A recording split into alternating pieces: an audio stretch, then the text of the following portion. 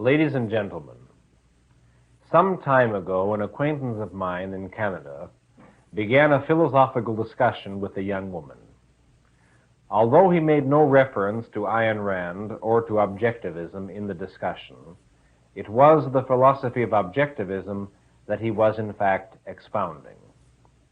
When he met the young woman again a week or so later, she told him of the following incident.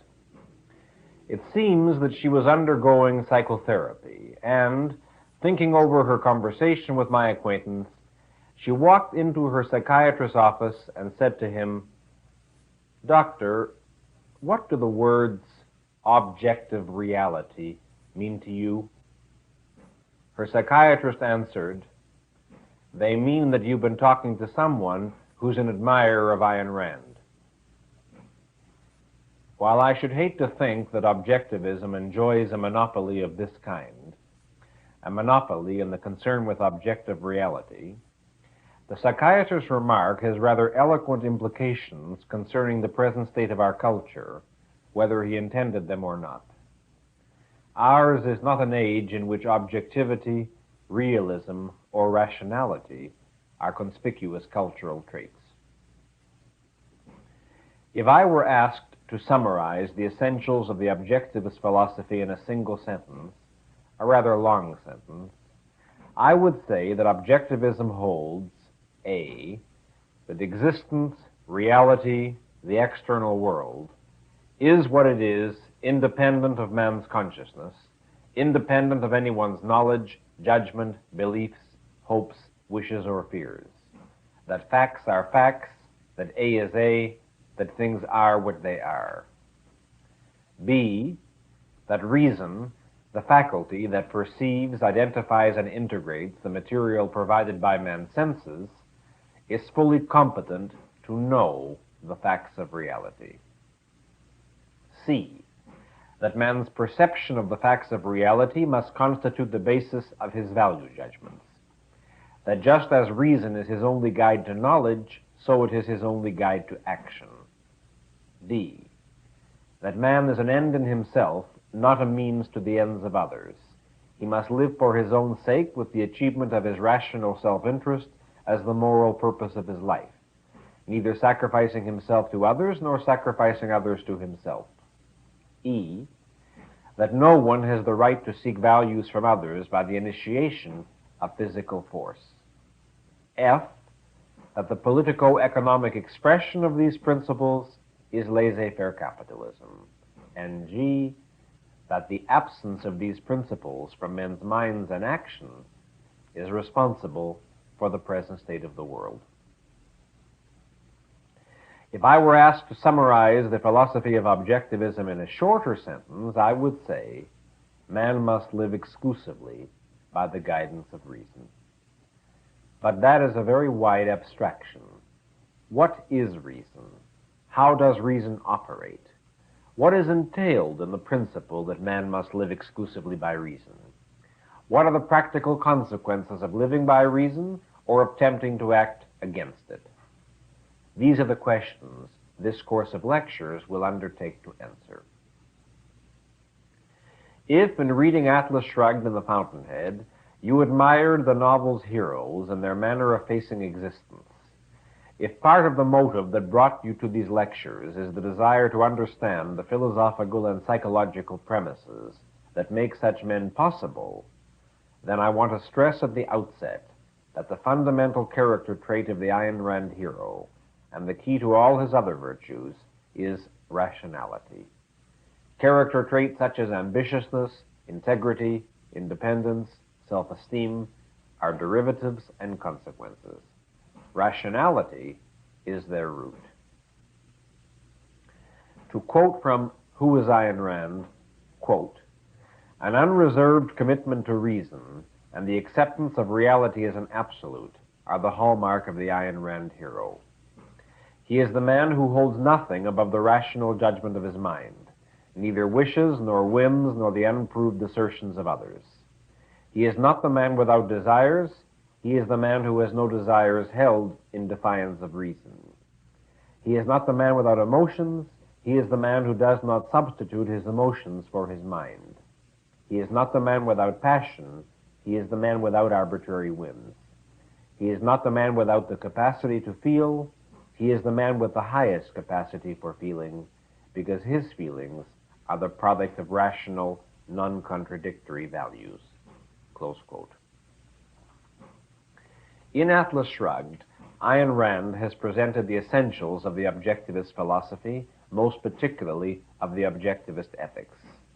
Our task will be to elaborate and amplify those essentials, to make explicit that which in the book is only implicit, to explore and analyze aspects of Miss Rand's philosophy that are not covered in the book at all, to discuss some of the purely psychological implications and applications of objectivism, and to organize our knowledge of the subject into an integrated structure, so that we can see how the various concepts interrelate, what conclusions proceed from what premises, and what constitutes the proof of our various principles.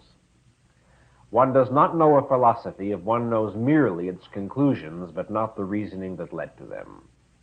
Even when the ideas one accepts are true, to accept a body of conclusions without understanding the proofs that validate them is to embrace dogma, not to hold a philosophy.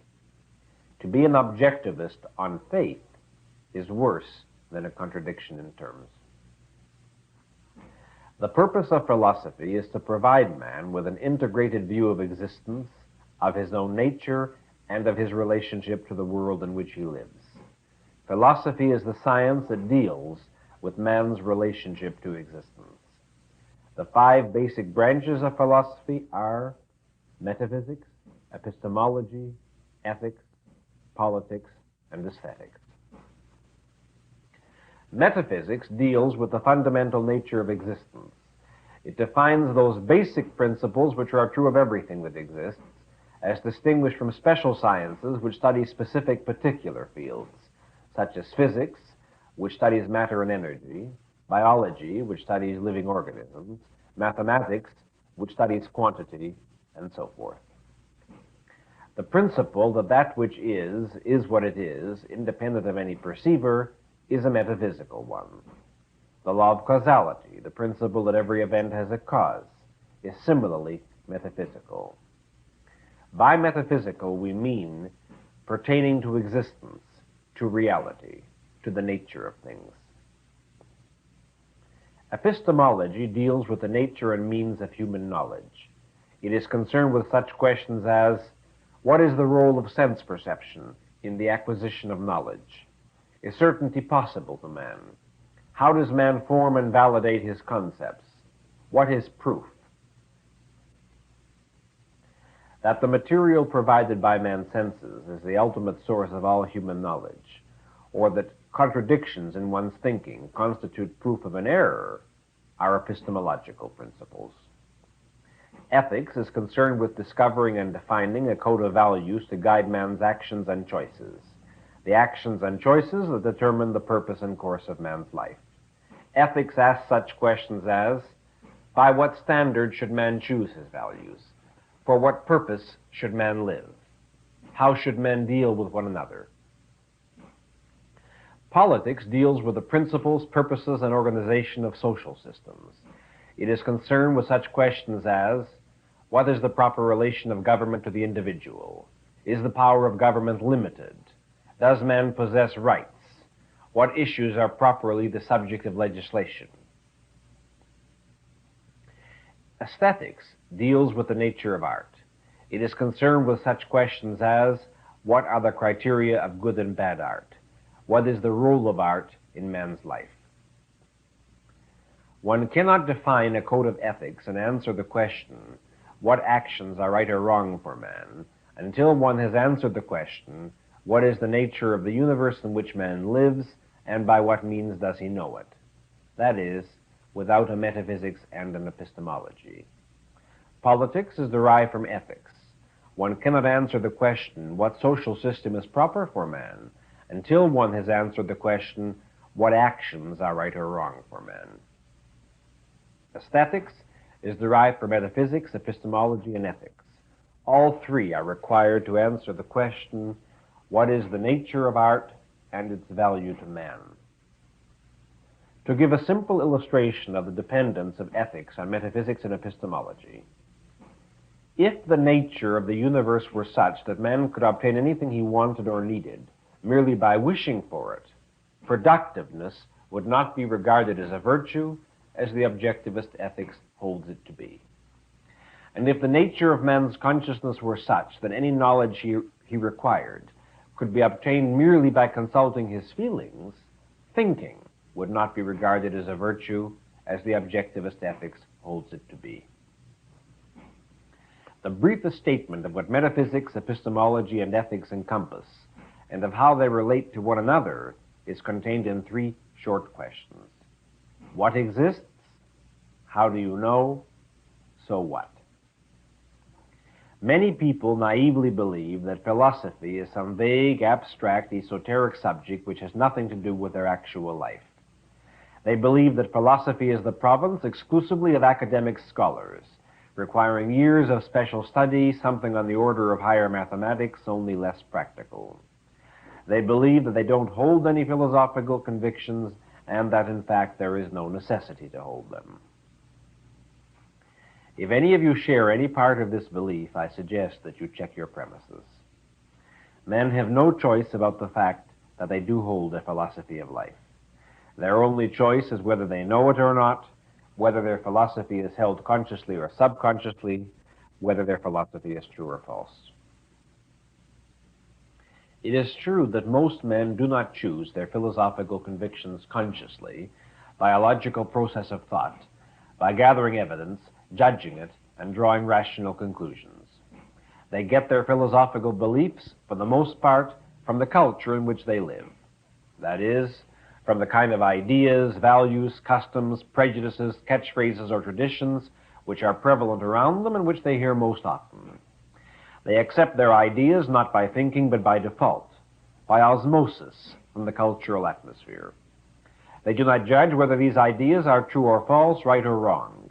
They do not ask where these ideas come from. They do not inquire about the origin or the originators of the doctrines to which they surrender the job of directing their lives. I once met a businessman who was rather socialistically inclined, and I became engaged in an argument about free enterprise versus collectivism. The man was semi-illiterate and aggressively anti-intellectual. He declared that he had no interest in philosophy, that all theories were nonsense, and that abstract ideas had nothing to do with actual life. Then he proceeded to tell me that everything I was saying might have been true in the 19th century, but after all, we are living in the 20th century, and what was true yesterday is not true today.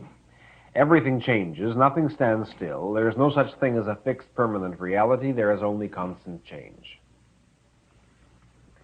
He did not know that he was offering a metaphysical view of reality, first promulgated in Western civilization 2,500 years ago by a philosopher named Heraclitus, who taught it to Hegel, who taught it to John Dewey, who taught it to his students, who taught it to the writers of newspaper editorials, who taught it to the comic strips, who taught it to this gentleman. I should like to suggest that this is not the best way to acquire one's philosophical convictions. To appreciate the manner in which philosophical issues touch our lives daily and inescapably, consider the following example. Suppose that you are having an argument with a person who describes himself as a liberal. Suppose you state that it is improper to attend the performances of the visiting Soviet ballet because one should not give any form of spiritual sanction or financial support to a dictatorship. The liberal answers, "You're wrong. Art has nothing to do with politics."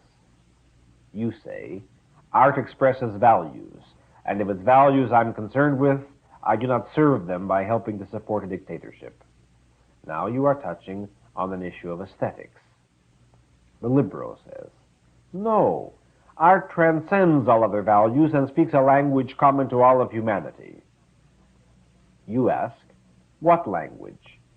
He answers, "Besides, I don't see why you call Soviet Russia a dictatorship."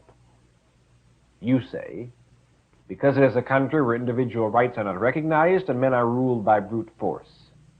Now you are dealing with an issue of politics. The liberal says, But everybody knows that individual rights have to be sacrificed to the welfare of society as a whole. You ask, why?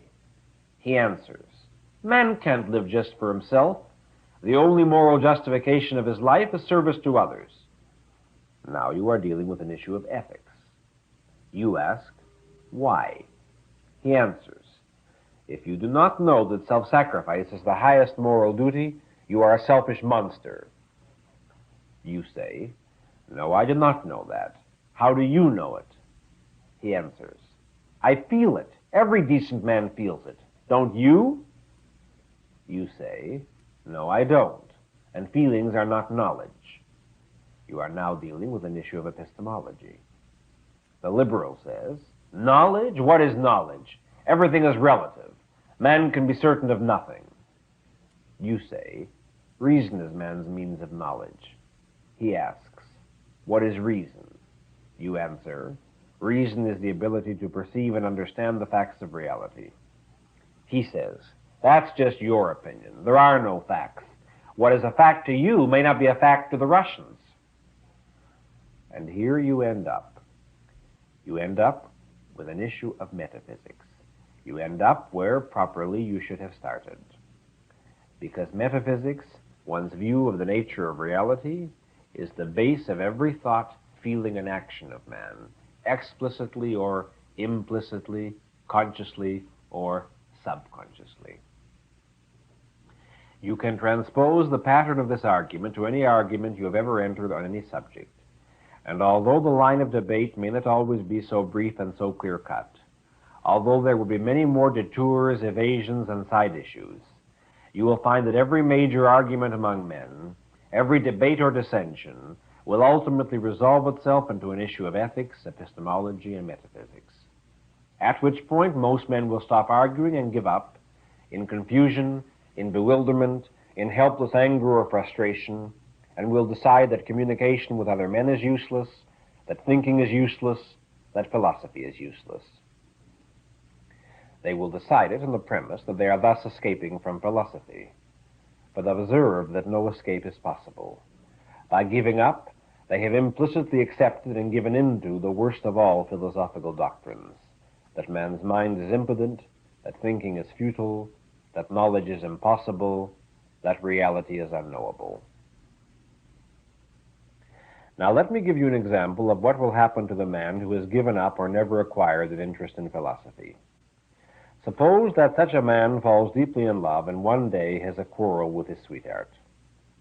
He walks out on her angrily, declaring that he'll never be back, then comes home, then his anger ebbs and vanishes, and then he is left alone with the meaning of what has occurred. He feels desperately unhappy and he does not know what to do. He realizes that he cannot remember the cause, the start, or the progression of the quarrel. He may remember the general subject, but he does not know by what steps the disagreement grew into a break. He does not know whether he had presented his side of it clearly, nor whether he had understood what the girl was saying. He attempts to review the quarrel, but the gray, heavy, hopeless feeling paralyzes his mind. He does not attempt to identify the nature of the feeling. He knows only that it amounts to the words, "What's the use?" He does not ask himself the source of the feeling. He does not know that it comes from a philosophical premise subconsciously accepted long ago, the premise that thinking is futile and that communication with men is impossible. He has never heard the word epistemology. Nevertheless, he has formed a conviction about it, a conviction which he does not know how to correct, but which is now determining his actions. He feels that he ought to try to patch up the quarrel, that he ought to call his sweetheart, talk things over calmly, and reach an understanding. He feels a desperate desire to do so, but another feeling stops him, a dim, ugly feeling that has a tinge of something resembling shame or guilt. He does not attempt to identify the nature of the feeling. He knows only that it amounts to the words, "A man ought to have his pride." He does not ask himself what is pride and whether pride is achieved by refusing to retract or correct one's own irrational statements, and whether pride consists of giving up the happiness of one's lifetime without knowing why or if it had to be given up. All these are moral questions, and he has never been interested in morality nor in forming any conscious moral convictions. He feels a moment's violent despair at the sudden thought that he is giving up his happiness, that he will never find it with any other woman. He leaps to reach for the telephone to call his sweetheart, but then his hand drops, and he shrugs and reaches for a drink instead. He is prompted by a feeling he cannot bear to experience for long. It is a feeling that comes from all the disappointments he had ever encountered and had never tried to analyze. From the time his mother did not buy him the bicycle she had promised, to the teacher who gave him a lower grade than he deserved, to the friend who was afraid to take his side in a quarrel with older schoolmates, to the first girl he had ever kissed, who deserted him for a boy he despised, to the examination which he failed to pass, to the contest which he failed to win, to the employer who refused to give him a job he wanted. All of this summed up somehow in a sentence he had heard or read somewhere and had tried for years not to think about. Happiness is impossible to man on earth. No, he had never heard of metaphysics. No, he did not call the girl. And as to the girl, well, project the identical emotional torture raging and dying in her mind after that quarrel. Identical but for a few changes of details, such as a girl ought to have her pride, being followed by the addition of no nice girl ever runs after a man. Such is the manner in which these two human beings parted and never saw each other again, and never found any romantic happiness for the rest of their lives.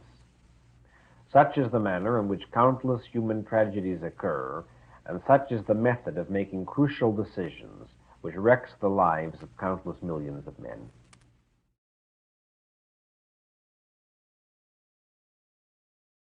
Just as an individual man can be destroyed by the lack of a rational philosophy, so can a society or a culture. When one looks at the world today, one sees that it is torn by profound conflicts.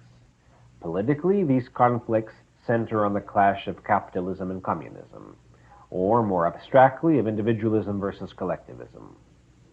Ayn Rand has shown in The Fountainhead that the ethical or moral root of this clash is the issue of egoism versus altruism, of the principle that man has the right to exist for his own sake versus the claim that the purpose and justification of man's existence is service to others. She has shown in Atlas Shrugged that beneath the political and the ethical clash is a still more fundamental conflict, reason versus mysticism. To quote once more from Who is Ayn Rand, quote, "In the world of the present, we are told by our leading philosophers and intellectuals that factual certainty is impossible, that the contents of man's mind need bear no necessary relationship to the facts of reality, that the concept of facts of reality is an old-fashioned superstition, that reality is mere appearance, that man can know nothing, that to feel uncertain as one's chronic state is the insignia of enlightened intellectuality. We are told that personal happiness, self-interest, and the profit motive are ignoble, that man must live for others, that the competent must exist for the sake of the incompetent, that those who suffer or are in need have first claim on the lives and energy of all the men around them, that theirs is the right superseding all other rights, that man's mind and effort are the property of the community, of the nation, of the globe. We are told that none of this is demonstrable in reason, but that morality is outside the province and judgment of reason.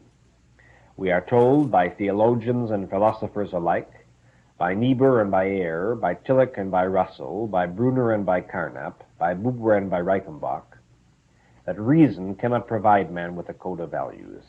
Reason deals only with means, not with ends. Ethics, we are told, is a matter of faith and feelings, and the collective faith of mankind, the consensus of its noblest feelings, has revealed the standard by which good and evil are to be judged. The good is that which is motivated by concern for the interests of others. The evil is that which is motivated by concern for the interests of self. And our political leaders are putting these principles into action by moving toward the society in which self-interest is forbidden, in which profit is impossible, in which no man is permitted to exist for his own sake, and all are sacrificed to all. That is, toward the society of collectivism, toward the totalitarian state." Close quote. It is on metaphysics and epistemology, on their views of reality and of human knowledge, that civilizations stand or fall. To understand in what way this is true, let us review briefly the role of reason in the development of Western civilization. No matter what their complexities and their superficial differences, all philosophical systems fall into one or the other of two categories. Those which hold, in metaphysics, that reality is a stable, objective absolute, and, in epistemology, that man's mind can know it, and those which hold, in metaphysics, that reality as perceived by man is an indeterminate, unknowable illusion, and, in epistemology, that man's mind is impotent.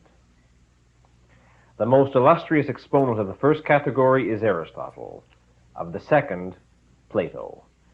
It has been said that every philosopher and every man is either an Aristotelian or a Platonist. The issue can be stated in another way: reason versus mysticism.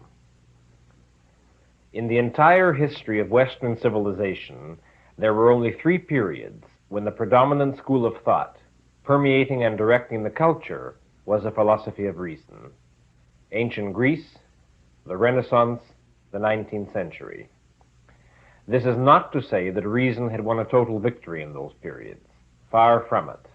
There were disastrous errors, confusions, and contradictions in the theories of the best advocates of reason in those times. It is to say only that at those times, culture was dominated by the conviction that reality is a stable absolute, that man's mind can know it, and that reason is man's tool of knowledge. Reason, not faith, instinct, intuition, or revelation. Philosophy itself was the product of that first great period in human history, ancient Greece. Philosophy, as a science dealing with the nature of reality, as an integrated view of the whole of existence, was born in Greece in the 6th century BC, in an era when political unrest had created a comparative degree of freedom, and the primordial stranglehold of mysticism had relaxed sufficiently to allow men, for the first time, to take an unclouded, unfrightened look at the universe around them.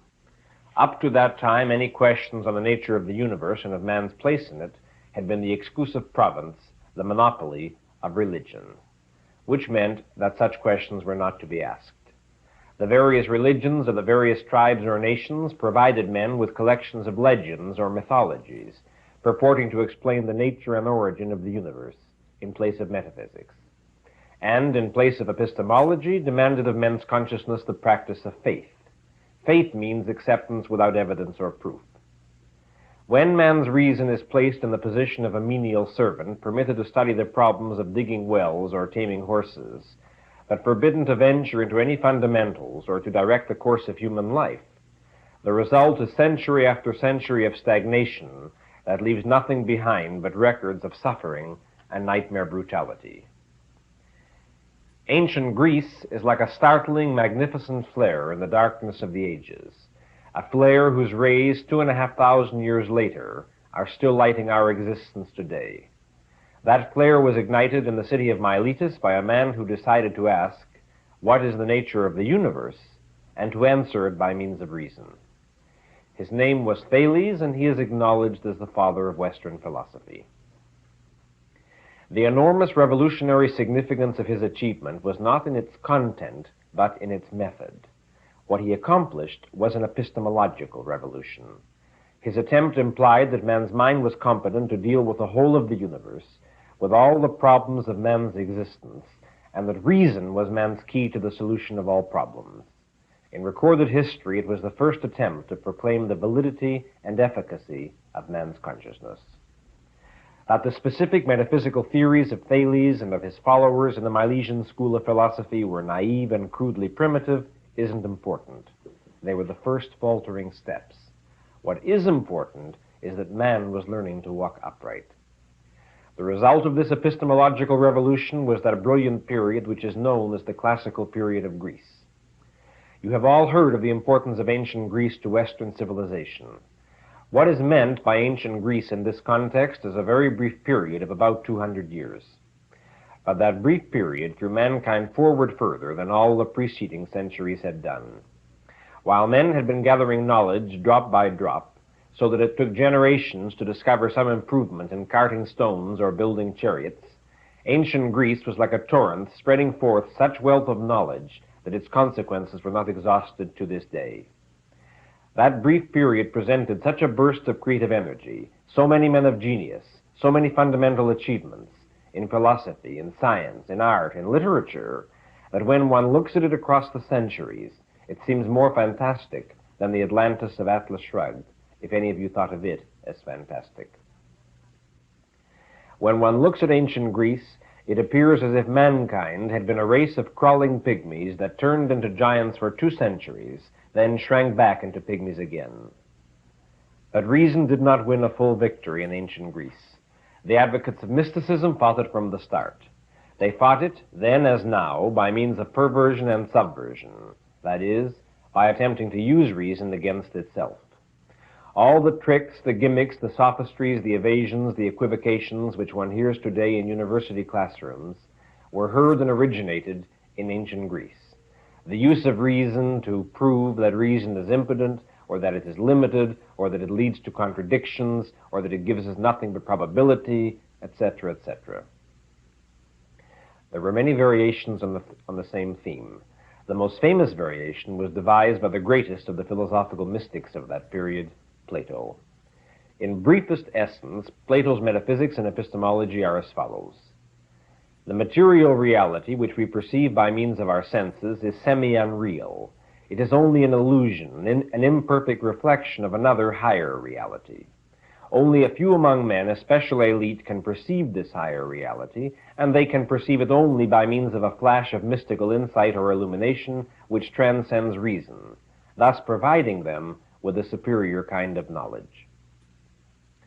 Plato's influence stretches through the centuries down to the present day.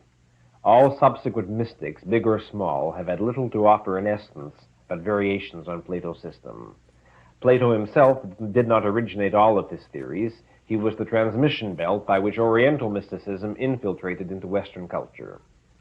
But Plato was the first to build a complete philosophical system, or at least the first whose record has been preserved. The greatest philosopher of ancient Greece, and of all the centuries that followed, was Aristotle. He was the first and only thinker who declared that reality is real and that man's consciousness is conscious, which means that there is only one reality, the one that man perceives, that man's consciousness is valid, that reason is man's exclusive tool of knowledge, and that the task of reason is the perception of reality. It is impossible to present briefly the scope, the magnitude, the originality, and the inexhaustible significance of Aristotle's achievements. If I were to name only one of them, it would be sufficient to say that he was the father of the science of logic.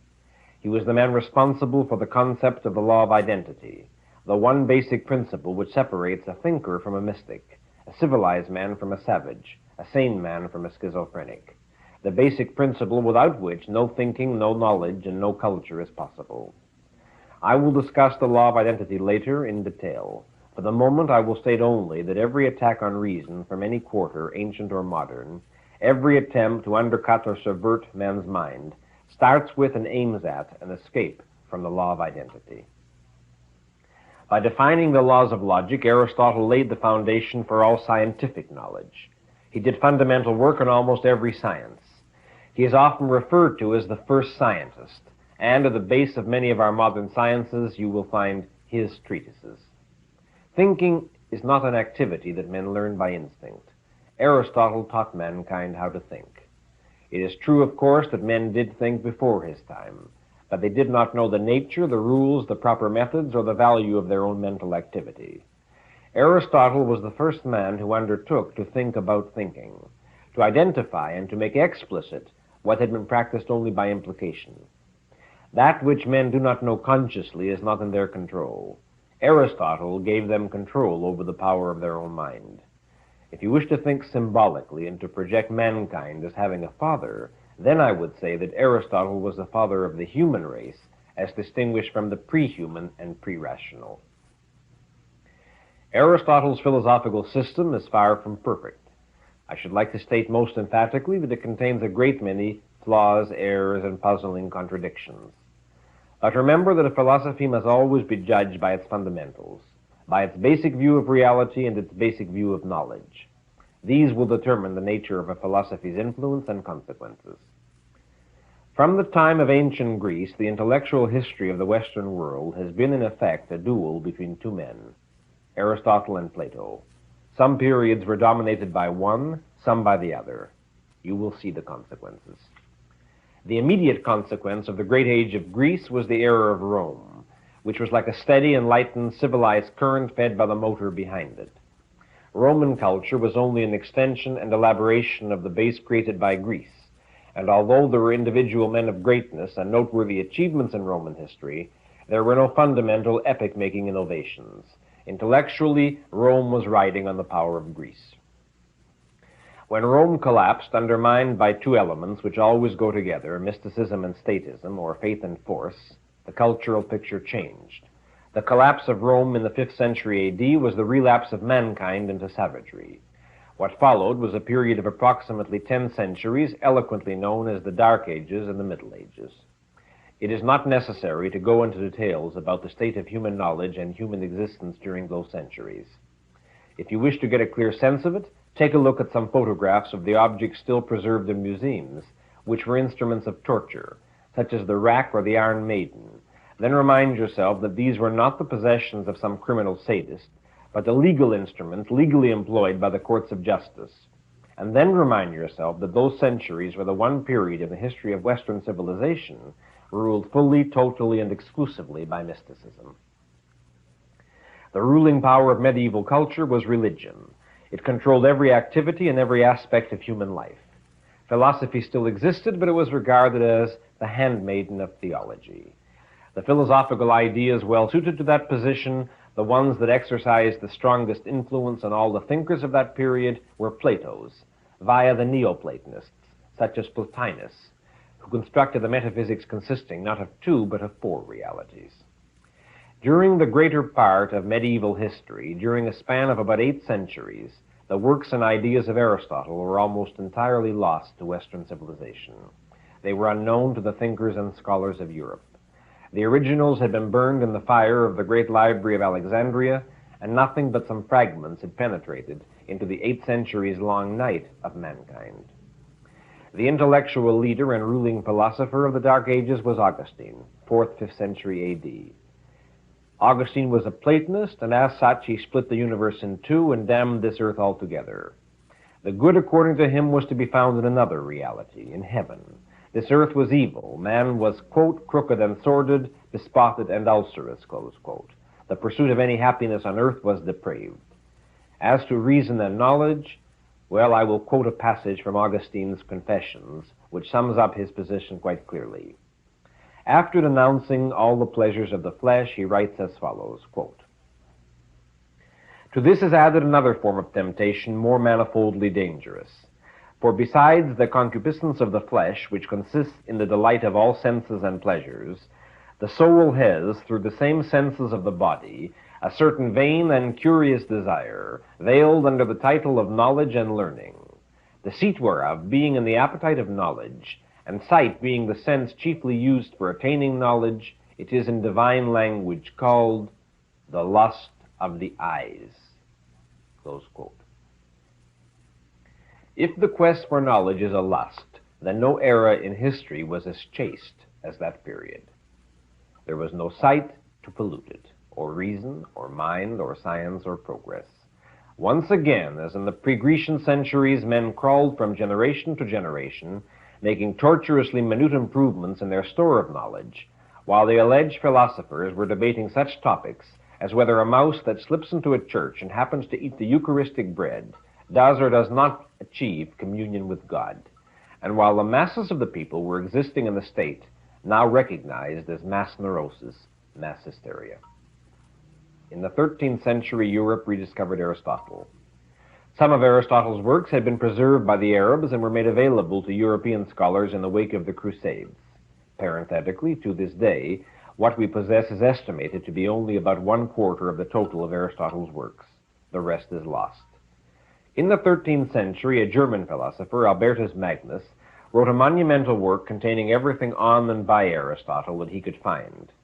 In the same century, a pupil of Albertus Magnus created the first comprehensive system of philosophy since the great age of Greece, and he created it on a predominantly Aristotelian basis. He was the greatest intellectual giant of the Middle Ages and the man who ended them. His name was Thomas Aquinas. What Aquinas attempted was a synthesis of religion and philosophy. It was not, however, what he achieved.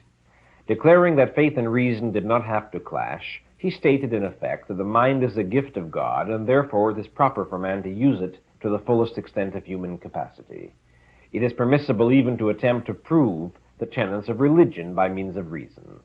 And, as the proper rules for the use of reason, Aquinas accepted and brought back Aristotle's epistemology. If Aquinas intended to strengthen religious faith, he achieved the opposite. Aristotle's thinking was the atom bomb that blasted the darkness of the Middle Ages and ended the reign of faith. What lay at the end of the road cleared by that explosion was the Renaissance. Historians are still arguing about the causes of the Renaissance. It is certain that in any major historical upheaval, many factors have to be involved. It is also certain that no movement in history has ever succeeded without a philosophical base, without a system of ideas to give it coherence, direction, and purpose. No individual man and no group of men can sustain any long-range action without some knowledge to guide, justify, and validate their decisions. The history of the Middle Ages is full of mass uprisings, of blind, desperate rebellions against the nightmare conditions of existence that ended in bloody defeats. One does not fight the irrational by means of the irrational. To succeed, the Renaissance had to have an intellectual base. That base was provided by Aristotle via Thomas Aquinas. What millions of warring feudal barons and club-brandishing rioting serfs could not accomplish, Aristotle accomplished 17 centuries after his death. Aristotle, in the form of fragments and remnants, at 1/4 of his power, further diluted and distorted by Aquinas' theology. But still, Aristotle. A little reason goes a long way. The full result of the impact did not become apparent till a century later. It is in the late 14th century that the philosophical ideas of the 13th took form in practical reality. Culturally, the late 14th century is the start of the Renaissance, with the 13th serving as an overture. You will observe the same phenomenon throughout history.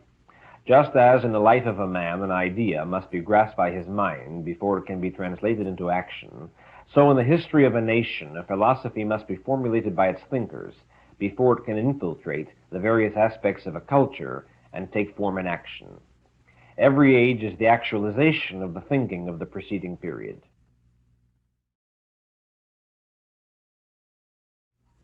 The Renaissance was another miraculous era in human history.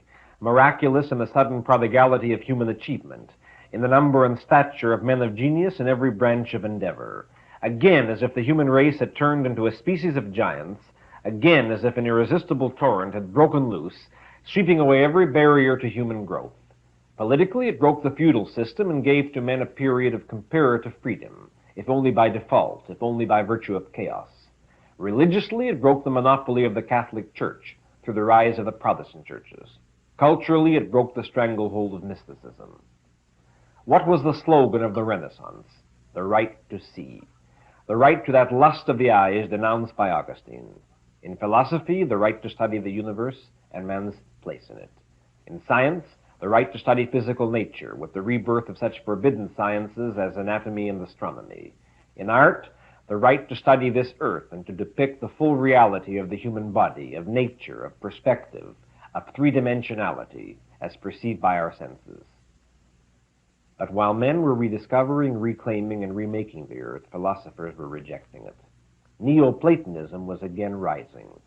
The history of philosophy since the Renaissance is the history of a long retreat from the responsibility of reason. Philosophers were struggling to reconcile reason with many of the tenets of religion, such as the creed of self-sacrifice, which cannot be done. They were struggling to undercut the validity of man's mind and reintroduce mysticism in one form or another. But with the spectacular achievements of science growing before them, the mystics seldom dared to denounce the mind explicitly. And thereafter, the mystics' counter-revolution predominantly took the form of attacking the mind by means of the mind. of claiming to speak in the name of science, of seeking to invalidate reason in the name of reason. What made matters still worse, many of the advocates of science considered themselves anti-Aristotelian, because Aristotle, through Aquinas, had been appropriated by the Catholic Church, and much of his scientific writing was upheld as religious dogma. Aristotle was denounced by philosophers and scientists who saw themselves as champions of reason, yet it was Aristotle who made their revolt against the authority of the Church possible, and his was the intellectual spirit that was carrying them forward. It was he who taught them to recognize that all of the universe is open to man's reason, and that there is no higher authority than man's sovereign intellect. The history of the post-Renaissance world was an intellectual civil war between two trends that clashed and intermingled and contradicted each other, most often in the works of the same individual philosopher. One trend, in its basic spirit, was Aristotelian. It led to the philosophers of the so-called Age of Reason, the 18th century, to the Industrial Revolution, to the creation of the United States of America. The other trend was Platonist. It led to Kant, to Hegel, to Marx, to Soviet Russia. Neither ancient Greece nor the Renaissance had created a political theory to establish a free, therefore rational society. It was the semi-Aristotelian philosophers of the 17th and 18th centuries who formulated the first practicable theories of political freedom. The most prominent among them was the British philosopher John Locke, who became the dominant philosophical influence on the group of men known as the Founding Fathers of America. Reason and freedom are political corollaries. It is mysticism that needs force in order to control a culture. Since mysticism consists of arbitrary doctrines which supersede reality and are to be accepted without proof, mystics have no way to ram such doctrines down the throat of a whole society except through the use of physical force, which means through political enslavement. The philosophical battle of the post-Renaissance world was reflected in a corresponding political battle. At first, the main refuge of mysticism was in theology. The philosophical doctrines of some of the Protestant churches, such as Calvinism, expounded a view of man that would have made Augustine appear as a cheerful, benevolent lover of reason. The union of faith and force led to centuries of religious wars, with such carnage that at one time a third of Europe's population was slaughtered. These wars were made possible by the absolute monarchies that rose to replace the feudal system. But the full climax of the Renaissance came with the triumph of the Aristotelian trend that swept away the monarchies, the religious wars, and mankind's primordial state of semi-starved subsistence, the Industrial Revolution. If you have read Atlas Shrugged, you understand the meaning of the Industrial Revolution. That was as near as mankind had ever come to a full reign of reason on earth. That was the act of man's liberated mind taking control of man's material existence. Look at the results. New York City is a monument to the non-impotence of the human mind. You all know that the United States of America is a phenomenon unprecedented in the whole of human history. In the brief period of 150 years, the United States created a level of freedom, of progress, of achievement, of wealth, of physical comfort, a standard of living unmatched and unequaled by the total sum of mankind's development up to that time. If life on Earth is the standard, it is not necessary to evaluate for you the Industrial Revolution. I have only to open the window and say, look. The triumph of the Industrial Revolution was the third great era of human history, the 19th century. That was the century of greatest freedom ever known on Earth, the century of capitalism, or as near to capitalism as men have yet come. That was the century that ended the periodic famines which used to sweep Europe every 20 years, killing off the surplus population that pre-capitalist economies could not feed. That was the century that gave mankind the longest period of peace it has ever known, a period without a world war, between the end of the Napoleonic Wars and World War I, approximately from 1815 to 1914. That was the century that abolished slavery and serfdom in the whole of the civilized world. That was the century which you now hear denounced by the neo-savages of our day, who sneer at it as the barbarians of 1,500 years ago sneered at the marble remnants of Rome under their bare feet. Where did the new barbarian invasion come from? From the cloisters and the ivory towers of mild, abstract, academic, theoretical philosophers. While reason had taken control of man's material existence, mysticism was taking control of his spiritual or intellectual life. The tragic paradox of the 19th century was that it was Aristotelian in its action and Platonist in its thinking. The Platonist and irrationalist trend kept growing and spreading, while such semi-Aristotelians as did exist were second and third raters, whose systems were so full of compromises, contradictions, and betrayals of reason that any con man of the intellect could and did blast them apart. The major figure of the Platonist counter-revolution was an 18th century German philosopher, Immanuel Kant. Kant's metaphysics has two realities. He calls them the phenomenal and the noumenal world.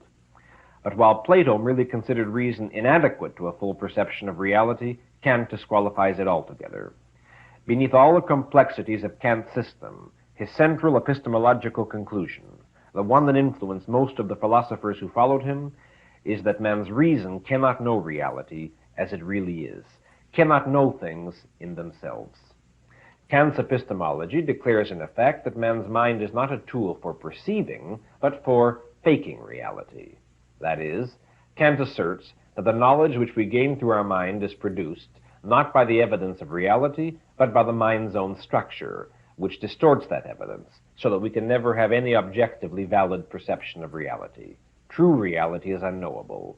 We can never know what things are in themselves, because the nature of our consciousness stands in the way.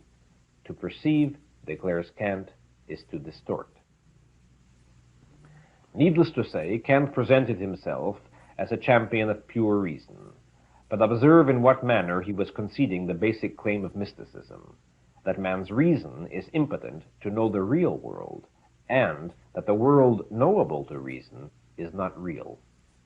All the leading philosophical schools of today, such as the pragmatist, the positivist, the existentialist, are graduates of Kant's epistemology. While the Aristotelian trend was achieving political freedom for men, the Platonists were laying the philosophical foundations for the cult of the state. Remember that Plato in his Republic had created the first blueprint of a totalitarian state, which has served as archetype and inspiration for all of his followers down the ages. The most influential among them was the German philosopher Hegel of the late 18th, early 19th century, a Heraclitean Platonist who proclaimed that material reality is an illusion, that nothing exists except change and motion without any entities to do the changing and the moving. This same Hegel preached that a rigid, absolute totalitarian state is mankind's predestined goal and ultimate ideal. The worship of the state and the pleas for the enslavement of men came in the 19th century, not from the so-called underprivileged masses, nor from the captains of industry, nor from the remnants of feudal aristocracy, but from the philosophers and from such political-philosophical riffraff as Karl Marx, Auguste Comte, and sundry apostles of socialism. One of these totalitarian lines, via the German philosopher Fichte, who worshipped the race, led in the 20th century to German Nazism. Another, via Karl Marx, led to Russian communism. Ideas take time to penetrate a culture.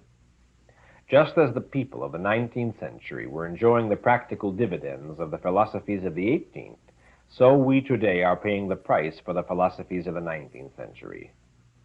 Now let us turn to the state of our modern culture and to objectivism. If you wish to diagnose the state of the culture in which you live, and to get some idea of what you may expect of the future, take a look at the barometer which, throughout history, has foretold whether progress or horror lay ahead. The status of reason in the dominant philosophies of the time. Today, all the current schools of thought are Platonist Kantian. There are no influential representatives of Aristotelianism. Aristotle is almost as lost to our culture as if his works had vanished in another book burning. He has been surrendered to theology and appropriated by the Neo-Thomists, the modern followers of Thomas Aquinas. In their doctrines, there is little left of Aquinas and less of Aristotle.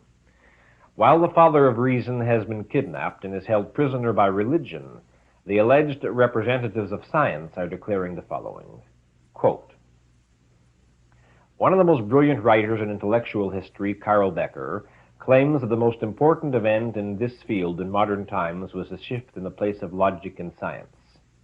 The marriage of fact and reason, as Becker puts it, proved to be somewhat irksome in the 19th century and was altogether dissolved in the 20th century.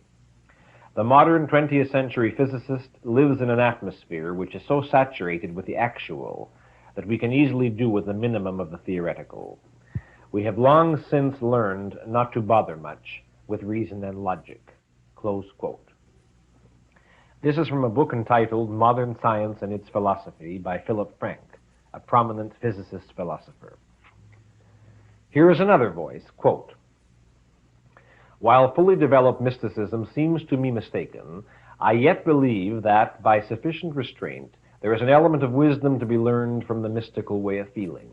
Even the cautious and patient investigation of truth by science, which seems the very antithesis of the mystic's swift certainty, may be fostered and nourished by that very spirit of reverence in which mysticism lives and moves." Close quote. This is Bertrand Russell, philosopher and mathematician, in an essay entitled Mysticism and Logic. In the 2nd century AD, a philosopher named Tertullian stated his views as follows, quote, "And the Son of God died. It is by all means to be believed, because it is absurd. And he was buried and rose again. The fact is certain, because it is impossible." Close quote. Now you might think that this is the mental attitude of the Dark Ages, safely and distantly behind us. But now listen to this, quote, "Faith is faith, vital and indescribable. He who has it knows what it is, and perhaps also he who is without it has some inkling of what it is, in its absence from a heart that feels itself dry and shriveled. Faith can no more be described to a thoroughly rational mind than the idea of colors can be conveyed to a blind man. Thus, vital and indescribable, faith partakes of the mystery of life itself. The opposition between faith and reason is that between the vital and the rational." Close quote. No, this is not the 2nd century. This is William Barrett, professor of philosophy at New York University, in a book proudly entitled Irrational Man, published in 1958. Another quotation from the same book, quote, "Irrationalism holds that feeling or will or instinct are more valuable and indeed more truthful than reason, as in fact they are." Close quote. Here is another modern voice, quote, "Thinking only begins at the point where we have come to know that reason, glorified for centuries, is the most obstinate adversary of thinking." Close quote. This was said by Martin Heidegger, one of the pillars of existentialism, a philosophy which is the latest fashion among many of today's intellectuals. The International Encyclopedia of Unified Science, published by the University of Chicago Press, contains the following reference to Otto Neurath, one of the founders of another fashionable philosophy, logical positivism, quote, "Neurath even recommended, half-jokingly, that an index of prohibited words should be set up. In a monograph on the foundations of the social sciences, he avoided, as he explicitly states, words like entity, essence, mind, matter, reality, thing." Close quote. Will Durant, whose book, The Story of Philosophy, was a national bestseller, offered the following intellectual guidance to the general public.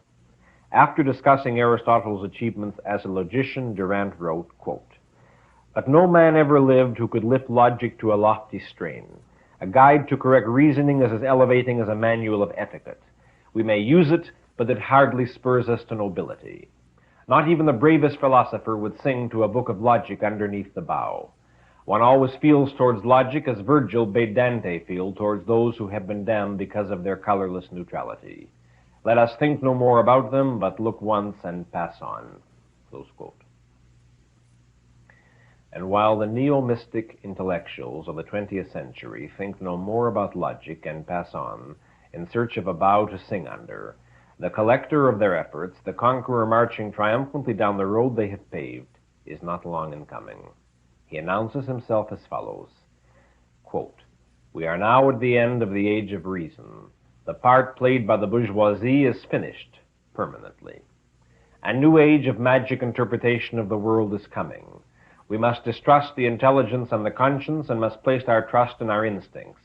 People set us down as enemies of intelligence. We are. but in a much deeper sense than these conceited dolts of bourgeois scientists ever dream of." Close quote. The author of this statement was Adolf Hitler. Such is the intellectual philosophical state of our age. What are its practical results?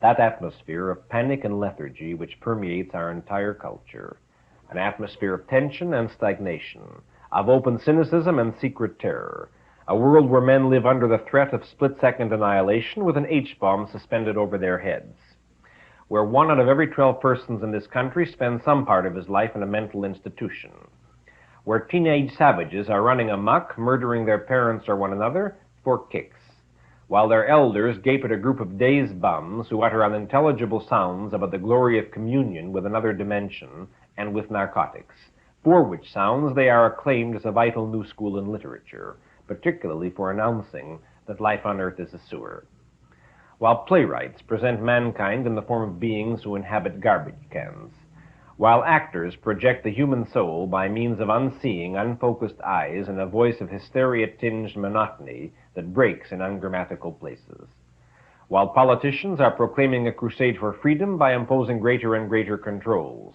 and for the right to property by confiscating it, while a blustering anthropoid declares that he will bury us because it has been scientifically proved that communism will win, and he is answered by nervous gentlemen who declare that our ideals of freedom rest on our faith in God. Ladies and gentlemen, this culture is bankrupt.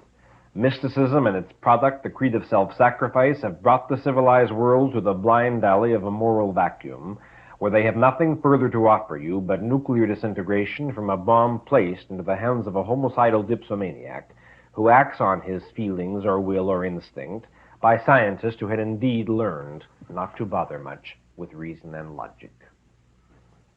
But there is no historical determinism, no fate which dooms mankind to perish. The trend of the present can be stopped. The disaster created by ideas can be fought, but only by means of ideas. It is philosophy that brought men to their present state. It is philosophy that will take them out. No, it is not too late. It is never too late, so long as men live and are willing to think. If you wish to fight for a world where human life will once more be possible, you must now understand why that battle has to be fought in the field of philosophy and why it has to begin by understanding and upholding the supremacy of reason. Perhaps it is now clear to you why, when one fights for reason, one is fighting, to quote John Galt, for any achievement, any value, any grandeur, any goodness, any joy that has ever existed on this earth. Close quote. In the effort to formulate a rational view of man's relation to existence, Aristotle did not say the last word in philosophy. His genius is that he said the first. Not only were there flaws and contradictions in his metaphysics, such as his doctrine of teleology, there was one crucial weakness in his system, an omission which was the factor most responsible for his defeats in history: the lack of a fully defined code of ethics or morality. Aristotle's ethics is a vague, generalized, unproved, therefore non-objective set of observations, which at best gives men some decent common-sense rules of behavior. In the field of morality, this is not enough. The tragedy of Western civilization is that while men rejected the theology of mysticism, they did not reject its ethics. They still clung to the creed of sacrifice. What changed was merely the name of the beneficiary. Not God, but society was to be the collector and recipients of men's sacrifices. Morality directs men's actions. So long as it remained the monopoly of mystics, mysticism had to win.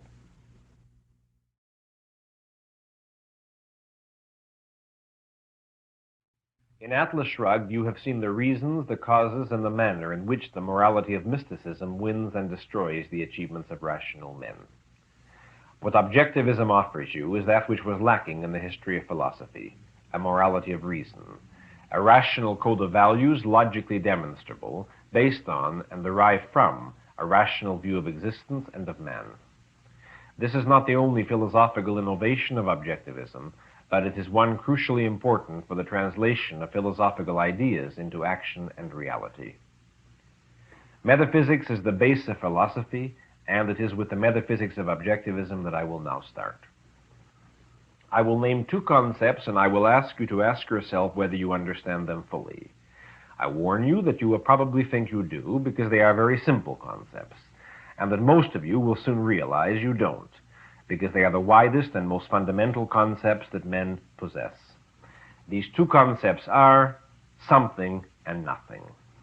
Remember that I am asking you to consider them in their fullest meaning and application.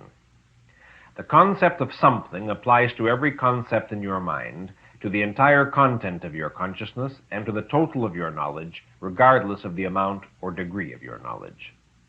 It is the fundamental concept of consciousness. It marks the start of being conscious. When a baby opens his eyes and receives his first sensation of sight or sound, all that his consciousness can register is that he is aware of something. He does not know what it is, and of course he does not know any concepts. But we know that the concept of something names that first state and stage of his awareness. The blob of light he perceives is something. The sound he hears is something. The blanket he touches is something. To be conscious is to be conscious of something. After this first step of awareness, all the rest of the knowledge he may ever acquire will be a process of discovering more and more about what that something is. But that it is implicit in his first act of awareness. A blob of light is a blob of light. A sound is a sound. To know whether the blob of light is a lamp, a fire, or a sunset, to know whether the sound is made by a human voice, a violin, or an exploding bomb, requires a long process of learning. To know what a something is represents the next steps of knowledge. But that it exists, is the first step, without which no further steps are possible. Implicit in the baby's first awareness is the most crucial concept of philosophy, the concept of existence.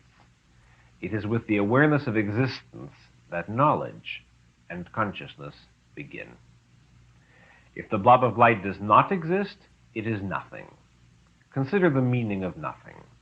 You are accustomed to the use of the concept of nothing to indicate the absence of specific things. For instance, you can say, I have nothing in my pocket, meaning that you have no physical objects in your pocket, or the amount of my fortune is zero, meaning that you have no money. But the metaphysical meaning of nothing is non-existence, the literal void, the blank, the zero. Non-existence does not exist. Nothing is a concept pertaining exclusively to a relation. It has meaning only in relation to something and denotes its absence. Nothing by itself is nothing. If you grasp firmly the meaning and the difference of these two concepts, something and nothing, you have grasped the two broadest fundamentals of philosophy, existence and non-existence. To be nothing means not to exist. To exist means to be something. To be something means to be something specific, as distinguished from the blank of nothing. To be something specific means to be a thing of a certain kind, of a certain nature, of a certain identity. The identity of a thing is that which it is. The law of identity states that which is what it is. A thing is itself, A is A. Not to possess an identity, not to possess a nature, not to be anything in particular means not to be anything, which means not to exist. To be is to be something. The law of identity is an axiom. It is the abstract statement of a self-evident truth. It is given directly in immediate awareness or immediate perception. It is not inferred or deduced, nor does it need to be. It is known immediately. It is implicit in man's first sensory perceptions and in all the knowledge man can ever gain. To perceive that a chair and a table exist is to know that the chair is the chair and the table is the table. To learn that an electron exists is to know that the electron is itself.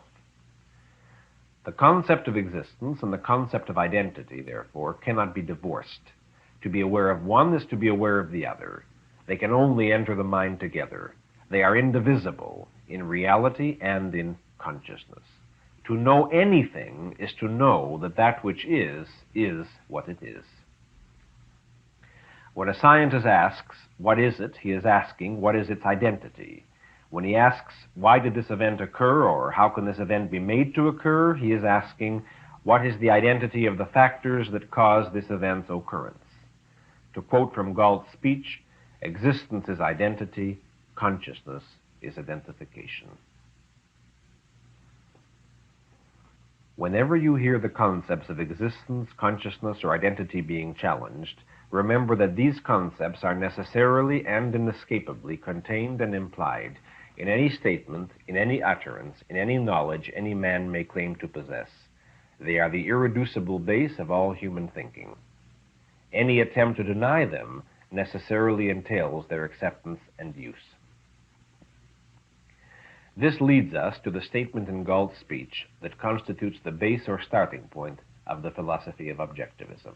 Quote, existence exists, and the act of grasping that statement implies two corollary axioms, that something exists which one perceives, and that one exists possessing consciousness, consciousness being the faculty of perceiving that which exists. If nothing exists, there can be no consciousness. A consciousness with nothing to be conscious of is a contradiction in terms. A consciousness conscious of nothing but itself is a contradiction in terms. Before it could identify itself as consciousness, it had to be conscious of something. If that which you claim to perceive does not exist, what you possess is not consciousness. Whatever the degree of your knowledge, these two, existence and consciousness, are axioms you cannot escape. These two are the irreducible primaries implied in any action you undertake, in any part of your knowledge, and in its sum, from the first ray of light you perceive at the start of your life to the widest erudition you might acquire at its end. Whether you know the shape of a pebble or the structure of a solar system, the axioms remain the same, that it exists and that you know it. Close quote. A classical philosophical question is, how do you know that the external world exists? The meaning of that question is, how do you know that anything exists except consciousness? To which Objectivism's answer is, again quoting Galt, quote, if nothing exists, there can be no consciousness. A consciousness with nothing to be conscious of is a contradiction in terms. A consciousness conscious of nothing but itself is a contradiction in terms. Before it could identify itself as consciousness, it had to be conscious of something. If that which you claim to perceive does not exist, what you possess is not consciousness. Close quote.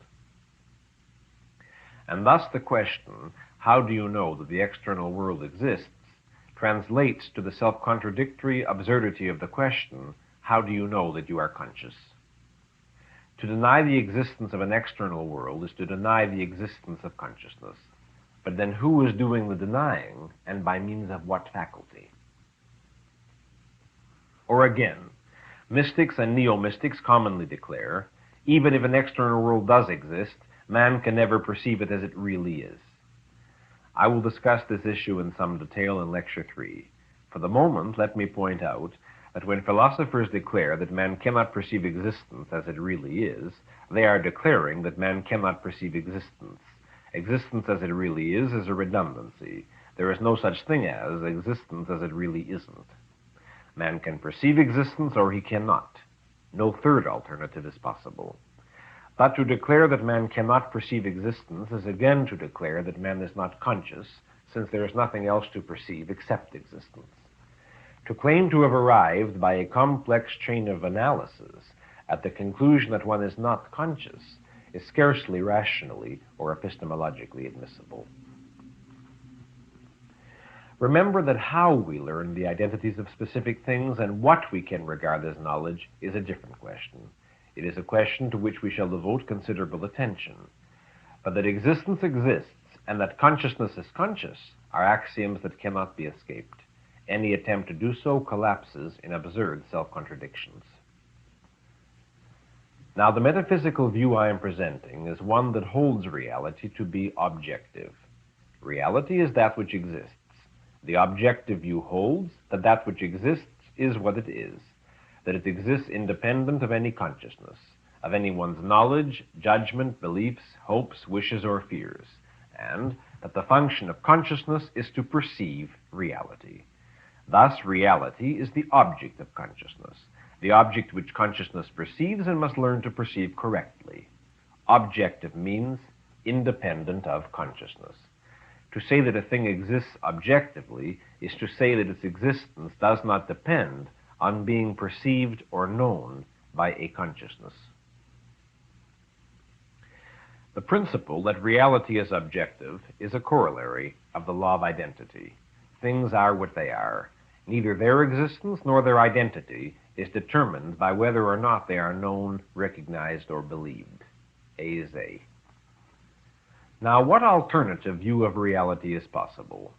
Well, there are a good many philosophers who hold, implicitly rather than explicitly, a view that amounts to subjectivism. They maintain in one form or another that the existence and nature of reality depends on the consciousness that perceives it, which means that reality possesses no independent existence and identity, that its identity is in some manner determined by the perceiver, that that which exists is nothing specific, which means that the function of consciousness is not to perceive but to create reality. Thus, reality is not the object but the subject of consciousness. Subjective means dependent on consciousness. Subjectivism is a metaphysical view that scarcely any philosophers are willing to endorse as such. They prefer to repudiate the objective view without committing themselves to the only possible alternative, and without acknowledging that subjectivism is the only possible alternative. Those of you who are acquainted with contemporary philosophical movements will appreciate how prevalent this trend is. For a brief introduction to the subject, I refer you to the title essay of Ayn Rand's For the New Intellectual. To select only one example, when certain philosophers deny the metaphysical status of the law of identity, when they declare that the principle of identity is not true of or applicable to reality, when they declare that to speak of a thing's identity is meaningless, they are declaring, by implication, that things possess no fixed, determinate identity, and that the illusion of a thing's identity is in some sense a projection or creation of our consciousness. This means that reality, the only reality we can know, is not the object but the subject of our consciousness.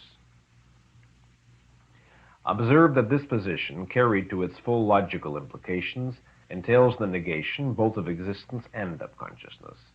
To be is to be something. To be something is to be something specific.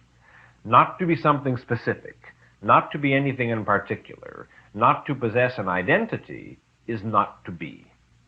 The denial of identity is thus the denial of existence. But, as we have seen, the denial of existence entails the denial of consciousness. There is nothing for consciousness to be conscious of, which means there is no consciousness. Such is the dead end of subjectivism in general, and in particular of the claim that the law of identity does not apply to reality. To endorse subjectivism as one's explicit and avowed view of reality is, of course, to be an undisguised mystic. Unfortunately, many people who would reject subjectivism if they identified the issue consciously hold the view subconsciously, by implication, by default, by lack of knowledge, and quite frequently by evading the issue. Here are a few simple colloquial examples which you have all heard and are hearing constantly. Whenever you encounter them, you are dealing with subjectivism. This may be true for you, but it is not true for me. Everything is a matter of opinion, and one man's opinion is as good as another. You may be right, but I don't feel it. Wishing will make it so. All our differences are a matter of semantics. It will work if people will only want it to work. All these statements mean and imply that there is no firm absolute reality, that things have no identities, and their natures can be altered by the wish, whim, or evasion of the speaker. You would not be as tolerant of such statements as you probably are if you identified their philosophical meaning.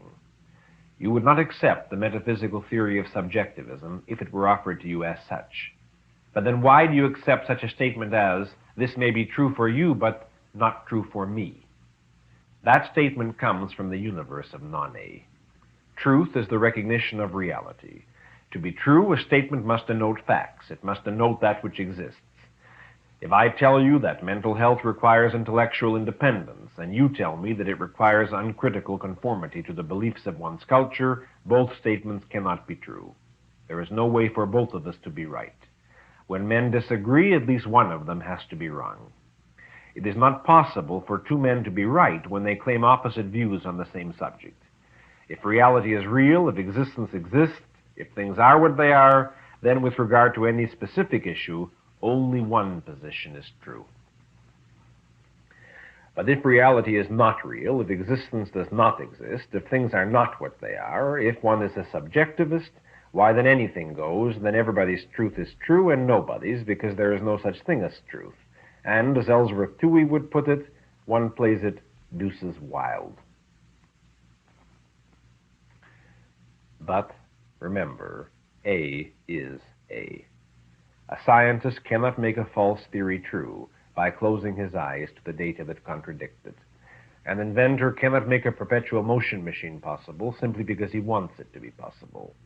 A man cannot heal a broken arm by choosing to regard the break as only an illusion.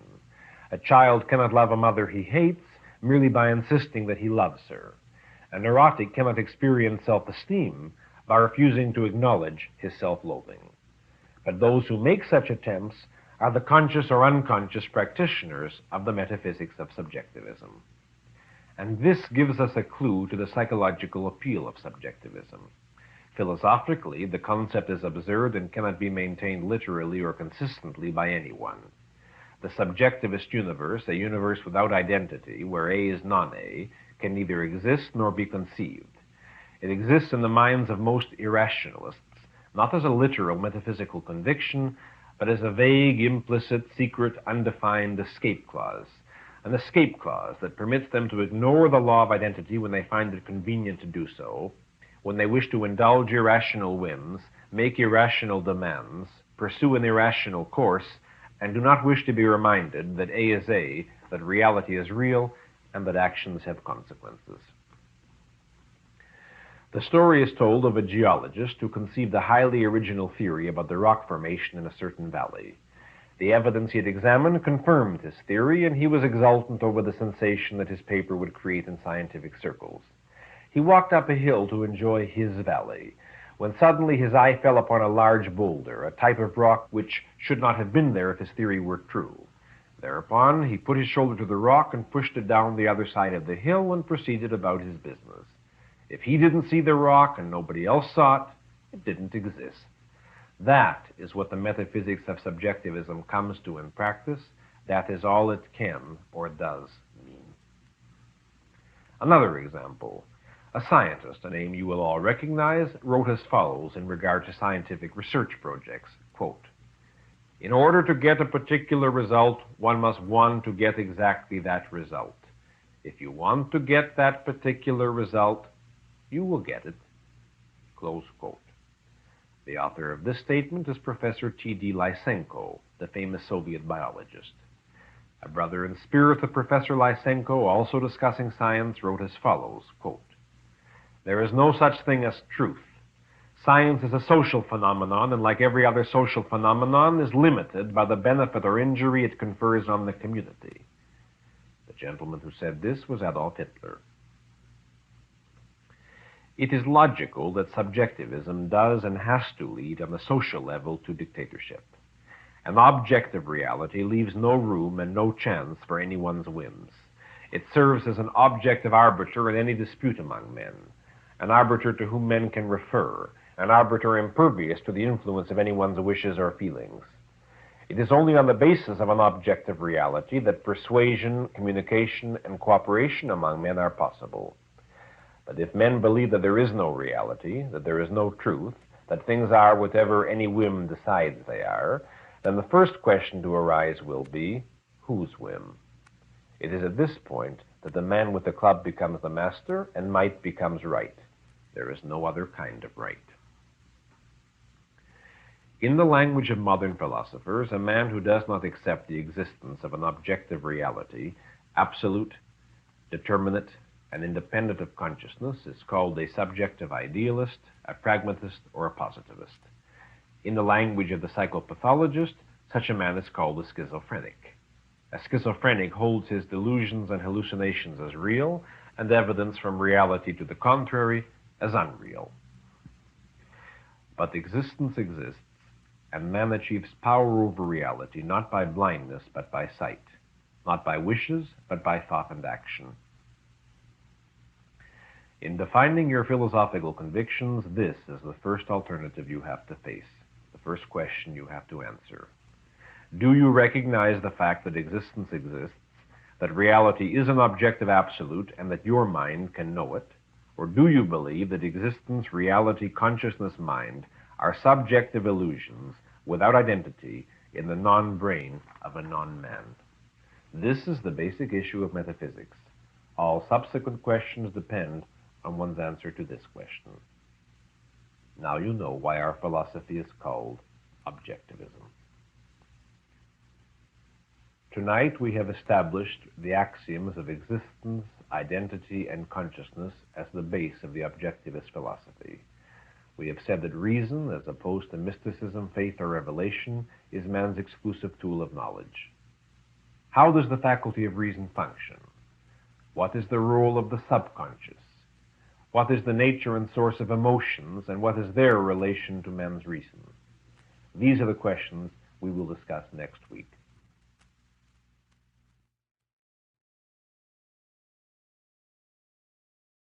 Ladies and gentlemen, last week I discussed the branch of philosophy called metaphysics, the study of the fundamental nature of reality.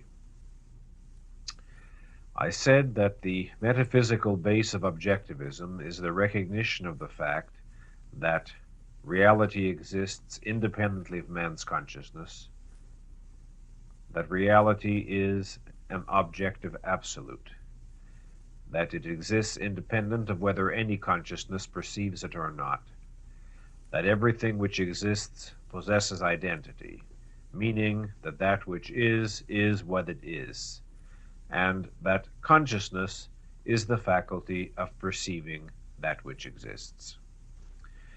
This evening I will discuss the nature of man's consciousness. First, man's cognitive faculty, and then a brief discussion concerning the nature of the subconscious and the nature of emotions and their relation to reason.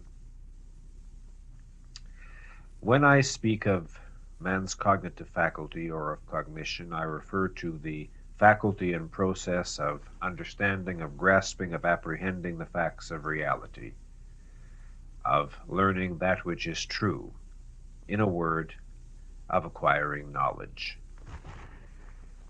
The branch of philosophy that is concerned with the nature and means of human knowledge is epistemology. Epistemology deals with such questions as, how does man acquire knowledge? What are his means of perceiving reality? By what criteria is he to judge the truth or falsehood of his conclusions?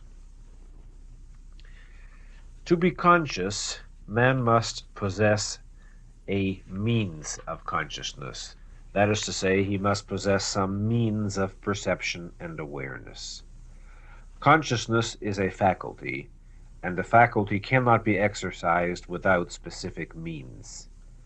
A consciousness without means of awareness is a metaphysical and logical contradiction. To be is to be something. Consciousness, like everything else that exists, possesses identity. It is a specific faculty that operates by specific means. Let us now turn to a consideration of that means. The source of all human knowledge is the evidence of reality provided by man's senses. Sensation is the state of awareness produced by a physical stimulus transmitted from sensory receptors along nerve cells to the brain. It is the state of awareness, for instance, which is produced by light waves striking the retina of the eye, or sound waves striking the membranes of the ear. Sensations constitute the mind's first contact with reality. A sensation is the primary material out of which all subsequent knowledge is built. But a sensation as such is not knowledge. It is only the material of future knowledge. Discriminated awareness begins on the level of percepts. Percepts constitute the actual starting point of human knowledge in the sense that percepts are man's first fully aware cognitive contact with reality. What is a percept? Well, borrowing Miss Rand's definition, a percept is a group of sensations automatically retained and integrated by the brain of a living organism. Man's knowledge begins when, at the start of his life, he integrates the evidence of his various senses, sight, touch, sound, etc., into the perception of objects, of entities, of things.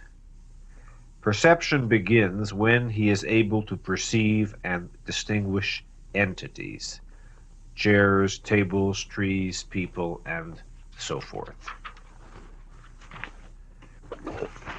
I have said that percepts constitutes the real starting points of man's conscious perception of reality. Percepts are the given, the self-evident.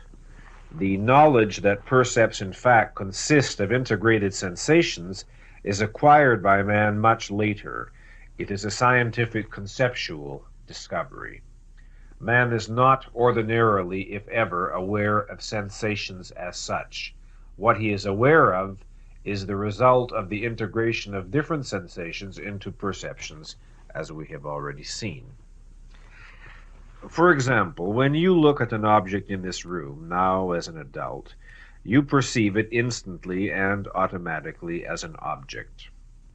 If you look at a lamp, you perceive it immediately as a lamp. You are not aware of the sensory material, of the separate sensations that your brain had to integrate in order to make you able to perceive this. You would find it extremely difficult and probably impossible to break this percept up into or break it down more precisely, into the various separate sensations of which it is composed, the sensations of color, shape, texture, etc.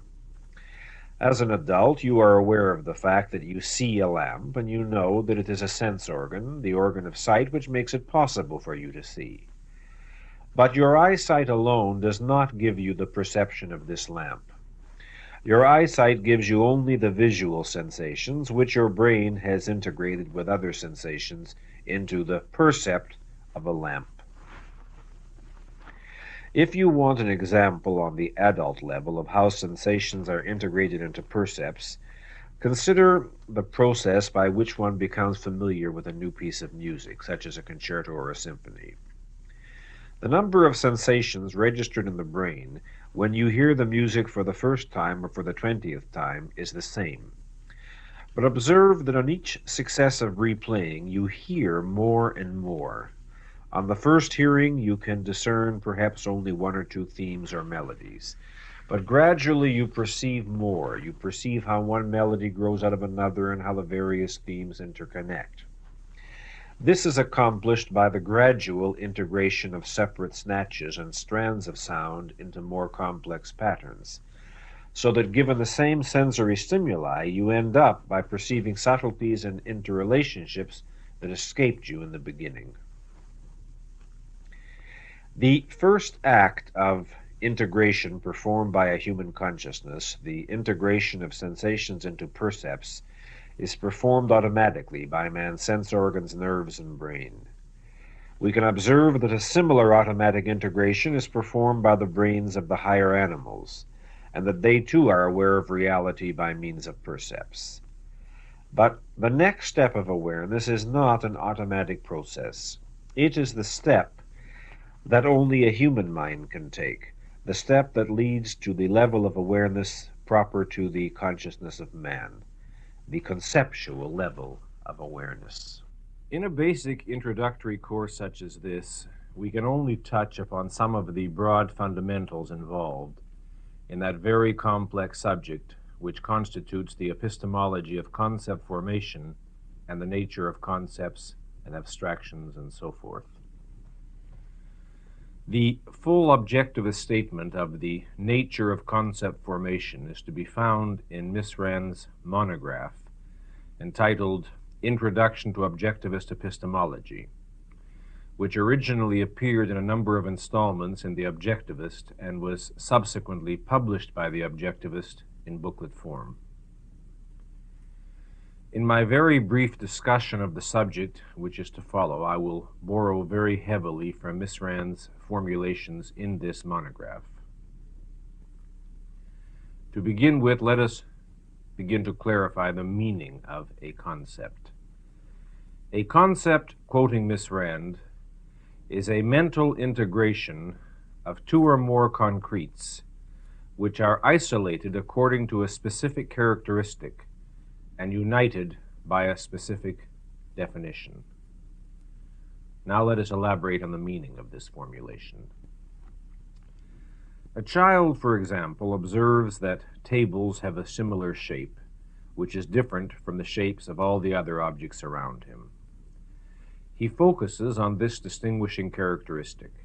He isolates tables from all the other objects, and he classifies them mentally into one group or class. A little later, he learns to designate this group, this kind of object, by the word table. The mental process required to form a concept is the process of abstraction. To abstract means to take out, to isolate a particular characteristic from all the other characteristics of an object and to consider it separately. In the process of forming concepts, there are two acts which are basic: isolation and integration. Isolation and integration are the essentials of the process of forming concepts.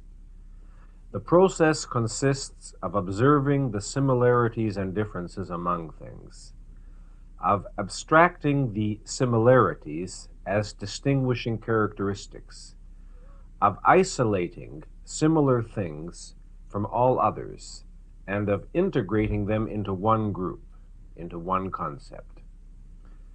A concept stands for an unlimited number of concretes of a certain kind. For instance, the concept table includes all the tables that now exist, all the tables that ever existed, all the tables that will ever exist. The first concepts a child forms are concepts of entities, such as table, chair, man, etc. He learns subsequently to form concepts of attributes, of actions, of relationships, and so forth. For instance, to form the concept of an attribute such as, let's say the color green, the child observes such instances of green as, say, green grass, green curtains, a green dress, a green rug. He abstracts the attribute they have in common, namely their color. He isolates that color from all others and integrates it into the concept green. Let us pause for a moment on the meaning of the word attribute.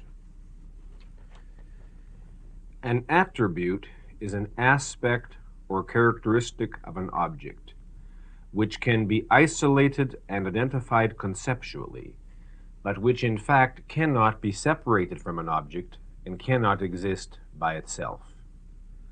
For instance, you can consider the length, the color, and the weight of an object separately. Length, color, and weight being attributes, of course. But length, color, and weight do not exist by themselves. There are no such separately existing things as length. There are only long objects. There is no such separately existing thing as, say, redness. There are only red objects. Thus, the concept red would be defined, in effect, as a color attribute of objects, not as a thing called redness and existing apart from red objects. Starting from the first level of concepts, which identify perceptually observed concretes, man forms higher levels of concepts which represent wider integrations. For instance, he integrates the concepts table, chair, bookcase, bed into the wider concept furniture by observing the characteristics which they have in common and which distinguish them from all other objects. Then he integrates the concepts furniture, dishes, rugs into the still wider concept household goods. Then he integrates the concepts household goods, buildings, transportation vehicles into the still wider concept man-made utilitarian objects. Or he integrates the concepts man, cat, dog, bird into the wider concept animal. Then he integrates the concepts animal and plant into the still wider concept organism or living entity.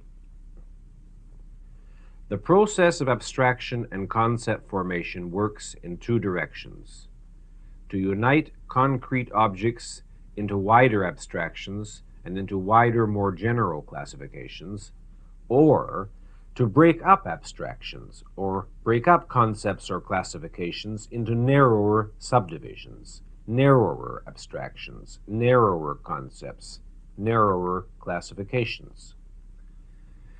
For example, you might start by forming the concepts of man, animal, and plant, then unite them into the wider category of organisms, that is, living entities. Or one might start by forming two very wide categories or concepts, living things and inanimate things. Then break up the concept of living things into narrower categories such as man, animal, plant. The process of learning, of expanding one's knowledge, uses both methods constantly. For instance, in the early stages of the science of biology, a scientist may integrate certain living entities into the concept animal. Then he subdivides the concept animal into the subcategories of mammal, bird, fish, reptile, etc. With further knowledge and observation, each of these subcategories is divided into many, many more subcategories, which in turn can be subdivided, and so on. To quote from a lecture given by Miss Rand at NBI on the nature of concept formation, quote, "Concepts pertaining to man's consciousness, such as thought, memory, emotion, etc., are derived from the data of introspection. Consciousness is the faculty of awareness, the faculty of perceiving that which exists. Awareness is not a passive state, but an active process. Two fundamental attributes are involved in every state, aspect, or function of man's consciousness: content and action. The content of awareness and the action of consciousness in regard to that content. For instance, when you see a woman, the action of your consciousness is perception.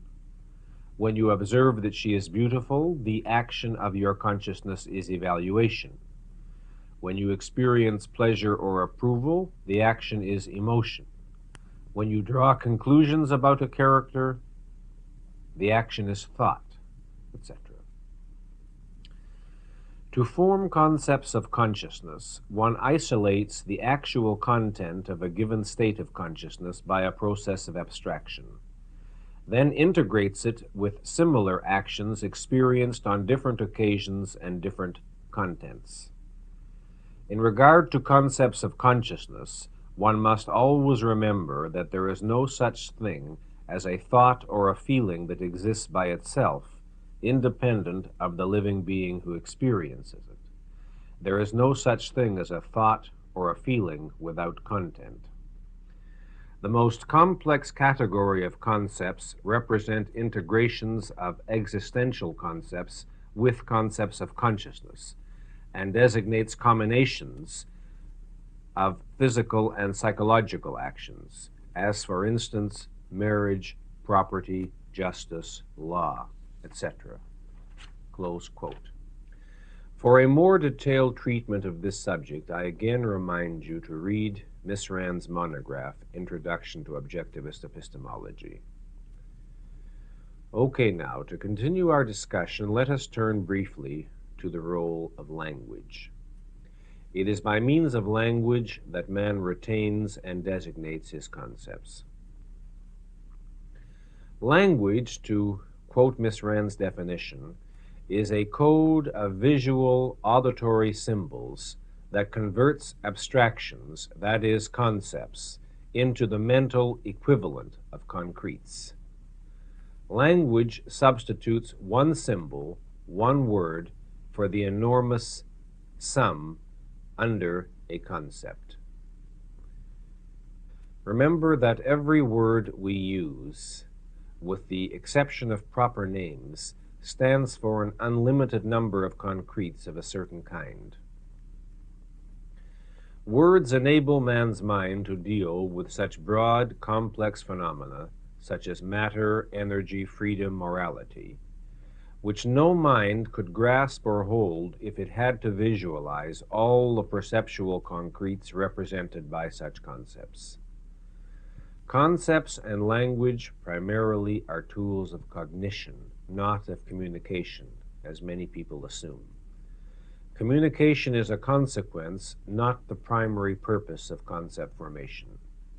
The primary purpose of concepts and of language is to provide man with a system of cognition, of classification and organization, which enables him to acquire knowledge on an unlimited scale.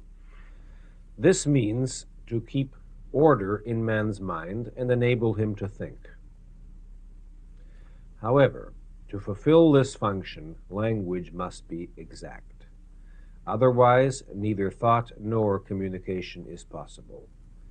Thought can be no more precise than the precision of the tools it employs. When a man thinks, writes, or speaks, he must know clearly and specifically what his words denote. He must know that the meaning of words is not to be switched from moment to moment at his arbitrary wish or whim.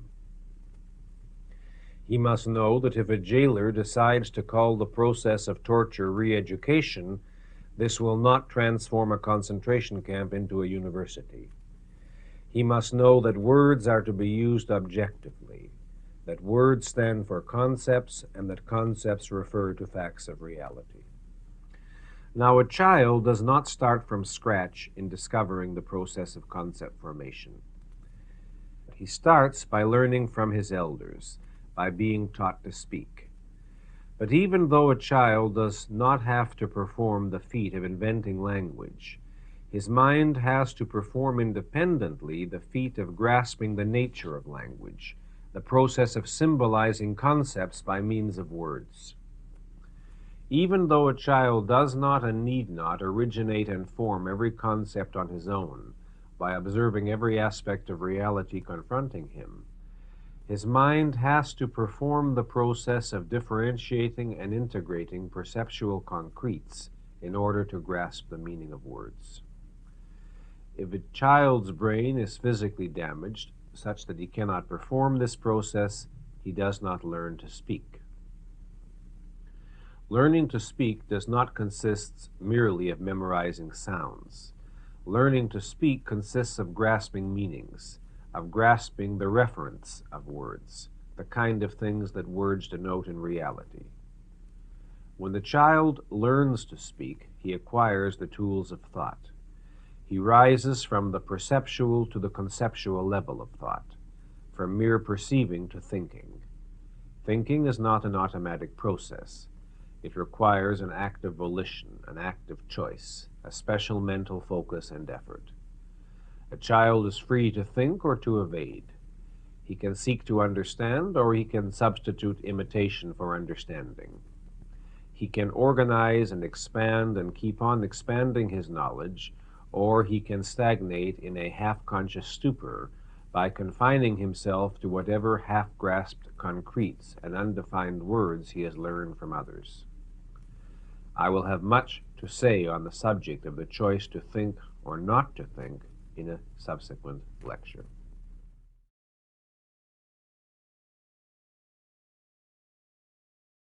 What I want to stress and stress again and stress again is that the base of all of man's concepts, of all of that tremendous cognitive hierarchy which he builds is the perceptual level of awareness, which is the start of man's knowledge, which is the given, the self-evident. All concepts are derived from the perception of concrete specific objects. Concepts or abstractions as such do not exist. They are, as Miss Rand makes clear in her monograph, they are man's method of classifying that which exists, and everything that exists is a concrete. To be valid, a concept must be connected with and reducible to its base and perceptual reality.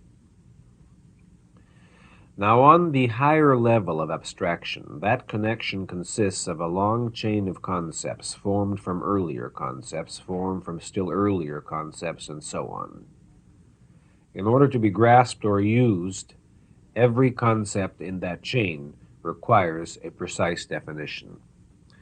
It is only by means of precise definitions that a higher level concept can be reduced or brought back or connected with its base in perceptual reality. In a subsequent lecture given by Barbara Branden, there will be a discussion of some of the rules involved in correct definition. The subject is also taken up in considerable detail by Miss Rand in her monograph. In that monograph, I might mention, Miss Rand provides a more technical definition of the meaning of a concept than I am providing here. She defines a concept as, quote, a concept is a mental integration of two or more units possessing the same distinguishing characteristic with their particular measurement omitted, unquote. As I have already indicated, I am not here exploring the full meaning of this analysis of concept formation because it is too technical for this level of discussion. But for philosophy majors and those who desire a more advanced philosophical analysis of the problem, again, I refer you to Miss Rand's monograph. Concepts are the means to an unlimited expansion of the range of man's consciousness. Animals are bound by the perceptual concretes that confront them at any immediate moment. The range of their awareness is as wide as the reach of their senses, and no wider. But man, sitting at a desk, can chart on the back of an envelope the motion of planets through the outer reaches of space. Such, in briefest possible essentials, is the function of man's reason, and such is the meaning of the objectivist definition of reason as the faculty that identifies and integrates the material provided by man's senses. Now I want briefly to discuss an important principle pertaining to the proper use of concepts, a principle which men fail to grasp with disastrous consequences. Observe that man's knowledge has a hierarchical structure. A higher concept is derived from earlier concepts which serve as its genetic roots. For example, the concept orphan is derived from and presupposes the concept parent. If you had not grasped the concept parent, you could not form the concept orphan. The concept motion presupposes the concept entity, or that which moves. The concept change presupposes the concept identity. If you had not grasped the fact of identity, you could not grasp or form the concept change. And this leads us to a very important principle. When one uses concepts, one must recognize their genetic roots. One must recognize that which they logically depend on and imply. Failure to observe this principle is what we call the fallacy of the stolen concept. This fallacy consists of using a concept while ignoring, contradicting, or denying the validity of the concepts on which it logically and genetically depends. This fallacy is rampant in modern philosophy.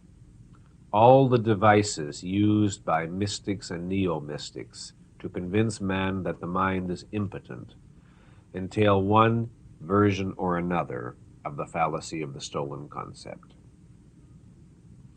Let me illustrate a little of what I mean as follows. It is rational to ask, how does man achieve knowledge? But it is not rational to ask, can man achieve knowledge? Because the ability to ask that question presupposes a knowledge of man and of the nature of knowledge. It is rational to ask what exists. It is not rational to ask, does anything exist? Because the first thing one would have to evade is the existence of the question and of the being who is there to ask it. It is rational to ask, how do the senses enable man to perceive reality? It is not rational to ask, do the senses enable man to perceive reality? Because if they do not, by what means did the speaker acquire his knowledge of the senses, of perception, of man, and of reality? Several years ago, I wrote an article for the Objectivist newsletter which deals with the issue of the stolen concept in more detail. It's in the January '63 issue of the newsletter, which is still available from the Objectivist, and I think you would find it worthwhile reading for a more fully elaborated discussion of this fallacy. Now let us proceed further. The enemies of reason attack man's consciousness from two sides. They attack the tools of man's knowledge, his concepts, and they also attack the source of man's knowledge, his senses. It is the validity of sensory evidence that all mystics and neo-mystics have invariably challenged in order to seek to undercut the validity of man's mind. I will have more to say about that argument next week.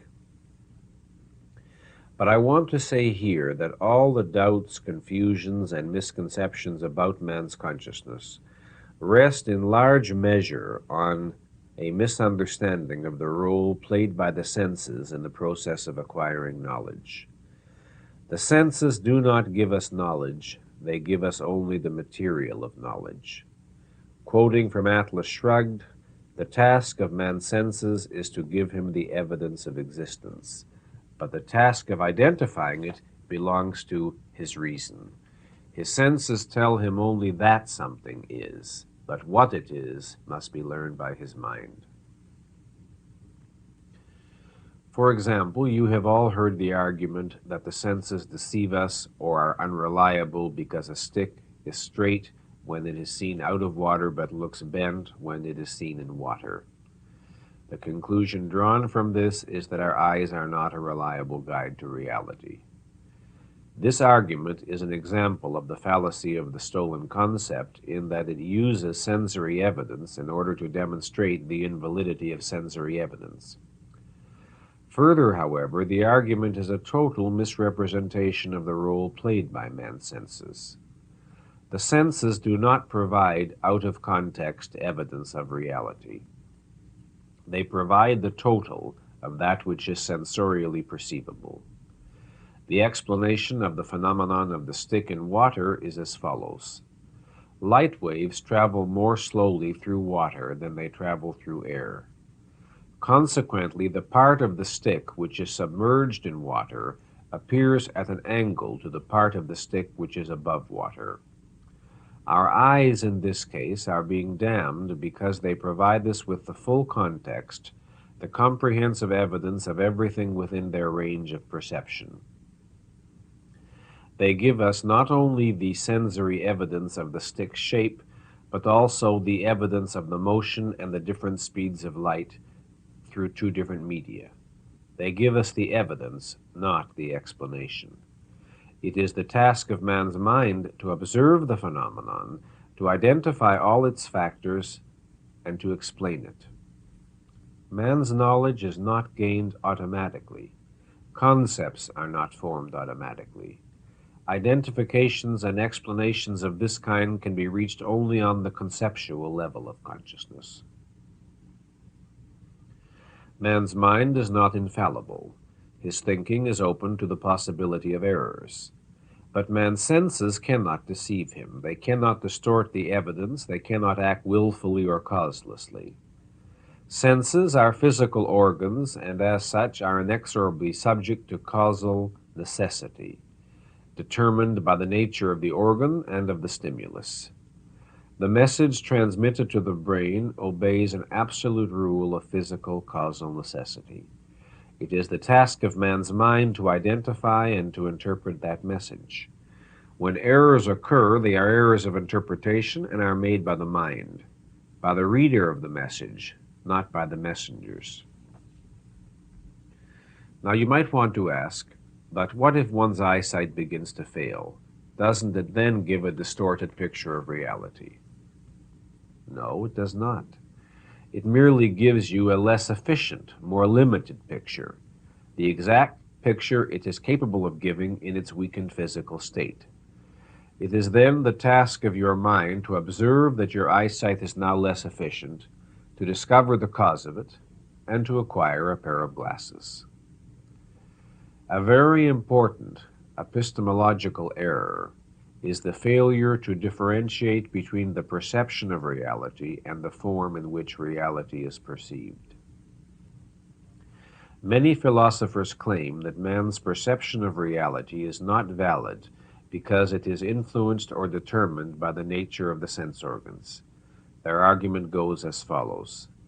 When you perceive reality, you perceive it by means of physical sense organs. Therefore, what your mind gets is only an interaction between something which you can never see and the particular nature of your sense organs. If a man came from Mars with different sense organs, he would perceive a totally different reality. Now, what our senses do affect is the form in which we perceive reality, not the objectivity of our perception. For instance, when we touch a hot object, we receive a sensation of heat.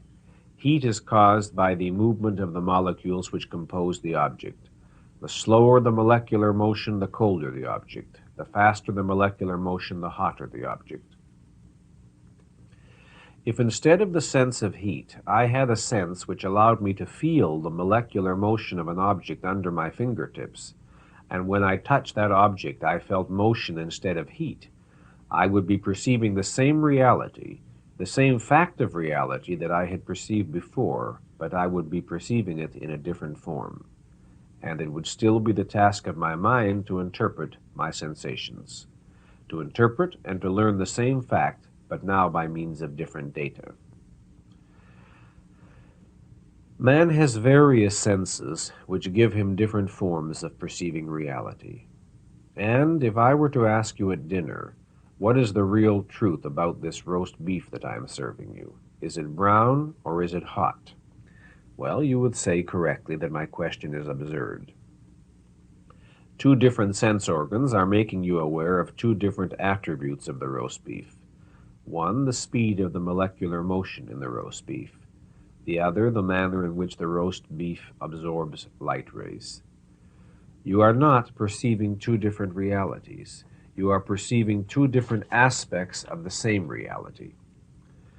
Suppose that a Martian came down to Earth and that he had sense organs totally different from ours.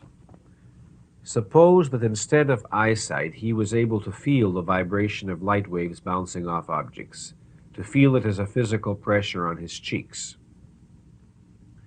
Why, then he would be perceiving reality in a different form that we do, but he would be perceiving the same reality. That which we have to infer or deduce, he would perceive directly. But having sense organs different from ours, he would have to deduce that which we perceive directly. Certainly reality, the object of perception, would remain the same. Men, animals, and insects have different forms of perceiving reality and different ranges of awareness. But they do not perceive three different realities. They perceive the same reality in three different forms. Now consider the case of a colorblind man. He perceives reality as correctly as we do, only there are certain differences in his form of perception and certain discriminations which he cannot make as sharply as we can. While we experience the sensations of red and green, he experiences two shades of color resembling brown, which are not as sharply differentiated as red and green. But he is reacting to the same vibrations of the same light rays. Only, since the structure of his organ of sight is slightly different from ours, his form of perceiving the same vibrations, the same facts, differ slightly from ours. Man's knowledge, full scientific knowledge, is conceptual, not sensory. Sensations and percepts are the material, the bricks out of which man builds the structure of his knowledge. Man's mind is blank at birth, in that he has no innate ideas. An idea is an identification of some aspect of reality. Man can have no knowledge of reality ahead of any contact with reality. What he has is only the capacity to acquire knowledge, the organs which will make knowledge possible. It was Aristotle who identified the fact that man's mind was blank at birth. In philosophy, this view of man's consciousness is symbolized by the famous expression tabula rasa, which means blank wax tablet. The mind is a blank tablet at birth, and the senses are the means by which man proceeds to write upon that blank tablet, to fill it with percepts, with concepts, with knowledge. The hatred of mystics and neo-mystics for man's mind is motivated by their rebellion against the fact that man's mind is tabula rasa at birth. In a word, that all of man's knowledge has to be acquired. That the responsibility of acquiring knowledge is man's. That knowledge is not granted to him automatically by revelation, without choice or effort on his part. Well, ladies and gentlemen, the tragedy of mankind is not that men are born tabula rasa, but that too many of them die tabula rasa, more or less.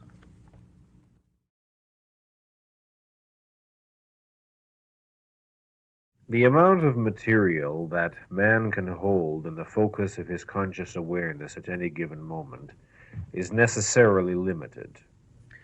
He cannot think of 10 different subjects at once. He cannot focus upon all of his knowledge while performing any one particular task. Where then is his knowledge? It is stored in his subconscious. The subconscious holds all of his past perceptions, identifications, associations, and conclusions, on which his mind is not presently and actively focused. The storing of material in one's subconscious begins with the brain's integration of sensations into percepts.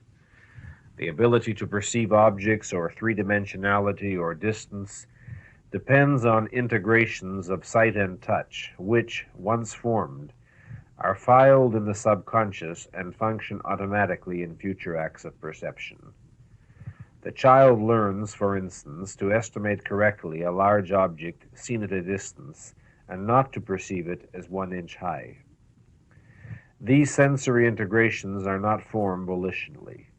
They are the product of the automatic functions of the brain. Conceptual integrations, however, are the product of a reasoning process which the mind must choose to initiate. But conceptual integrations can become automatic once the mind has made them and has accepted them fully. For instance, a child has to use a conscious effort in order to learn to speak. But once he has learned it, his subconscious connections become automatic and he is able to speak without having to search or grope for words. All learning is a process of first acquiring new information consciously, then establishing automatic integrations and leaving one's conscious mind free to acquire further knowledge. As an individual develops, his subconscious filing system grows immeasurably, expanding the power of his consciousness. For instance, a physicist can grasp from a simple formula chalked on a blackboard the widest principles defining the action of matter and energy throughout the universe, without having to recall and retrace all the steps of the knowledge that makes his understanding possible. His subconscious functions in effect like an electronic computer, set and directed by his mind's purpose, providing his mind automatically with the context of knowledge it requires. The goal or purpose that a mind has set in any given instance determines what material will be fed to it from the subconscious out of the total store of its knowledge. Like an electronic computer, the subconscious requires precision of the orders it receives if it is to function efficiently, and if it is given contradictory orders, it will not function at all. The failure to solve a problem is often caused by the absence of a precise, unequivocal definition of the problem one wishes to solve. A mind's purpose acts in relation to the subconscious as a standard of selection, without which no thought is possible. When a mind abandons purpose, it abandons thinking, and what then drifts through it from the subconscious is determined not by logic, but by association. To the extent that a mind is active, that it maintains a state of full focused awareness, the ideas it forms are connected to one another by an act of purposeful integration, and are filed in the subconscious in an orderly manner. To the extent that a mind is passive, that it initiates nothing, but simply absorbs experience, such ideas as it forms are connected by chance associations, or are filed in the subconscious as separate miscellaneous items, like the contents of a grab bag. A well-ordered filing system is the hallmark of an efficacious mind. Man can file his conclusions efficiently, and yet include a premise that is incorrect. But the orderly integration of his knowledge enables him to perceive his errors and correct them, whereas unintegrated beliefs can resist detection much longer. The rational integration of ideas requires full conscious awareness. The establishment of associational connections does not. In the course of his life, a man forms many inconsequential associational connections, associations that arise from the particular experiences of his life, such as the association of a piece of music with the person in whose company he first heard it. But if his thinking is to be efficient, these associations must be labeled as such, and neither confused with the process of reasoning, nor made the emotional basis for spurious generalizations.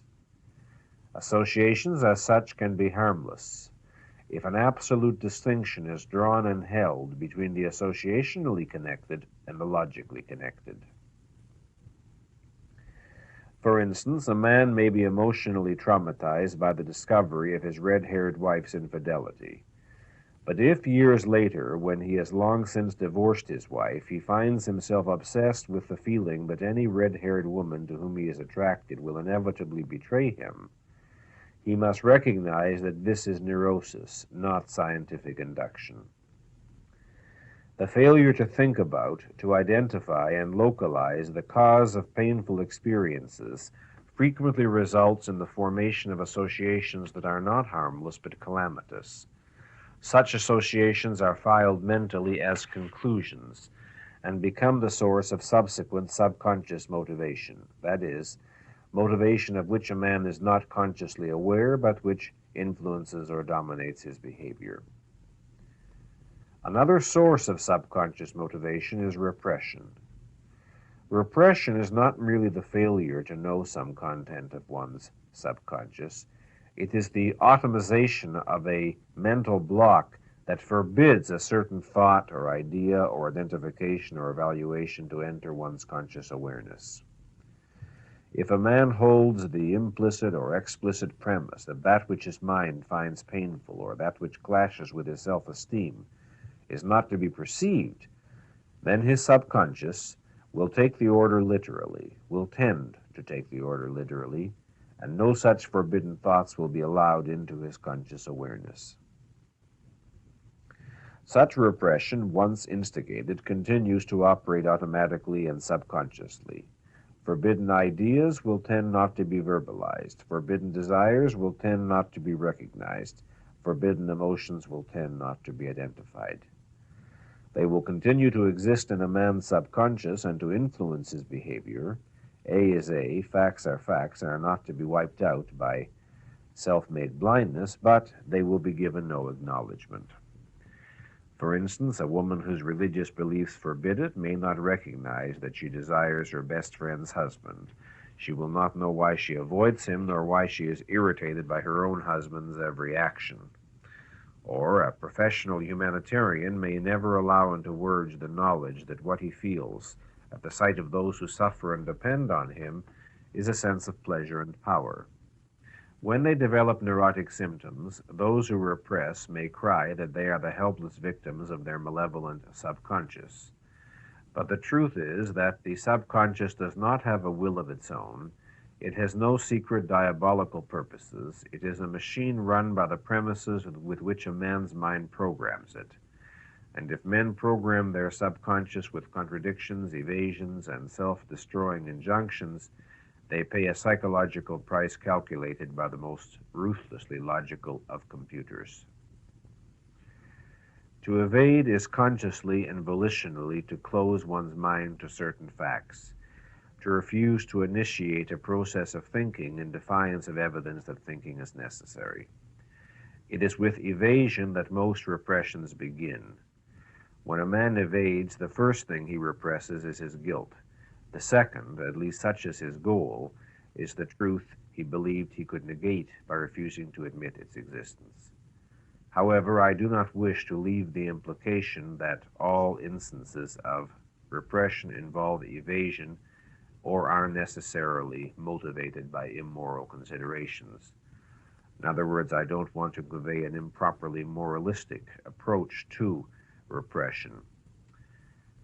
You will find in past issues of The Objectivist a two-part article which I wrote entitled Emotions and Repression, which I think you will find valuable for an elaboration in much more detail of my views concerning this subject.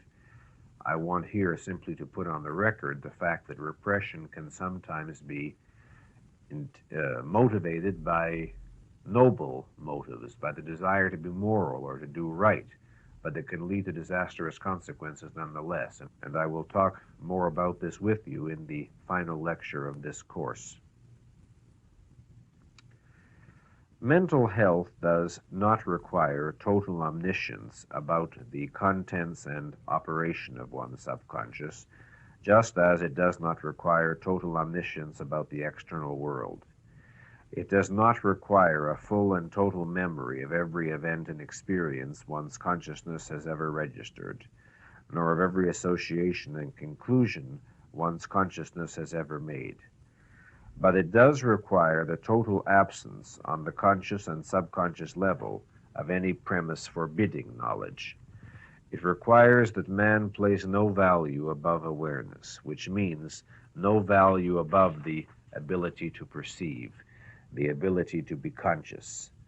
It requires that as he grows up, man learn to translate into language the subverbal conclusions made in childhood and test them against reality in the light of his adult understanding. And it requires that when man acts, his actions never clash with his conscious convictions.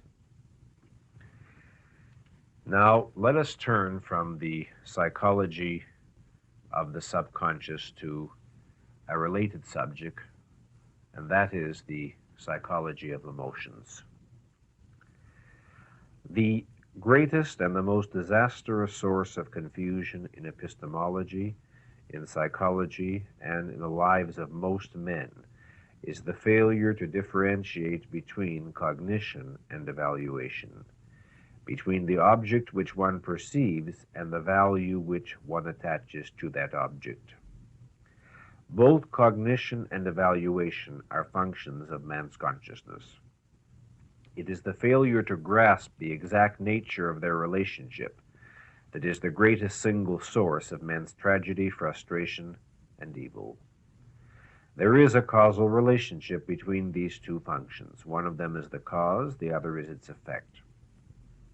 If one regards this relationship in its proper order, one sets one's consciousness to the achievement of internal harmony, of self-esteem, self-confidence, mental health, fulfillment, and happiness. But if one attempts to reverse that order, to treat the effect as if it were the cause, and the cause as if it were the effect, as most people do, one opens one's consciousness to internal chaos, to guilt, self-doubt, neurosis, frustration, in a word, to a lifetime of misery. These two functions are thought and emotion. Throughout history, with very rare exceptions, most theorists have regarded emotions as an irreducible primary, as the prime mover of man's consciousness, as an active cause, and thinking as a passive effect. The most famous promulgator of this theory in our time is Sigmund Freud. Freud held that man is a creature helplessly, irrevocably pulled on the strings of emotions, drives, instincts, impulses, which are inherent in his nature and essentially impervious to thought, which he cannot resist but must attempt to satisfy in the most socially acceptable manner, and that this is the limit of his mind's power over his feelings. Freud stressed the weakness of the reasoning ego in man. He described a department of human consciousness, which he called the id, as a vast reservoir that contains all sorts of cravings, impulses, instincts, desires unknown to man, but much more powerful than anything else can ever be within his consciousness. And these desires, Freud claimed, are the actual rulers of man's life. Thomas Hobbes, a philosopher of the 17th century, wrote, quote, "The thoughts are to the desires as scouts and spies, to range abroad and find a way to the things desired," unquote. He stated that the only purpose of thought is to help men to achieve their desires, and he did not specify where those desires come from. Another philosopher, David Hume, wrote, quote, "Reason is and ought only to be the slave of the passions," unquote. Freud, as well as Hobbes, Hume, and all the other advocates of this theory, regard emotions and desires in effect as irreducible, as the given. It's just you and it's just there. How did it get there? They provide no answer. They regard emotions as primaries, as something which you cannot change or question, something to which you must adjust and must not indulge in unnecessarily. The standard of unnecessarily being the possibility of injuring your physical health or of giving offense to your neighbors, but something which will have to be forever the basic ruler of your destiny. Such is the view of the relationship between thought and emotion that is all too prevalent in our culture, a view that regards man's reason as the helpless tool of his emotions, and man as a helpless zombie possessed by unknown, unknowable, unaccountable, causeless, mysterious emotional demons. Now, let us take a look at these mysterious emotions and see how mysterious they really are, or if they are, and let us consider further the relation of emotion to thought.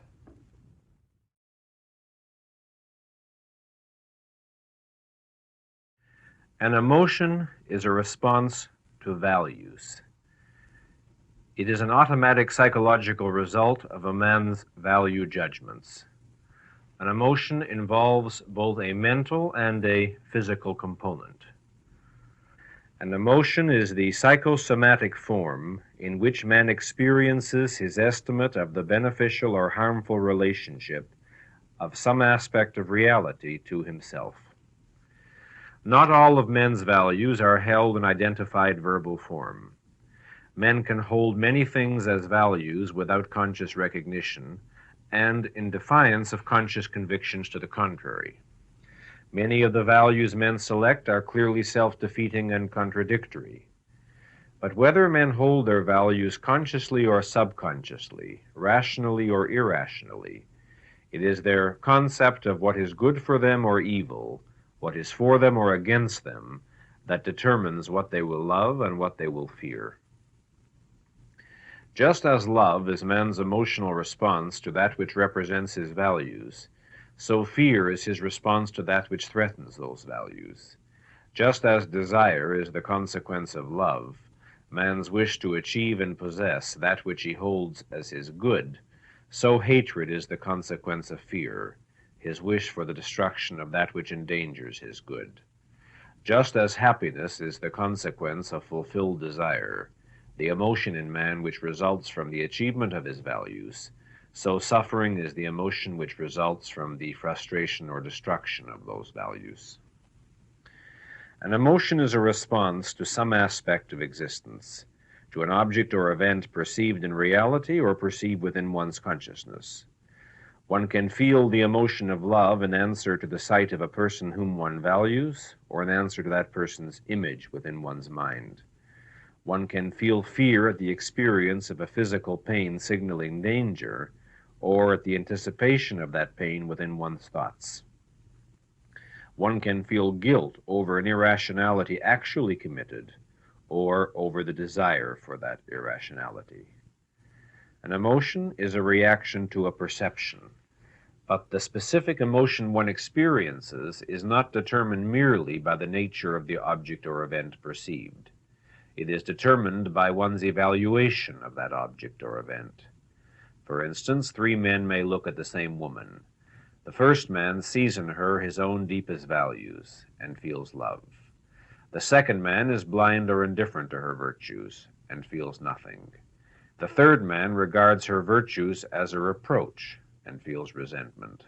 Or 3 men may look at a scoundrel.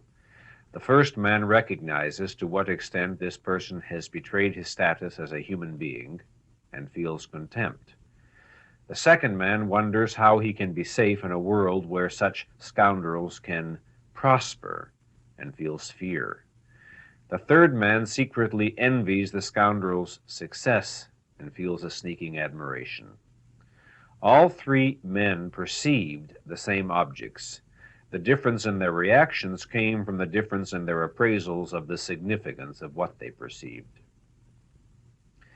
An emotional response is always the reflection and product of an estimate, and an estimate is the product of an individual's values as the individual understands them to apply to a given situation. Differences in men's values come from differences in their basic premises, in their fundamental views of themselves, of other men, of existence. Consider the process of emotional reactions on a simple example. Suppose that you work in an office and the news gets around that the company is laying people off. You have not accumulated any savings, jobs are hard to find, and several of your associates have already been laid off. Suddenly you get a note stating that the boss wants to see you at 4 o'clock. Your emotional reaction is one of apprehension, anxiety, fear, at the prospect of losing your job. Then you walk into the boss's office and the boss says, "Jones, I've been watching you for a long time. You're a good man. I'm very pleased with your work. So I'm going to give you a promotion and a raise." Your emotion changes instantly. You feel relieved, pleased, elated. The causes of your emotional reactions in this case are obvious. And if your co-workers knew the circumstances and had seen you look depressed when you went into the boss's office and look happy when you came out, no one among them would say, "I wonder where emotions come from. Emotions are such mysterious things." Consider another example. Suppose that the door of this room suddenly flew open and a man burst in brandishing a machine gun. It is safe to assume that all of us would experience an immediate emotional reaction and that the emotion would be fear. It would happen so fast that one would experience it as if the reaction were automatic and as if no thought, no estimate, no knowledge were involved on one's part. But suppose that a 2-year-old child were present in this room. He would not feel any fear at all. He might even giggle and want to play with the machine gun. Or if a savage were present who had never seen a gun before and did not know what it was, he would not feel the fear. He would have no estimate of the meaning of the gun. He would not know that it represented a threat to him. An emotion as such is involuntary. It follows an estimate automatically as an immediate consequence. Through the filing in the subconscious of past experiences, identifications, and values, a mind is set to register certain kinds of estimates in the face of certain kinds of situations, without requiring the initiation of a fresh, conscious process of thought. It is the speed with which emotions can occur that permits man to fail to grasp that their source is his mind, meaning more specifically his value premises.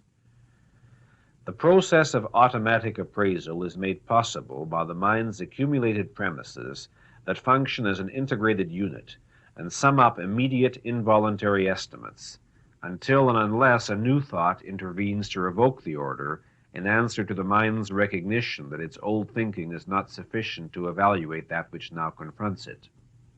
For example, a man who is in love with his wife will feel an emotion of love for her when he sees her or thinks of her, and that emotion will be automatic. He will not have to remind himself of his estimate of her character, of the virtues which he had observed and which were the cause of his estimate. But let him discover that she is deceiving him, that she is unfaithful, that she has none of the qualities he admired, and his estimate of her character will change. His new evaluation of her will automatically revoke the evaluation he had given to his subconscious, and his emotion will change. Instead of love, he will now feel hatred, or anger, or contempt, or pity, according to whatever standard of values he uses to judge her actions. At any given moment, a man's emotions are the automatic summation of the thinking he has done or has failed to do in the past. They are the product of the values and estimates he has established in his mind on a conscious and subconscious level. An estimate can be revoked and an emotion can be changed, but only by a new process of thought.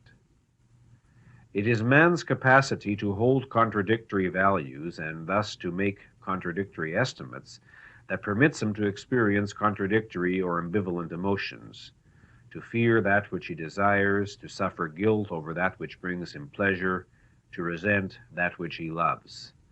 But it is still from his values that his every emotion proceeds. It is man's capacity to evade his contradictions and refuse to identify his values that permits him to complain that he possesses feelings and desires for which he cannot account, and to cry that the source of his feelings is not his mind, but his instincts, his primitive urges, his archaic drives, just as centuries ago men sought to explain those impulses which they feared, condemned, but could not understand by the doctrine that human beings are inhabited by demons.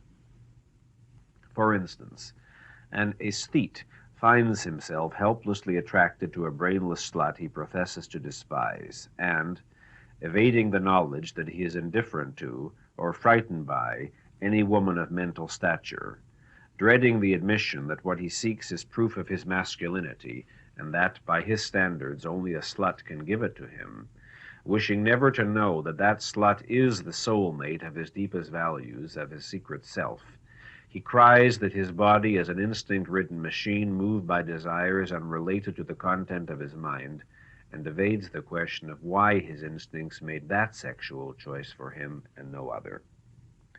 Or a husband finds himself miserably bored by the meek church-going wife whom he has always regarded as the epitome of goodness, and, fearing to confess that the virtues taught to him since childhood, the virtues of humility, resignation, and self-sacrifice, have never brought him joy, and that he can't renounce his desperate sense that life should have come to something more, and so he shrugs off his feeling with some meaningless utterance about human infirmity, with the precept that man by his nature must always fail his noblest ideals, and with the conviction that feelings are not to be explained. Torn by an unconfessed guilt over the emotions they believe they shouldn't experience but do, and over the emotions they believe they should experience but don't, the majority of men seek to evade the causes and to command their feelings in and out of existence by arbitrary injunction. They decide that it is desirable to feel a certain emotion, and they order themselves to feel it. They decide that it is undesirable to feel a certain other emotion, and they order themselves not to feel it. And, since emotions do not obey orders of that kind and cannot be altered by direct control, such men fail and then cry that emotions are impervious to the power of reason. They do not seek to resolve their contradictions. Unfortunately, too often they seek to evade them. They do not seek to revise their irrational premises, nor even to learn if they are truly irrational. They seek to repress the feelings which the premises evoke. They do not seek to understand too often. Instead, they seek to escape the knowledge that there is anything which requires understanding. But the failure or refusal to recognize the source of his emotions does not set a man free of their consequences. It merely surrenders him to their mercy. He finds himself moved by forces which he does not understand, and which, therefore, he is powerless to challenge or to alter. Most men have accepted, explicitly or implicitly, the doctrine that emotions and desires are mysterious, irreducible primaries, impervious to reason, and the consequences of this acceptance are written across their lives in the shape of frustration, helplessness, and suffering. Emotions are the most sensitive of sounding boards, reflecting the meaning of existence to the person who experiences them. If recognized and acknowledged as such, emotions can be an invaluable aid to self-understanding and self-improvement. By analyzing the nature and roots of his feelings, a man can discover ideas he has held without conscious awareness, values he has chosen without verbal identification, concepts he has accepted without thought, beliefs that represent the opposite of his conscious convictions. If he is troubled by emotional conflicts, he can resolve them by resolving the intellectual conflicts from which they stem. His mind and emotions are not antagonists, and what may seem like a struggle between them is only a struggle between two opposite ideas, one of which is not held consciously and manifests itself only in the form of a feeling. He can weigh these ideas, knowing that the task of his reason is to discover which is true and which is false, and when the discovery is fully integrated into the total of his premises, his consciousness will be restored to harmony. For a more detailed study of the psychology of emotions, I refer you to 3 articles which I wrote in The Objectivist. The first, entitled Emotions and Values, is in the May 1966 issues. The second, Emotions and Actions, in the June 66 issue. The third article, Emotions and Repression, appear in 2 parts, August and September 1966.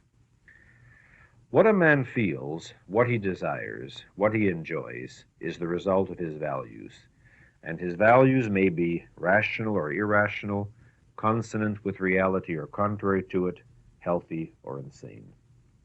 His values may be the product of his conscious rational choice, or they may be the product of his evasions, his repressions, his uncritical acceptance of the doctrines he was taught in childhood, or, for that matter, his blind whim of the moment. What he feels in regard to any fact or any issue is irrelevant to the question of whether his judgment of it is true or false, right or wrong. What he feels proves nothing whatever about the reality confronting him. It proves only that he holds certain premises. Emotions are not tools of cognition. It is not by means of his feelings that man perceives reality. If in any issue you find that your emotions clash with your reason and you are tempted to reject reason, to act against it, identify what this means. Reason is your faculty of perceiving reality. To act against reason is to act against reality. To attempt the irrational is to attempt to make the impossible succeed. When you hear such prevalent bromides as, the heart is superior to the mind, there is something higher than reason, men cannot live by logic, rational analysis kills, remind yourself of what reason is, and then translate those bromides into their actual meaning as follows. The heart is superior to reality. There is something higher than reality. Men cannot live in accordance with reality. Knowledge of reality kills. I doubt whether you would accept those precepts in this form, yet this is what they do mean. Emotions are the means of experiencing the enjoyment of life. There need not be and should not be any tragic dichotomy between reason and emotion. There is such a dichotomy predominantly in the minds only of those who believe in one form or another in the substitution of emotions for the task which should be performed by man's mind, by his rational faculty. To a person who recognizes that reason and emotion have separate functions which are not interchangeable, there need be no conflict between mind and emotions. Emotions, as I have said, are the means of experiencing the enjoyment of life, but they offer that experience only to the person who does not seek to substitute his emotions for his mind.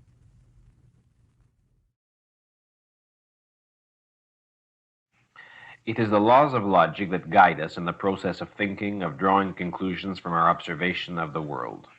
Obviously, in order for our reasoning to yield us an actual knowledge of reality, it is necessary not only that our thinking be free of any internal contradictions, but that the premises with which we start be true.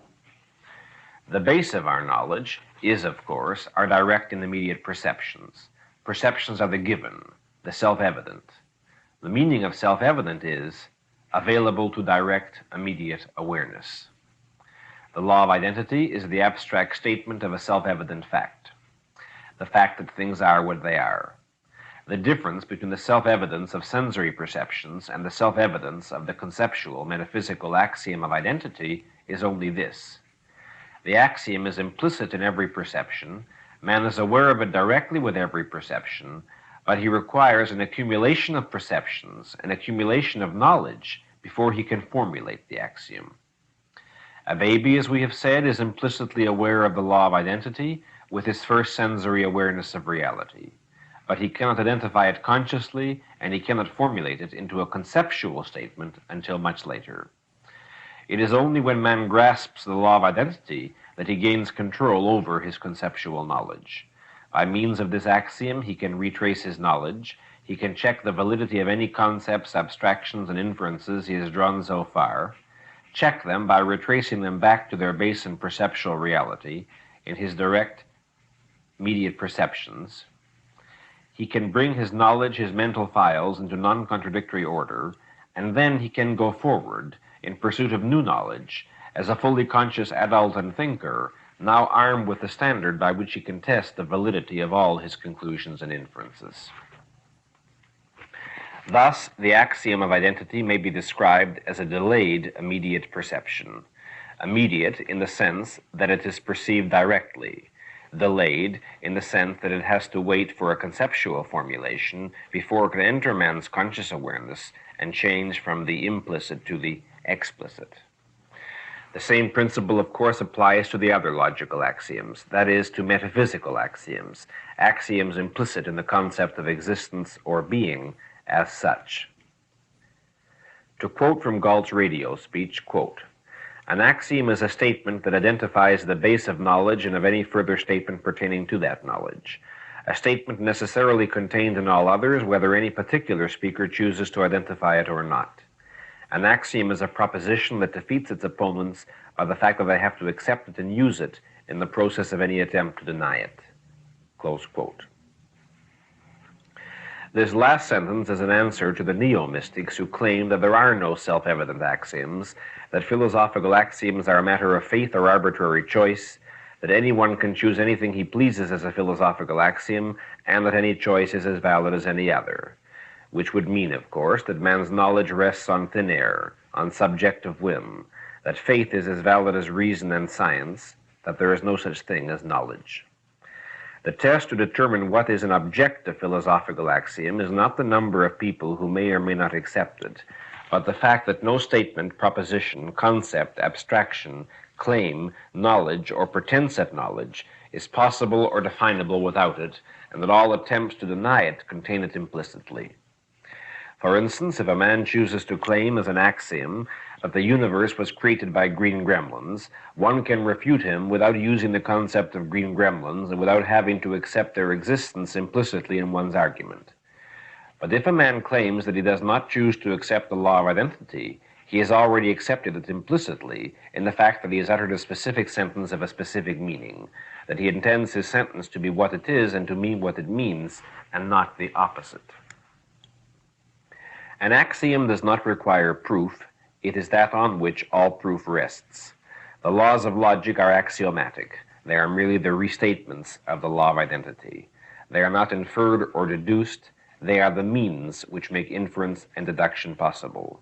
They require no proof. They are the means of proving. To demand, as the neo-mystics demand, that the axioms of logic be proved is to evade the meaning of the concept of proof. Proof is a process of inference. It consists of establishing that a proposition is true by deriving it from previous knowledge. This implies the existence of previous knowledge which is axiomatic and self-evident, as distinguished from inferred knowledge which requires proof. If no self-evident knowledge existed, if all knowledge required proof, if all propositions had to be derived from earlier propositions, there would be an infinite regress in the chain of reasoning. Knowledge would have no starting point. It would have to start out of nothing, out of zero, out of non-knowledge. This means that there could be no such thing as knowledge and no such concept as proof. One proves a proposition by demonstrating that it is logically necessitated, that its denial would contradict facts already known to exist. If no facts are or can be known directly and self-evidently, there can be no proof and no such concept as logical necessity. Since logic is the standard of proof, since it sets the principles of proof, by what means and by what standard is logic to be proved? Until one has grasped that A is A and that contradictions cannot exist, there can be neither proof nor even the concept of proof. Those who demand proof for axioms and for the laws of logic are guilty of the fallacy of ignoring the genetic roots of concepts, the fallacy of the stolen concept which we discussed last week. It is only the concept of logical axioms that makes the concept of proof possible. The law of identity is a genetic root of the concept of proof. Those who claim that they do not accept the law of identity can no longer claim any meaning for the concept of proof and cannot ask that anything be proved. Strictly speaking, the neo-mystics of today do not literally demand that the axioms of logic be proved, or rather, the demand is implicit rather than explicit. It is contained in their assertion that since the laws of logic cannot be proved, they cannot be known to be true, they cannot be known to apply to reality. Today it is fashionable among modern philosophers to assert that the axioms of logic are arbitrary, but this is to confess that one has forgotten how such a concept as the arbitrary was originated. An arbitrary idea is one accepted by chance, caprice, or whim. It stands in contradiction to an idea accepted for logical reasons, from which it is intended to be distinguished. The existence of such a concept as an arbitrary idea is made possible only by the existence of logically necessary ideas. The former is not a primary, it is genetically dependent upon the latter. To maintain that logic is arbitrary is to empty the concept arbitrary of meaning. To declare that the axioms of logic are hypotheses or merely probable is to be guilty of the same contradiction. The concept of the hypothetical or of the probable acquires meaning only in contradistinction to the known, the certain, the logically established. It is not a primary. Only when one has grasped something which is certain can one arrive at the idea of that which is not, and only logic can separate the latter from the former. Many neo-mystics contend that the axioms of logic are accepted, not because they are known to be true, but because they work, because they are practical.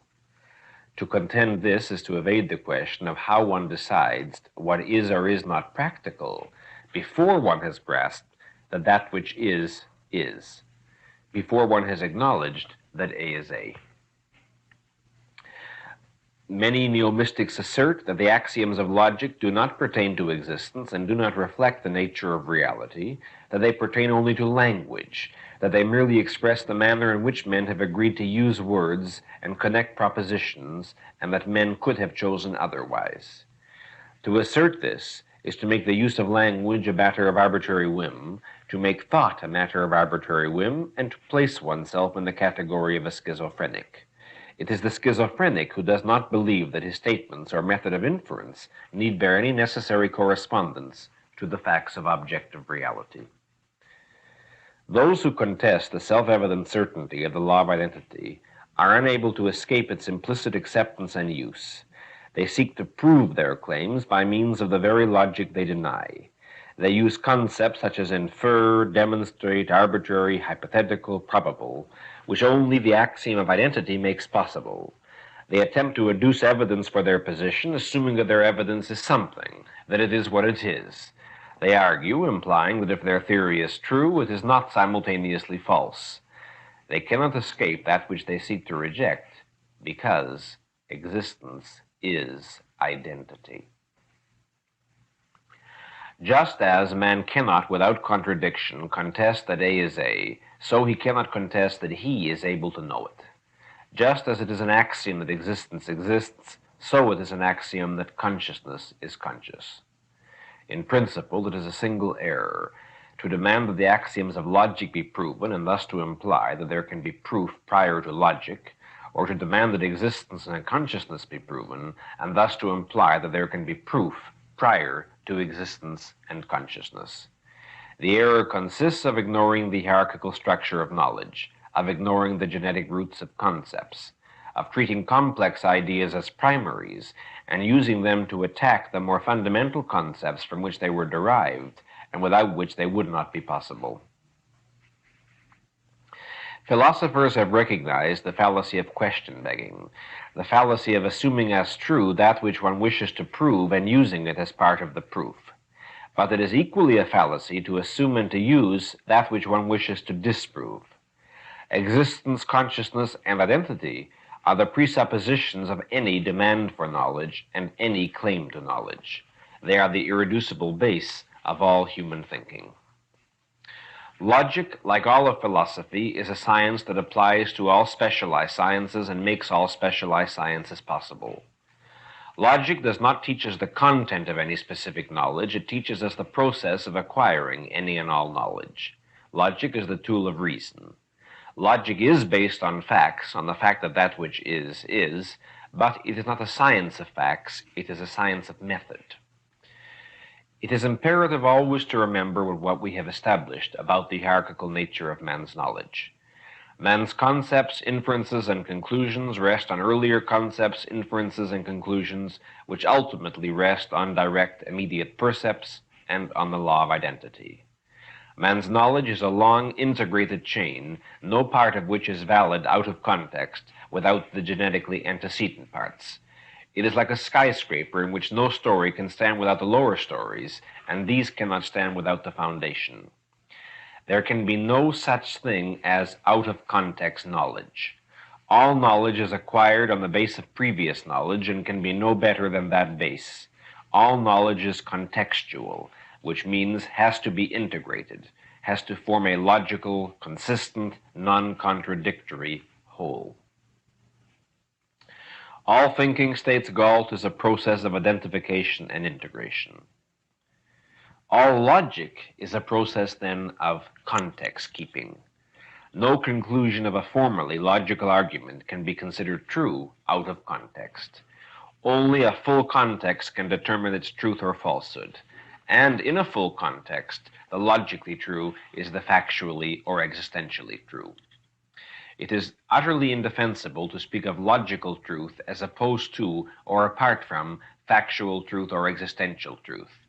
If a statement is true at all, it can be true only of reality. There is nothing else for a statement to be true of, nothing else to which the concept of truth can meaningly or validly be said to pertain.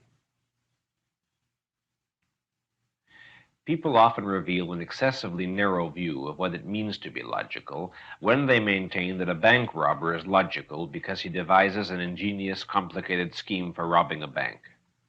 It is true that the bank robber does employ logic in his calculations, but this does not mean that his action, in the total context of his knowledge, was a logical one to undertake. Enormous irrationalities, evasions, and breaches of logic were necessary to bring him to the decision of becoming a bank robber. Everyone uses logic at some time or another in his life, on some subject or another. But these occasions often may be logical only in the formalistic, out-of-context sense of the word. An illustration of this would be a neurotic parasite who lives by mooching off his friends and saves his logic for playing chess. If you understand that the principles of logic are based on the metaphysical nature of reality, you will understand the grotesque irrationality of any doctrine of polylogism. Polylogism means many logics. Polylogism claims that there is no one universal logic, but there are many different logics. The salient exponents of this idea are the Russian communists, who claim they have a special proletarian logic as opposed to our bourgeois logic, and the German Nazis, who claimed that they had a special Aryan logic as opposed to the non-Aryan logic of the rest of the world. The motive of such claims is, of course, obvious. They make it possible for any criticism to be refuted by the simple expedient of declaring that it is based on bourgeois or non-Aryan logic and is thus invalid. This is blatant subjectivism, subjectivism applied to epistemology in the same manner as they apply it to metaphysics. This is mysticism, as any subjectivist doctrine necessarily is. Just as there can be no such thing as two or more different realities, so there can be no such thing as two or more different logics. Reality is that which exists. Logic is the art of non-contradictory identification of that which exists. To possess a different kind of logic would mean to possess the art of contradictory identification, which in fact is what the advocates of polylogism do possess in practice. Whatever you may wish to call it, it is not logic. Sometimes you may hear references to the logics of different sciences, such as mathematical logic. This is an unfortunate misnomer. A set of methodological rules that apply to a special science are not a special logic. They are only the application of a philosophical logic to the specific problems of the specific science.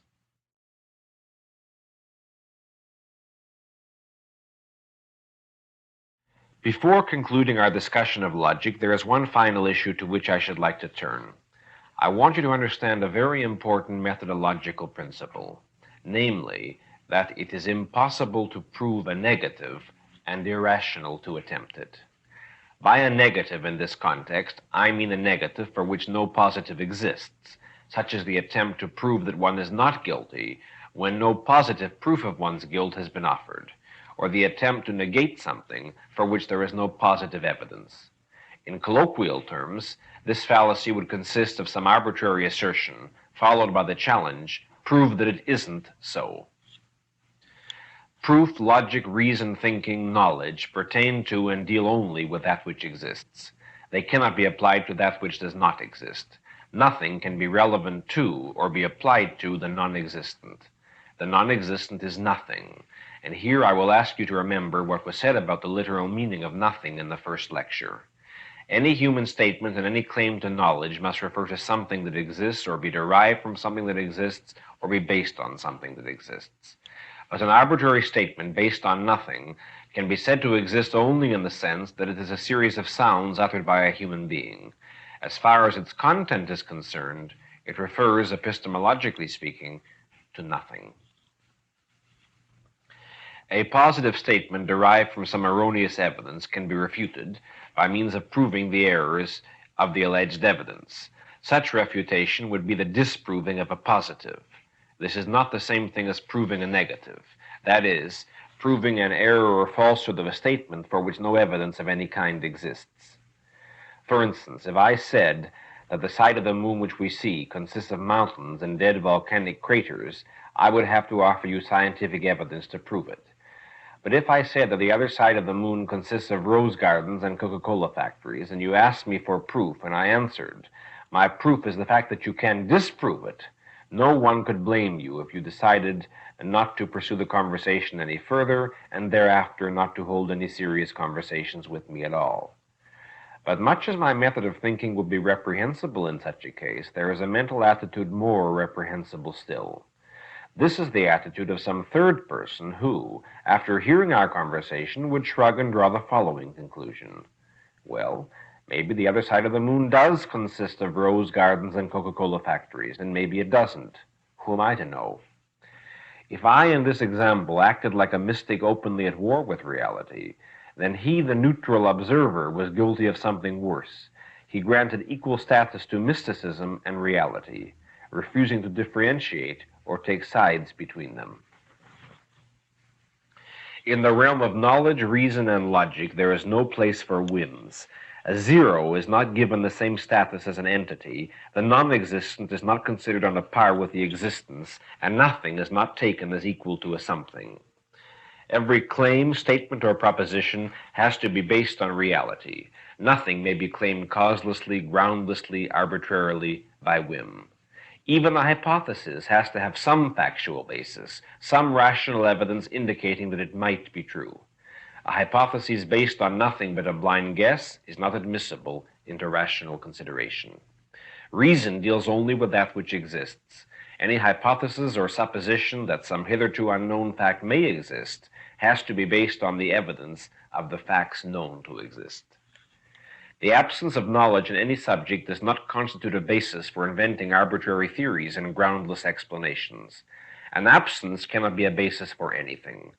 The fact that something is unknown does not give you license to substitute invention for inquiry and will not transform the products of your invention into knowledge.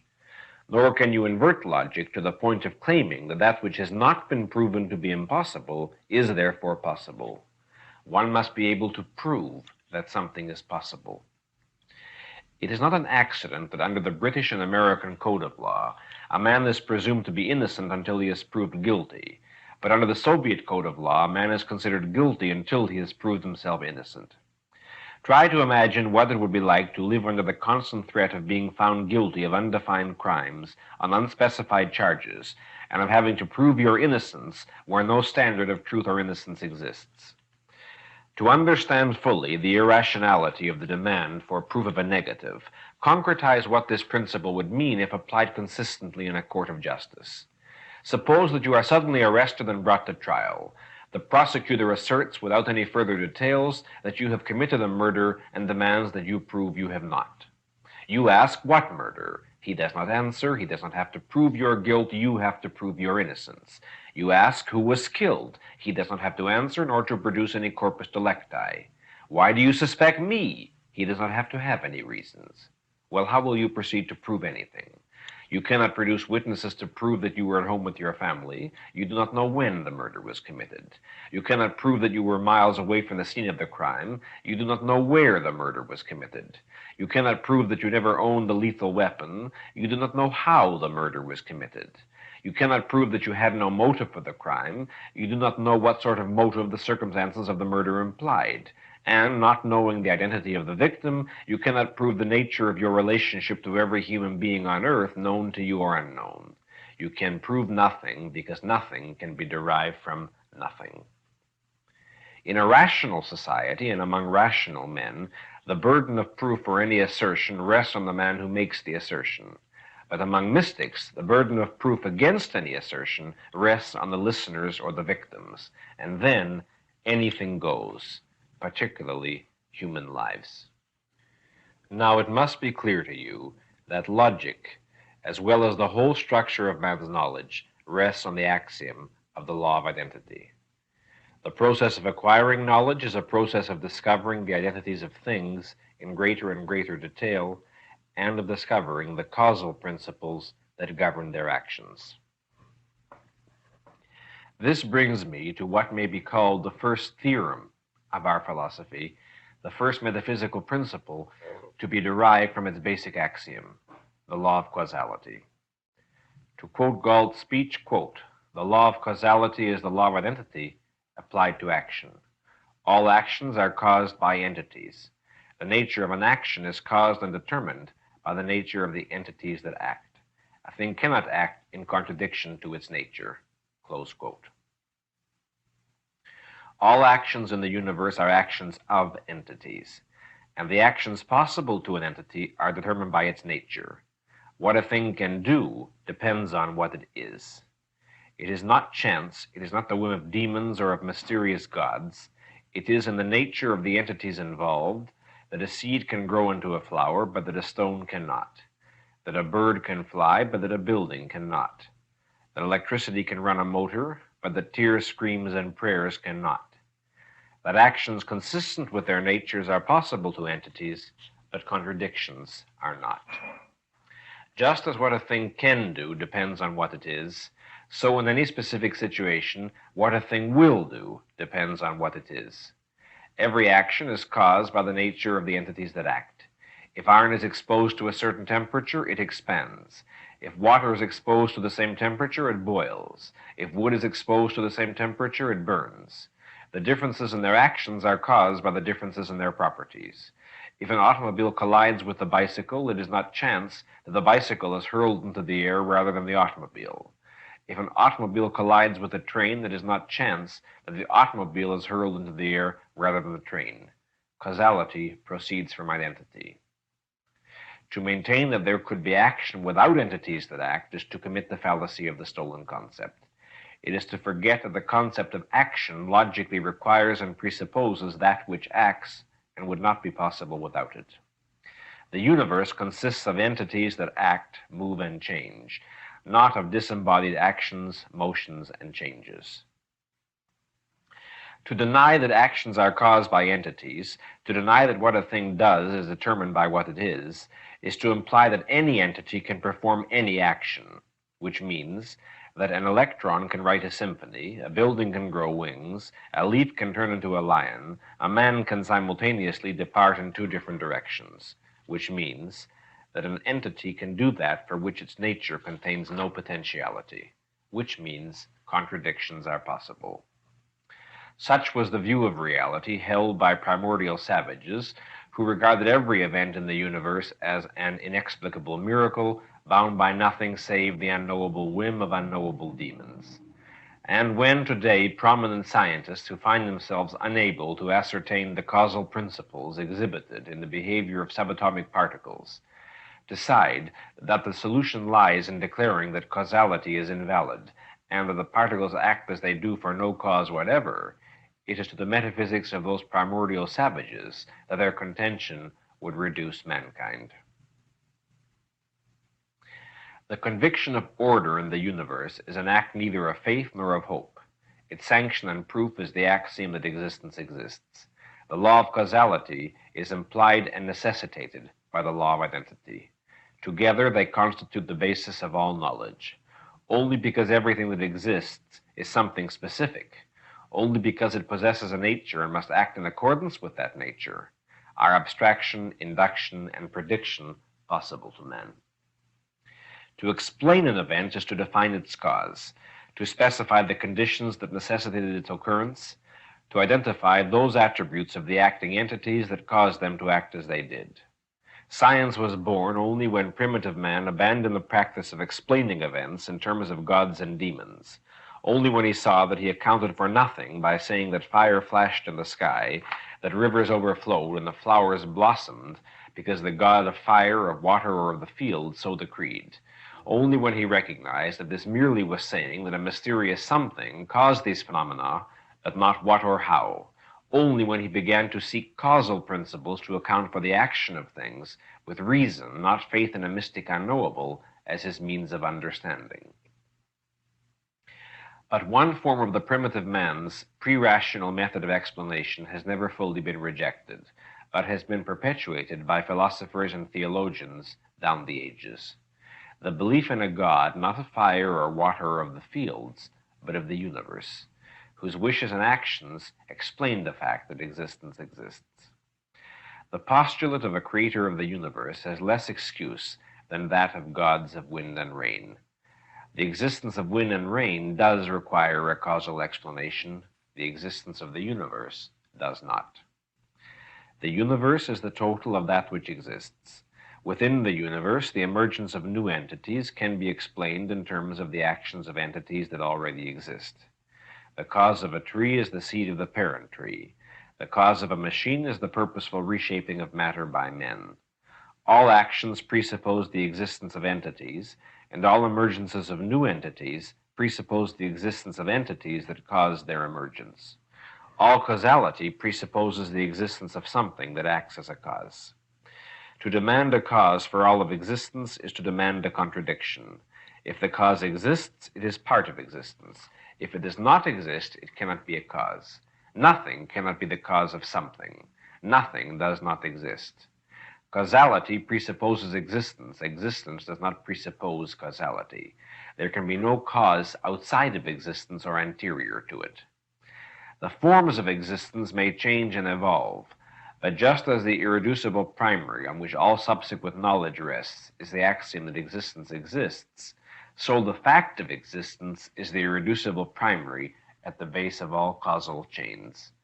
Existence, not God, is the first cause. Just as the concept of causality applies to events and entities within the universe, but not to the universe as a whole, so the concept of time applies to events and entities within the universe, but not to the universe as a whole. The universe did not begin. It did not at some point in time spring into being. Time is a measurement of motion. Motion presupposes entities that move. If nothing existed, there would be no time. Time is in the universe. The universe is not in time. This is the full meaning of the concept of existence as an irreducible primary. That every attempt to go outside existence or beyond it, every attempt to place it in time, to ascribe to it an antecedent cause, to demand that it be proved, leads inexorably to logical contradictions. Epistemologically, all such attempts represent the fallacy of the stolen concept. Metaphysically, all such attempts demand that one step into non-existence, that one enter a nothing in order temporally, causally, or logically to explain a something. That non-existence does not exist, nothing is nothing, existence exists, and only existence exists.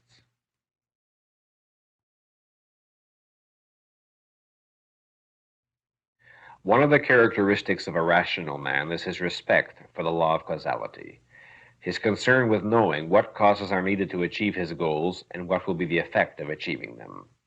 One of the chief characteristics of irrationalists is their attempt to escape the law of causality, their desire to obtain effects without having to enact the causes, and their desire to get away with certain actions without any responsibility for the effects. As examples of the first, that is, of the desire for effects without causes, the man who wants to be famous as a writer but does not want to learn the difficult skill of writing. The woman who wants to be loved but gives no thought to acquiring any virtues, any traits of character that would make her worthy of being loved. As examples of the second, of the desire to escape the effects of one's own actions, the crooked businessman who wants to be regarded as a pillar of society, the woman chaser who wants his wife to provide him with a happy home, the neurotic who, in any conflict between his wishes and reality, considers reality expendable and then cries that reality is set against him. All these and countless other examples are instances of men's rebellion against the law of causality. The law of causality permits them no miracles. It does not permit them the irrational. It does not permit their wish, divine supremacy over the universe. A psychiatric textbook tells the story of Frederick William of Prussia, who had the neurosis of sadism and simultaneously a passionate neurotic preoccupation with being loved by his subjects. It is reported that Frederick William dragged his subjects into a torture chamber and had them beaten while screaming at them, "I don't want you to fear me, I want you to love me." Well, you can observe that there are three ways in which Frederick William was violating the law of causality. First, his desire to create causes but to avoid their effects. Second, his desire to achieve effects without supplying their necessary causes. Third, his desire to reverse cause and effect. First, he wanted to inflict torture but to avoid its necessary consequence, its effect, the emotion of fear in his victims. Second, he wanted the love of his subjects but gave them no cause whatever to feel any love for him, and in fact gave them cause to feel hatred. Third, having no self-esteem, he felt that if somehow he could command the love and admiration of his subjects, this would give him a sense of his own value, so that admiration, the effect, would give him the virtue that should have been its cause. Now, you might think that this is an extreme, unusual case of neurotic irrationality. But now, is it so very different from the behavior of the kind of mother whom one encounters every day? The mother who, when her child is disobedient, slaps him back and forth across the face, saying, "I'm your mother. I'll teach you to love and respect me." In Atlas Shrugged, there are many examples of the revolt against causality. The looters, the collectivists, want to destroy the cause of production, a mind free to act, but want to keep somehow the effects of production: food, shelter, clothing, wealth. They want to enslave the producers, to expropriate their wealth, and yet to have them continue to work happily, willingly, and creatively. It is the nature of causal connections that gives man control over physical nature, the power to reshape matter to his purposes. Of all the living species, man is the only one who does not have to adjust to his background, but can adjust his background to himself. He can do so only by means of asking the question why about any phenomenon of nature that he observes. To ask why is to ask what causes this. The law of causality is the ally, the tool, the best servant of the thinker, the inventor, the creator, the producer. And by the same token, the law of causality is the enemy hated by all mystics, by anyone who seeks escape from reason and from the obsoletism of reality. One of the most eloquent expressions of the mystics' antagonism toward the law of causality may be observed in their attacks on the faculty of reason in general and on man's senses in particular. At the start of last week's lecture, I pointed out that, in order for man to be conscious, in order for man to perceive reality, he must possess a means of consciousness, a means of perception. If you examine the mystics' arguments against the senses, you will see that the clear implication of their position is a desire for a consciousness that would be independent of means, a form of perception not bound by the law of causality. Last week I mentioned the standard example of the mystics' attack upon the validity of man's senses, the stick that looks bent when seen in water. I will now give you another similar example which you hear very often. Our senses deceive us, claim the mystics, because we know in fact that the rails of a railroad track are parallel, yet when we look off into the distance, the rails seem to converge to a single point. This proves that the senses are not to be trusted, that they give us a distorted and unreliable view of reality. First, observe that this argument contains the fallacy of the stolen concept, the use of sensory evidence to demonstrate the invalidity of sensory evidence. By what means did the mystics discover that the rails were parallel after all? Second, they are damning their eyes for giving them the full contextual evidence of everything within the range of visual perception. The rails appear to converge in the distance because the farther an object is from us, the smaller the image it casts upon the retina of our eyes. Thus, the rails and the space in between them would appear progressively smaller as they go off into the distance. If impossibly our eyes could contradict their own nature, if they could defy the law of causality and willfully ignore the context in which the rails were perceived, so that the rails did not seem to converge, that would be sensory deception. Our eyes in this example give us not merely the view of the rails, but also the evidence of distance. It is by learning to understand this evidence that man learns to grasp perspective and to estimate distances. Project what our eyesight would be like if the mystics had the power to alter reality, and if a mountain 2,000 feet high, 3 miles away from us, seemed as high as if it was stood straight against our nose. Then we would be trapped within the narrowest range of vision. A long range requires integration. The grasp of perspective, the discovery of causes, requires a very long process of thought and integration. That is what the mystic resents. Why, he cries like a nasty child stamping his foot at reality, why don't my senses give me automatic omniscience at any and every isolated moment? Another favorite argument of the mystics against the validity of the senses consists of declaring that the senses are limited and therefore untrustworthy because they cannot do two things at once or be in two different places at the same time. For instance, if I am looking at the front of you, I am unable simultaneously to see the back of you. That I am able to walk around you, see all the various aspects, and integrate them is apparently too much of an effort for the mystics. While he protests that he wants to see more than his limited senses permit him, while he protests that he is ambitious, the epistemological truth is that he is lazy. Here again you can observe his desire for instantaneous omniscience and his revolt against the laws of identity and causality. Whenever a mystic denounces limits, he denounces identity and causality. Since our senses have a specific identity, the actions possible to them are limited by that identity. A thing capable of unlimited actions would possess an unlimited identity, which means would not be anything specific, which means would not exist. Another and similar argument of the mystics against the limitations of sensory perception is the complaint that our eyesight is no good because we cannot see microbes or molecules or atoms or electrons. Well, again, observe the fallacy of the stolen concept and the demand for automatic omniscience. By what means did the mystic learn of the existence of microbes, molecules, atoms, or electrons? What human faculty devised the instruments that were necessary to perceive or to infer their existence? Furthermore, if we were able to see microbes, if that were the size and the range of our eyes, an apple would be hopelessly too large for us to see, and we would have to infer rather than perceive its existence. Another argument which the mystics raise against the senses, and which is totally irrelevant, is the argument from hallucinations. It is irrelevant because hallucinations are not even caused by the senses. If a man gets drunk and begins to perceive pink elephants, or if a person is mentally ill and sees figures or hears voices which do not exist, it is not a deception perpetrated by his eyes or ears, it is an internal projection of his malfunctioning brain. When the mystic argues that what man perceives is not reality, but only an illusion or a hallucination, then the mystic is again guilty of the fallacy of the stolen concept. Where did he get and what does he mean by such concepts as illusion or hallucination, without the existence of any valid perception of reality, from which illusions and hallucinations can then be distinguished? It is clear from all these examples that the mystic's basic motive is the desire for a causeless consciousness, a consciousness without any specific means of awareness. Their position, in essence, is as follows.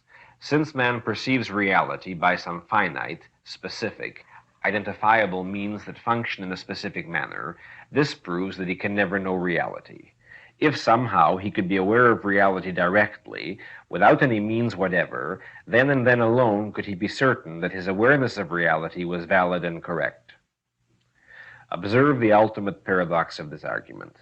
The mystics regard man's sense organs not as the means, but rather as the obstacle to knowledge.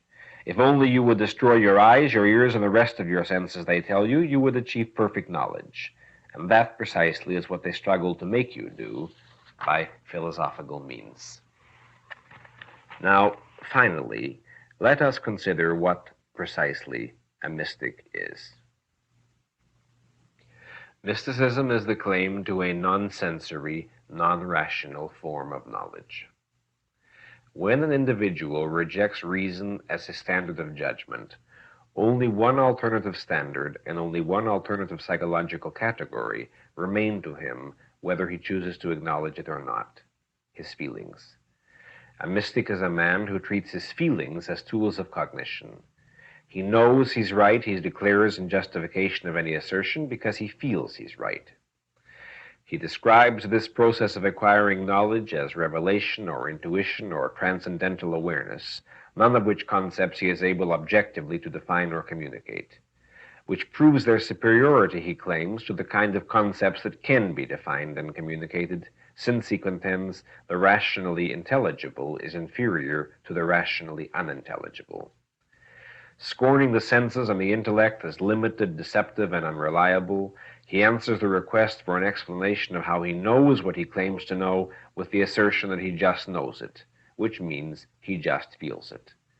The basic formula of his credo, the formula to be repeated in answer to all questions or objections, is: one either feels it or one doesn't, more classically expressed as, to those who understand, no explanation is necessary. To those who do not, none is possible. But the rejection of reason is the rejection of reality.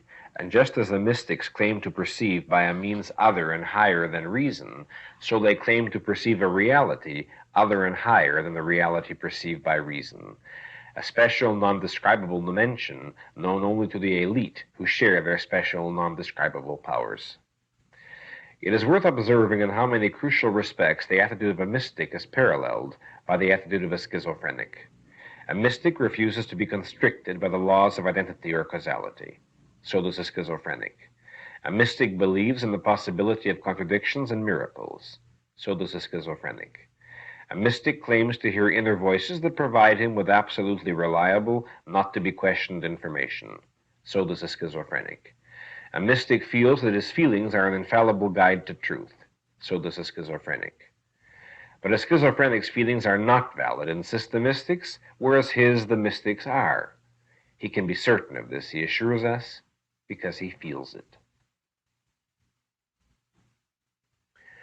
When a mystic declares that he possesses a sixth sense which reveals information denied to men's other five, when he declares that his relation to ordinary men is like their relation to a man who is blind, the facts he evades are these: that the faculty of sight is the property of a specific material organ whose existence is objectively demonstrable, but the mystic's alleged faculty is not; that the knowledge provided by man's sight does not contradict and undercut the knowledge perceived by his other senses, but the knowledge a mystic claims to perceive does.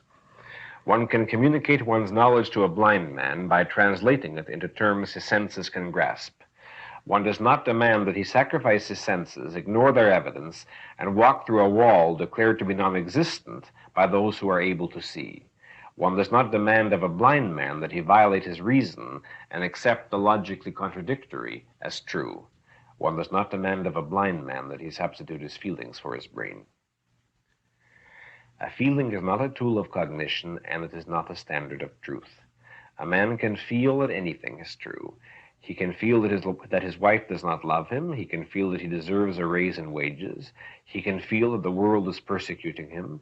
He can feel that Martians are controlling his behavior by electric currents from outer space. He can feel that he is the personal agent of a supernatural power, and he can feel that his favorite horse is going to win in tomorrow's race. The fact that he feels these things does not make them true. If feelings were the standard of truth, two men whose feelings led them to opposite beliefs about the same fact could both be right. Contradictions could exist. But A is A, and just as reality is not determined by what one believes, so it is not determined by what one feels. The mind, not the heart, is man's only tool of cognition, and reason, not feeling, is his only standard of truth.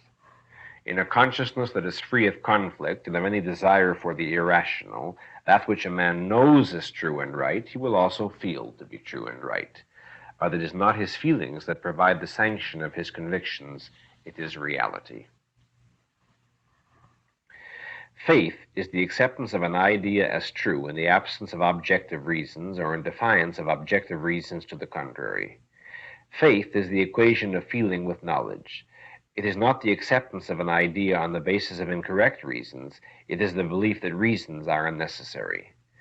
In defense of assertions not defensible in logic, the mystic Tertullian writes, quote, "It is believable because it is absurd, it is certain because it is impossible." Close quote. Faith is the willful invalidation of one's consciousness, the willful surrender of one's reason, and it is faith, not judgment, that every mystic demands. It is beliefs, not convictions, that he offers. One must first believe in order that one may then know, writes Augustine. It is blindness, not sight, that a mystic upholds as the precondition of understanding. Whatever the circumstances or conditions, whoever accepts the validity of faith, whoever allows the possibility of a single issue in which the judgment of the intellect may be subordinated to other claims, is committed to the basic premise of mysticism, which means to the anti-mind, which means to the destruction of the human tool of survival. The full extent to which the mystics' views are shared fundamentally by the neo-mystics of modern philosophy, who profess to be his opponents, is revealed in the belief of both that the acceptance of the absolutism of reason ultimately rests on an act of faith. Both schools agree that the validity of reason cannot be proven, and they differ only in that the neo-mystics claim to have faith in reason, whereas the self-admitted mystics do not. To demand that the validity of reason be proven is to be guilty of the same contradiction as to demand that existence or the axioms of logic be proven, the fallacy of the stolen concept. Proof and validity presuppose reason. Reason is that which makes proof possible and demonstrates validity. Faith in reason is a contradiction in terms. Faith is a concept that acquires and can possess meaning only in contradistinction to reason. Faith cannot antecede reason, it cannot provide the grounds for the acceptance of reason, it is the revolt against reason. Faith means belief in the absence of reasons. The mystic's question, why should I accept reason, has only one intelligible meaning. Why should I accept reality? Why should I accept existence? The first contradiction in such a question is that any demand for a why concedes the premise of reason. One is demanding a rational explanation. The second contradiction is that the only alternative to existence is non-existence, and non-existence does not exist. It is not a something that competes with existence, it is nothing. And one cannot accept a nothing, and one can merely blind oneself to a something. One cannot reject existence, one can merely cease to exist. This side of the grave, there is but one ultimate form of rejecting existence and refusing to be constrained by it: psychosis. One can destroy one's life or one's consciousness, but one cannot escape the fact that existence exists. Because reason is man's basic tool of survival, because reality is objective, because a process of thought can tell man how to grow food or build a dam, but a mystical intuition cannot, it can only leave him to starve or to survive as a parasite on those who choose to think. Because the rejection of reason is the rejection of existence, the conflict between rationality and mysticism is the issue of life or death.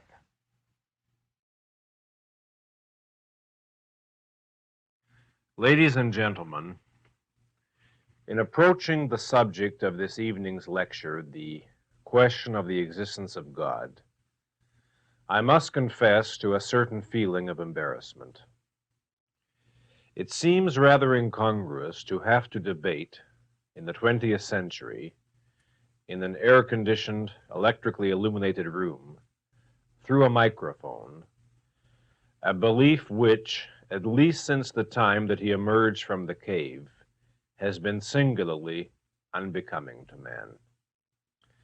But the belief in God has not disappeared along with the belief in witches and demons, as it should have centuries ago.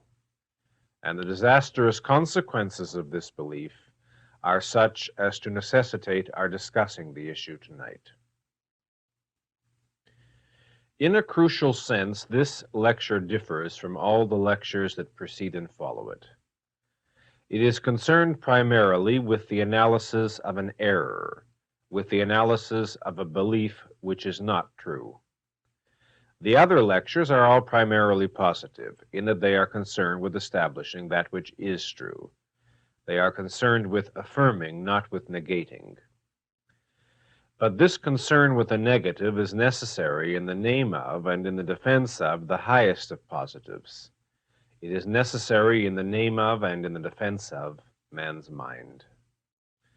For I shall demonstrate that faith in God implies and necessitates the invalidation and the undercutting of man's consciousness.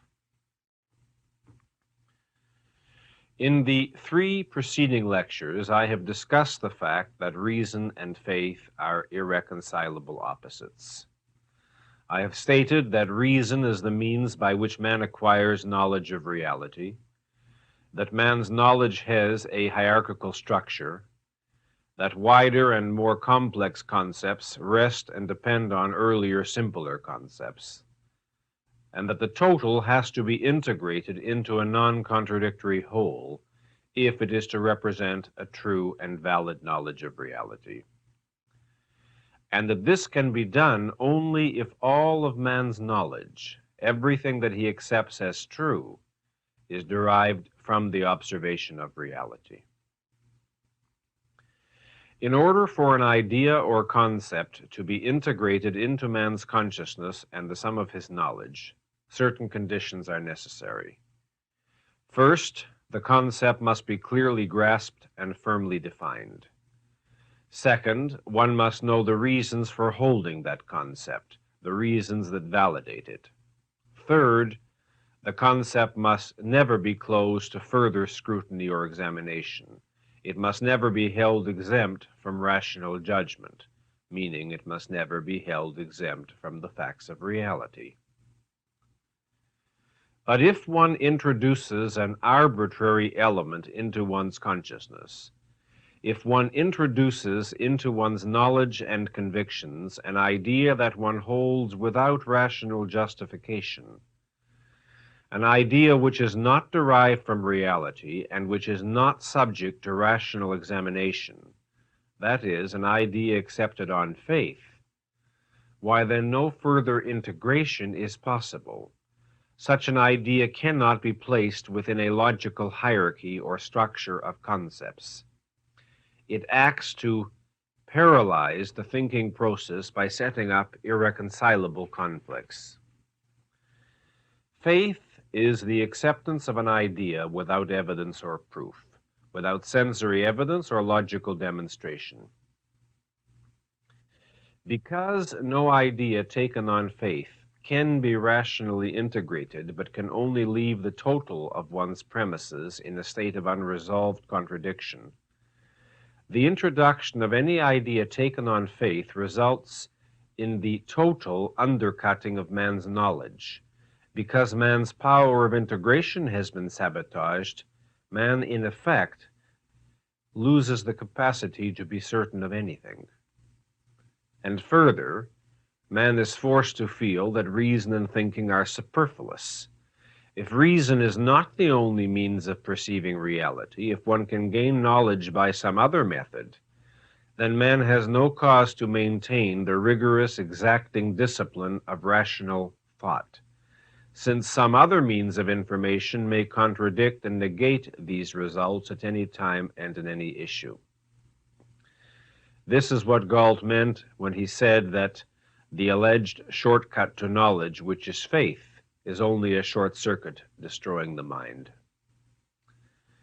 Now, these considerations apply to any act of faith, regardless of the specific content of the idea that a man might decide to accept on faith. The efficacy of his consciousness would be impaired even if it were a true idea that a man accepted on faith, that is, accepted without understanding, without the necessary chain of proof, without first-hand knowledge or logical conviction.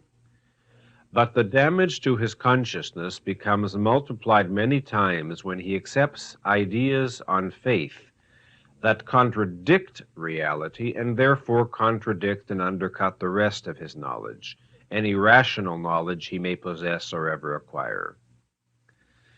By attempting to grasp, to hold, to deal with the rationally unintegratable, the contradictory, the unintelligible, man's consciousness is forced to turn against itself, to invalidate its own power of sight, to pronounce itself impotent, impotent by nature.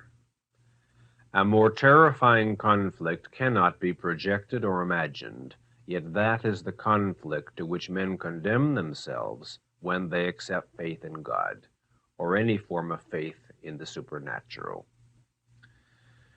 Let us examine the concept of God and observe some of its striking implications for man's consciousness.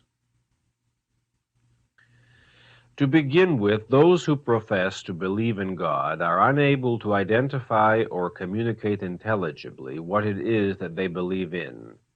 What is the nature, the identity of God? What is the meaning of the concept? God is something, they say, only I don't know what it is. They claim to believe in it, nevertheless. No philosophy, theology, or religion has ever given a rationally intelligible definition or even description of the nature of God, or any intelligible content to the concept God. Observe that I said intelligible. A great many descriptions have been offered, and a great many attributes have been ascribed to God, but they are of a kind that represents a negation and a mockery of man's consciousness, as well as of everything known to him in reason about the nature of reality. For instance, God, claim the mystics, is infinite. What does it mean to be infinite? It means to possess no limits, to possess no specific, determinate, finite number of attributes, no specific, particular, identifiable qualities. It means to be nothing in particular. But to be nothing in particular is not to be. Existence is identity. To assert that an infinite being exists is to assert that something can exist that possesses no identity, that is nothing in particular. To accept the existence of a being who possesses no identity, one has to reject the law of identity. But to reject the law of identity is to reject the total of one's grasp of reality. Thus, the concept of an infinite God is the destruction of man's concept of existence, of being. God, claim the mystics, is pure spirit or pure consciousness. What do they mean by spirit? Well, in rational terms, the concept spirit is intelligible and simply means man's consciousness. Consciousness in rational terms means the faculty of awareness possessed by a specific material living entity. But this is not what the mystics mean. By pure spirit, they mean a non-material entity, and by pure consciousness, they mean a faculty without any entity to which it belongs. What is a non-material entity? The mystics have no identification for it and no definition, no concept except the negation of man's concept. Non-material means simply non-anything you know. Spirit, in the mystics' terms, is not something specific or identifiable. Its nature is precisely that it cannot be identified. It is not to be grasped by man. It is not merely different from matter, it is the metaphysical opposite of matter. It is that which matter is not. To grasp it, you must reject everything which you do grasp and replace it with the concept of that which is not what I grasp.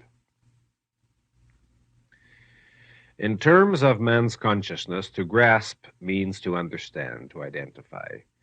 The definition of spirit offered by the mystics is, in effect, that which is not to be identified by man. The same epistemological devastation is performed by the mystics' concept of pure consciousness. Man's concept of consciousness is a faculty belonging to a specific being who possesses specific means of awareness, such as sense organs, nerves, a brain, which make it possible for him to be aware of reality in the form of sensations, perceptions, conceptions.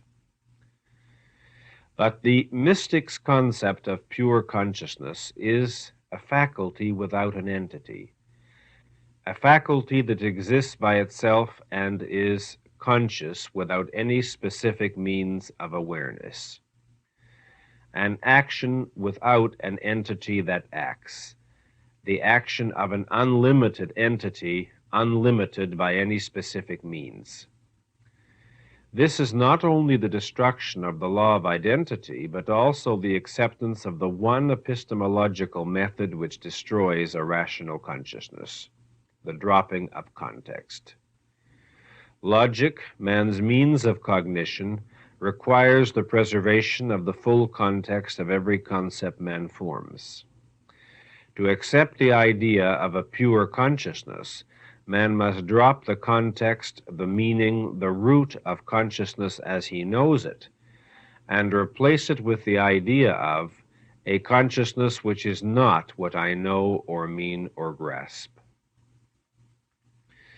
Thus, the doctrine of God is pure consciousness is the destruction of the concept of consciousness. God, claim the mystics, is omnipotent. What does omnipotent mean? It means that God can do anything. Since the actions possible to an entity are determined by the nature of the entity that acts, for God to be unrestricted in action, he would have to be unrestricted in identity. And this would mean that he possesses no identity. If God is omnipotent, not only does he possess no identity, but neither does anything else possess identity. Think about that. God can do anything to any entity, and he can make any entity do anything, regardless of the entity's nature. which is tantamount to saying that the entity has no nature. Anything goes, anything is possible. If miracles can happen, reality is fluid, arbitrary, unpredictable, unknowable. A miracle is the rationally impossible.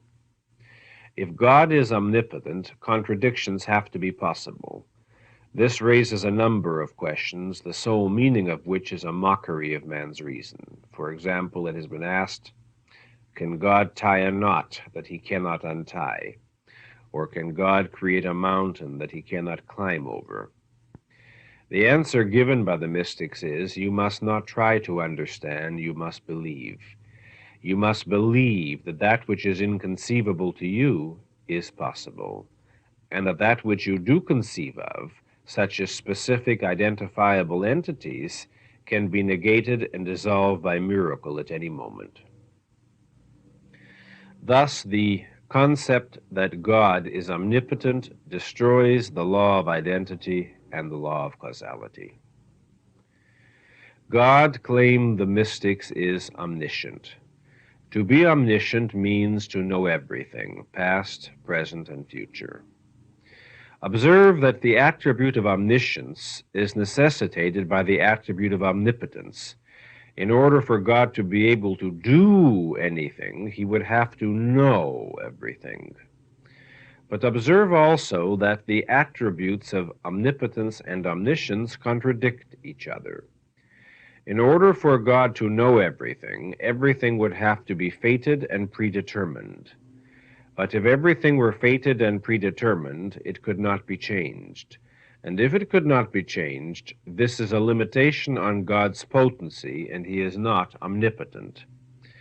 Here again, the mystic will tell you, don't think, don't examine, don't wonder, don't question, believe. The concept of omniscience is the secret wish fulfillment of every mystic. To acquire one's knowledge by a process of struggle and effort is abhorrent to the mystic. But to know everything, to know it instantaneously and without effort, to know it causelessly without any specific means of knowing it, or acquiring one's knowledge, or holding one's knowledge, this is the mystic's passionate dream. The concept of omniscience is a psychological monument to the mystic's hatred of effort. Finally, the mystics claim that God is all good. This means that he is incapable of evil. This poses a number of problems. The first is, if he is incapable of evil, how can he be omnipotent? Or consider another problem. Consider what is meant by the concept good. The concept of good or evil can pertain only to a being who has the power of choice. Morality applies only to entities who have a choice of action. If a robot were constructed for a certain job which it executed flawlessly because it was so designed by a scientist, you would not call it a virtuous robot. You would know that the robot has no power of choice and that it does only what it has to do. But if God is incapable of choosing evil, then he is as amoral as that robot. If God has no power to choose evil, if by nature he must always and automatically choose the good, then he is outside the concept of morality, and his actions cannot be described as either good or evil. The doctrine of God is all good creates an enormous problem which the mystics have never been able to solve. It is known as the problem of evil, and it consists of the question, if God is omnipotent and all good, why does he allow evil to exist in the world? The philosopher Epicurus expressed this problem thus: either God would remove evil out of this world and cannot, or he can and will not, or he has not the power nor will, or lastly, he has both the power and will. If he has the will and not the power, this shows weakness, which is contrary to the nature of God. If he has the power and not the will, it is malignity, and this is no less contrary to his nature. and if he is neither able nor willing, he is both impotent and malignant, and consequently cannot be God. And if he is both willing and able, which alone is consonant with the nature of God, whence comes evil, or why does he not prevent it? Theologians have been painfully aware of this problem, and they have offered a number of answers. The most common answer is that man's limited intellect cannot grasp the mystery. That God, in fact, works for good purposes, but the purposes are of a kind which man's reason cannot grasp. So, if we see innocents slaughtered by the millions and the seemingly evil prosper, and if it seems to us that we are witnessing something evil, why, it is only an illusion. It is not evil. By God's standard, it is good. If you see your loved ones being tortured and murdered, do not dare consider it evil, do not dare pass any moral judgment. It merely seems evil from your limited viewpoint. It serves a good end from God's viewpoint, which you cannot grasp and must not question. If God willed it to be so, who are you to call it evil or to protest? Thus, the doctrine of God is all good is, ladies and gentlemen, the destruction of morality. Observe that the mystic's answer to all the problems and contradictions involved in the concept of God is, your mind cannot conceive of it. If your mind cannot conceive of the irrational, the contradictory, the senseless, the impossible, it is your mind that must take the blame.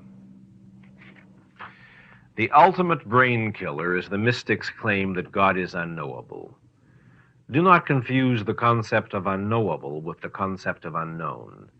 Unknown merely means something not known at present or not known to you. But unknowable means that which can never be known, that which by its nature cannot be known. The most consistent theory of the mystics pertaining to God as the unknowable is that of a theological school known as negative theology. The negative theologians insisted that one cannot possibly say what God is, because to ascribe any attributes to him is to limit him, and this amounts to an impertinence. One must not say that God is finite, that would limit him. One must not say that God is infinite, that would limit him also, since it forbids him to be finite. One must not say that he is all good, because that implies that he cannot be bad. One must not say that he is good and bad, because that forbids the possibility of his being exclusively one. One must not say that he is omniscient, because that forbids the possibility of his being fallible. One must not say that he is fallible, because that forbids the possibility of his being omniscient. Well, here in this theory you can observe the full, open, explicit meaning and purpose of the mystic's advocacy of faith in God. The hatred of man's mind and the desire to destroy it, to destroy all the cardinal concepts of man's reason, to destroy the base of man's consciousness, the law of identity, and to leave man on his belly as an abject idiot, staring in terror at a nightmare apparition which he dares not identify as either finite or infinite. The irrationality of those who profess a belief in God is not merely that they cannot adduce any evidence to support their belief, but that they cannot even specify what it is in which they claim to believe. The man who claims to have faith that he will win at cards can at least define what it is in which he has faith, in that sense that he knows what he means by winning at cards. But if he claims that he has faith in God, he cannot in any like sense specify what he means. He can identify God in effect only as a feeling. He has faith in a feeling. But since faith itself is only the worship of feelings, the man who declares to have faith in God is declaring that he has a feeling about a feeling, the feeling that his feeling is true. Thus, faith in God is mysticism 2 times over. It is an act of faith twice compounded.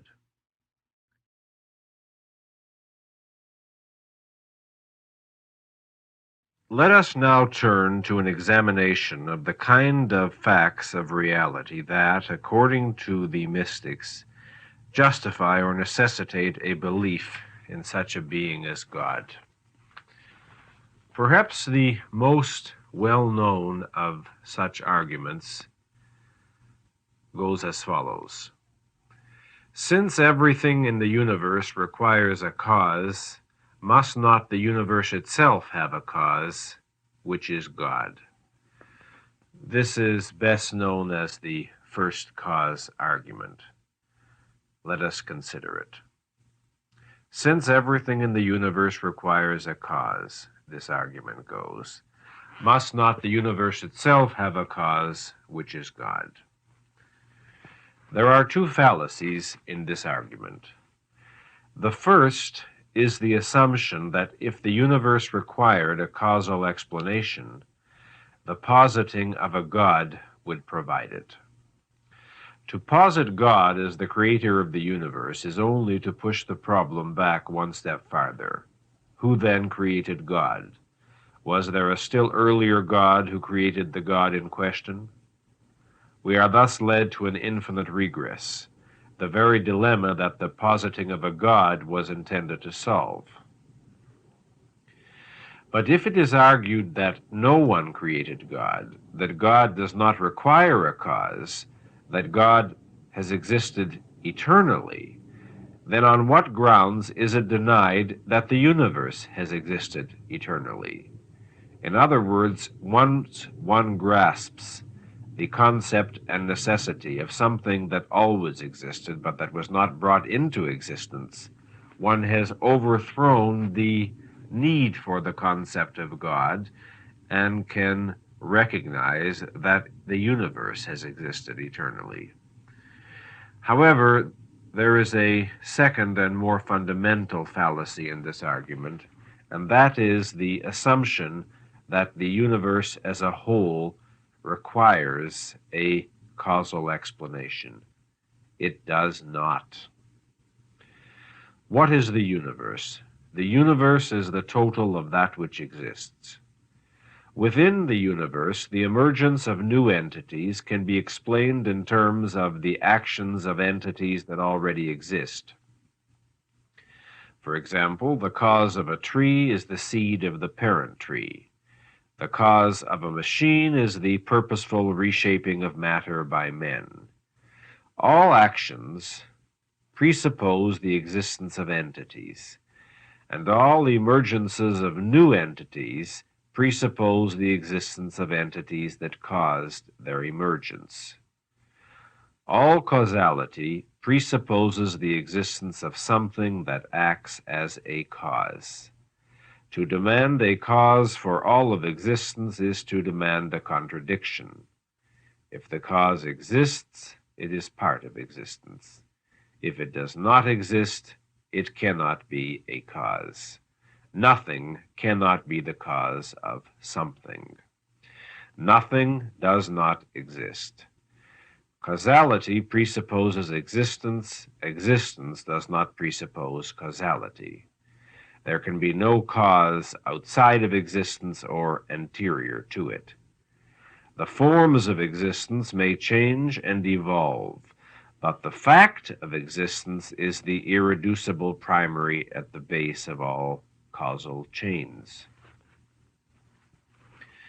Just as the concept of causality applies to events and entities within the universe, but not to the universe as a whole, so the concept of time applies to events and entities within the universe, but not to the universe as a whole. In other words, the universe did not begin. It did not at some point in time spring into being. Time is a measurement of motion. Motion presupposes entities that move. If nothing existed, there could be no time. Time is in the universe. The universe is not in time. The person who asks, "Where did existence come from?" or "What caused it?" is the man who has never grasped that existence exists. This is the mentality of a savage or a mystic who regards existence as some sort of incomprehensible miracle. and who seeks to explain it by reference to non-existence. Existence is all that exists. The non-existent does not exist. There is nothing for existence to have come out of, and nothing means nothing.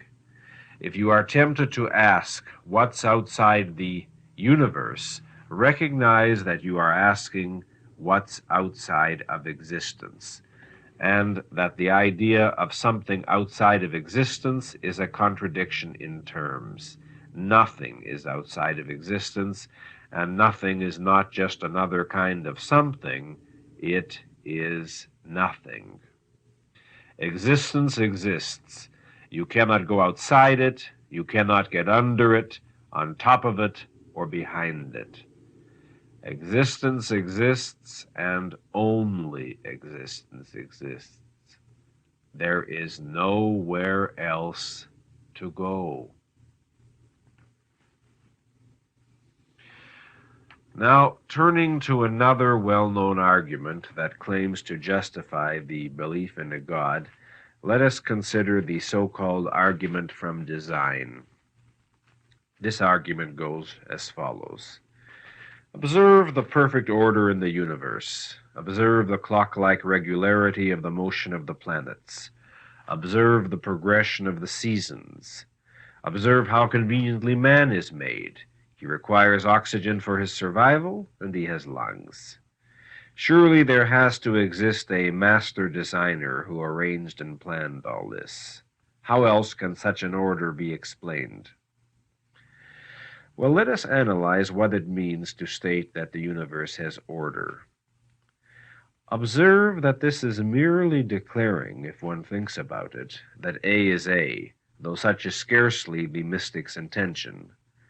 What alternative to an ordered universe would a mystic envision?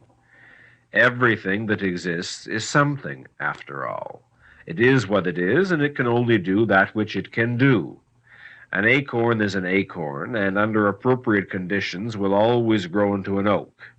An oak, however, will never shrink back into an acorn. Is this the mysterious regularity that the mystic needs God to explain? The laws of identity and causality make it fully intelligible. We don't need reference to a supernatural entity. The alternative to an ordered universe would be a chaotic universe, meaning a universe where oaks did shrink back into acorns, and then into college professors, and then into cloud formations. A chaotic universe is a universe without identity or causality. Such a universe is impossible, except to the mind of a mystic who has never grasped that A is A, and who looks with wonder on the fact that winter always comes after fall and before spring, rather than sometimes coming after spring and before summer. As for the argument about how wonderfully and conveniently man is made, it is only necessary to observe that he wouldn't be here if he weren't. There were species, after all, whose bodily structure was not so convenient and who consequently died out. Would a mystic explain them as a slip-up on God's part? Obviously, the only species we are familiar with are those whose structure is such as to permit them to survive. Those whose structure is not such are not here for us to study. Still a third argument, closely related to the argument from design, is the argument from life. According to this argument, the proof of God's existence is said to be found in the fact of the existence of life. In mathematical terms, claim the mystics, the possibility that life could have arisen by accident, by chance, is so inconceivably remote as to be virtually impossible. Therefore, the mystics conclude life must have arisen by design, therefore God. This argument rests on offering man two alternatives, both of which are equally irrational and untenable. The two alternatives being that either life came into being by chance or by design. In the metaphysical sense, there is no such thing as chance. In a universe of identity and causality, there are no literal accidents. Chance is a concept pertaining not to reality, but to human knowledge, and in a manner of speaking, to a state of ignorance. Men say that an event happens by chance only because they do not know why, in fact, the event did happen. To give a simple illustration, if I throw a coin in the air, we may say that it is only a matter of chance whether it lands heads or tails.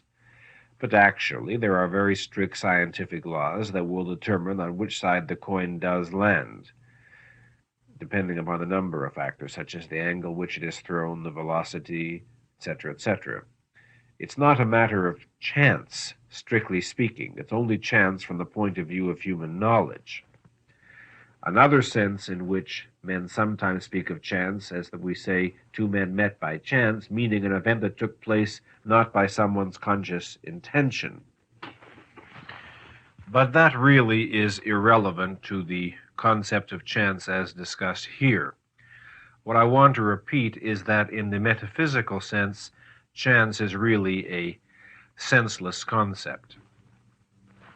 To realize, however, that neither life nor anything else happens by chance is not to conclude that things happen by design. Here again, mystics reveal their failure to understand the laws of identity and causality. That which happens in the universe happens by necessity, by the intrinsic natures of the entities involved. Whether life is some primary element that has always existed, or whether it arose out of a combination of other elements in a manner yet unknown, is a question really quite irrelevant to our purpose here. What is relevant is our understanding that the concept of chance has no metaphysical validity whatever, and that the rational alternative is a recognition of the full meaning and implications of the law of identity, not the positing of some mystical supernatural designer. Now, the attempt to explain events in the universe by means of a God is very, very old.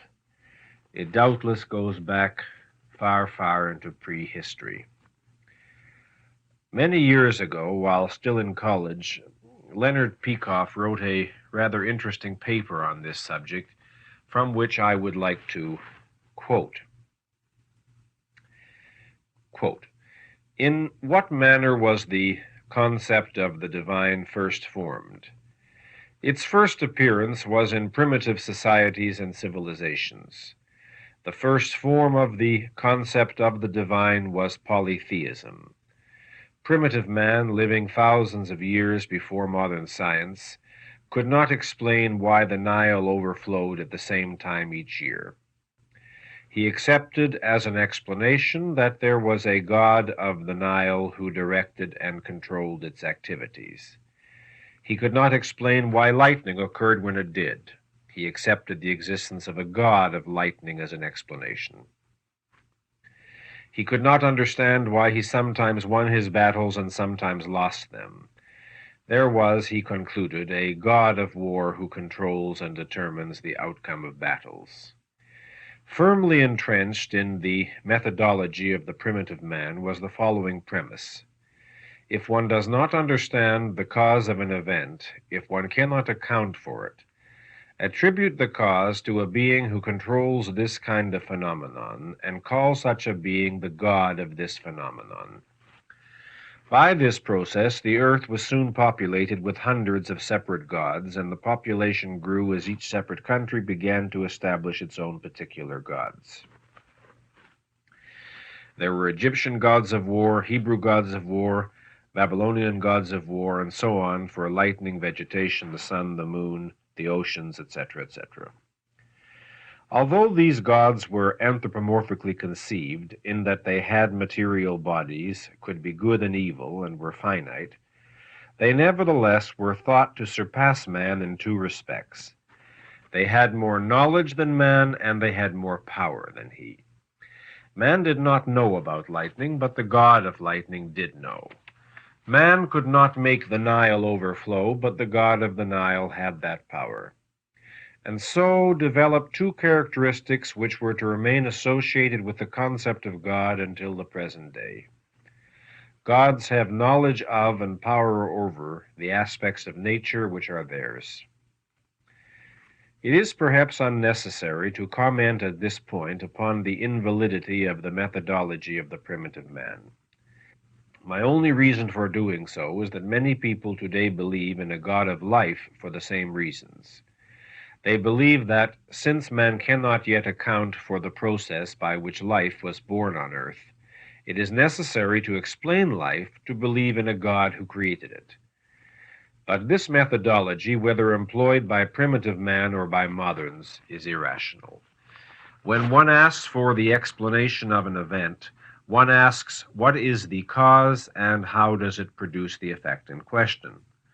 Thus, if one asks for the explanation of lightning, it is an answer to the question to state that certain subatomic particles in the atmosphere, having a certain amount of energy, are made under certain conditions of temperature and pressure to release some of their energy, which released energy then appears to the human eye as a flash of light in the sky.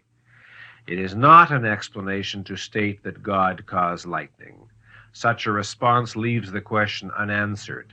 It merely states that something caused lightning by some means, but it does not state what is the cause nor how it operated. That something causes an event is known in advance.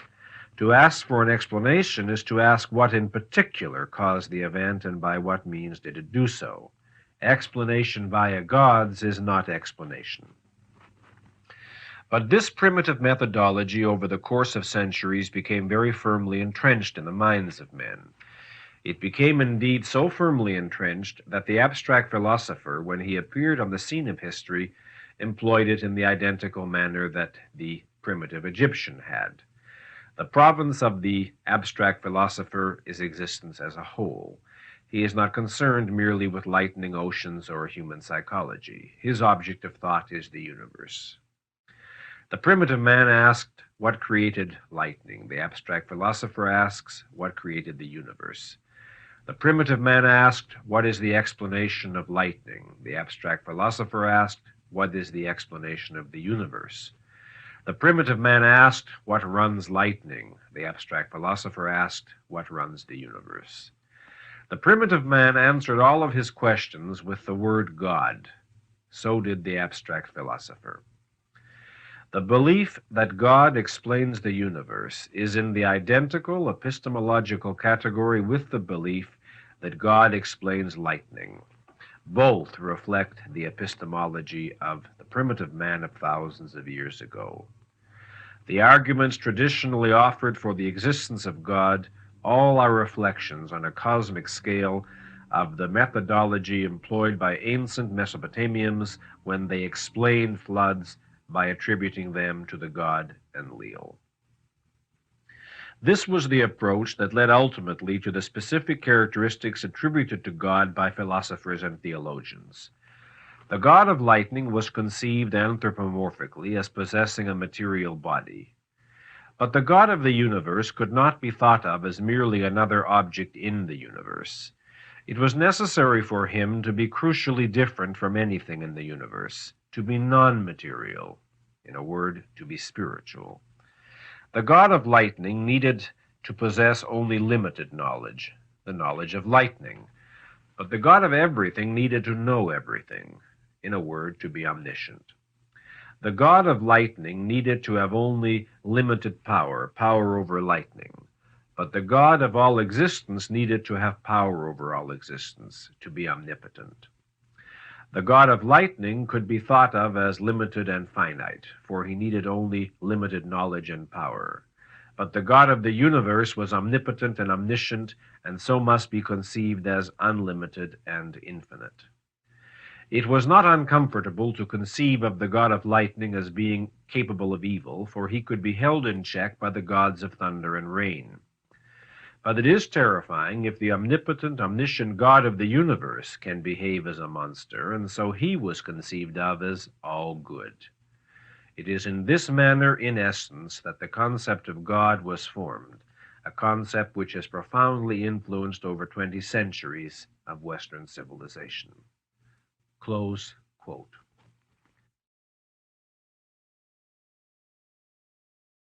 Now I want to take up the question of agnosticism. What is the objectivist view of this position concerning the question of God? Perhaps I will startle some of you by saying at the outset that of any position one might take concerning the question of the existence of God, agnosticism is epistemologically the least tenable. Agnosticism is the refusal to commit oneself one way or the other concerning the existence of God. Now, in judging this policy, it is necessary to remember that no theist has ever been able to adduce evidence in support of his belief in God. That all of the theists' alleged proofs, such as the argument from a first cause, the argument from design, the ontological argument, etc., have been refuted by philosophers many times. That no theist has ever succeeded even in providing an intelligible and non-contradictory definition of what he means by God, and that, as a consequence, one can believe in God only as an act of faith. Faith is the acceptance of ideas without sensory evidence or rational proof. A man of reason does not accept ideas on faith. He knows that all of one's conclusions must be based on and derived from the facts of reality. He is, therefore, an atheist. His position is this: I accept or consider only that for which there is rational evidence. If a theist wishes to assert the existence of God, the burden of proof is on him. But I do not regard his feeling that God exists as relevant or admissible to a rational discussion. The position of the theist and the atheist, then, is unequivocal and clear-cut. The theist, in the absence of rational grounds for believing in God, believes in God on faith. The atheist, in the absence of rational grounds for believing in God, does not believe in God.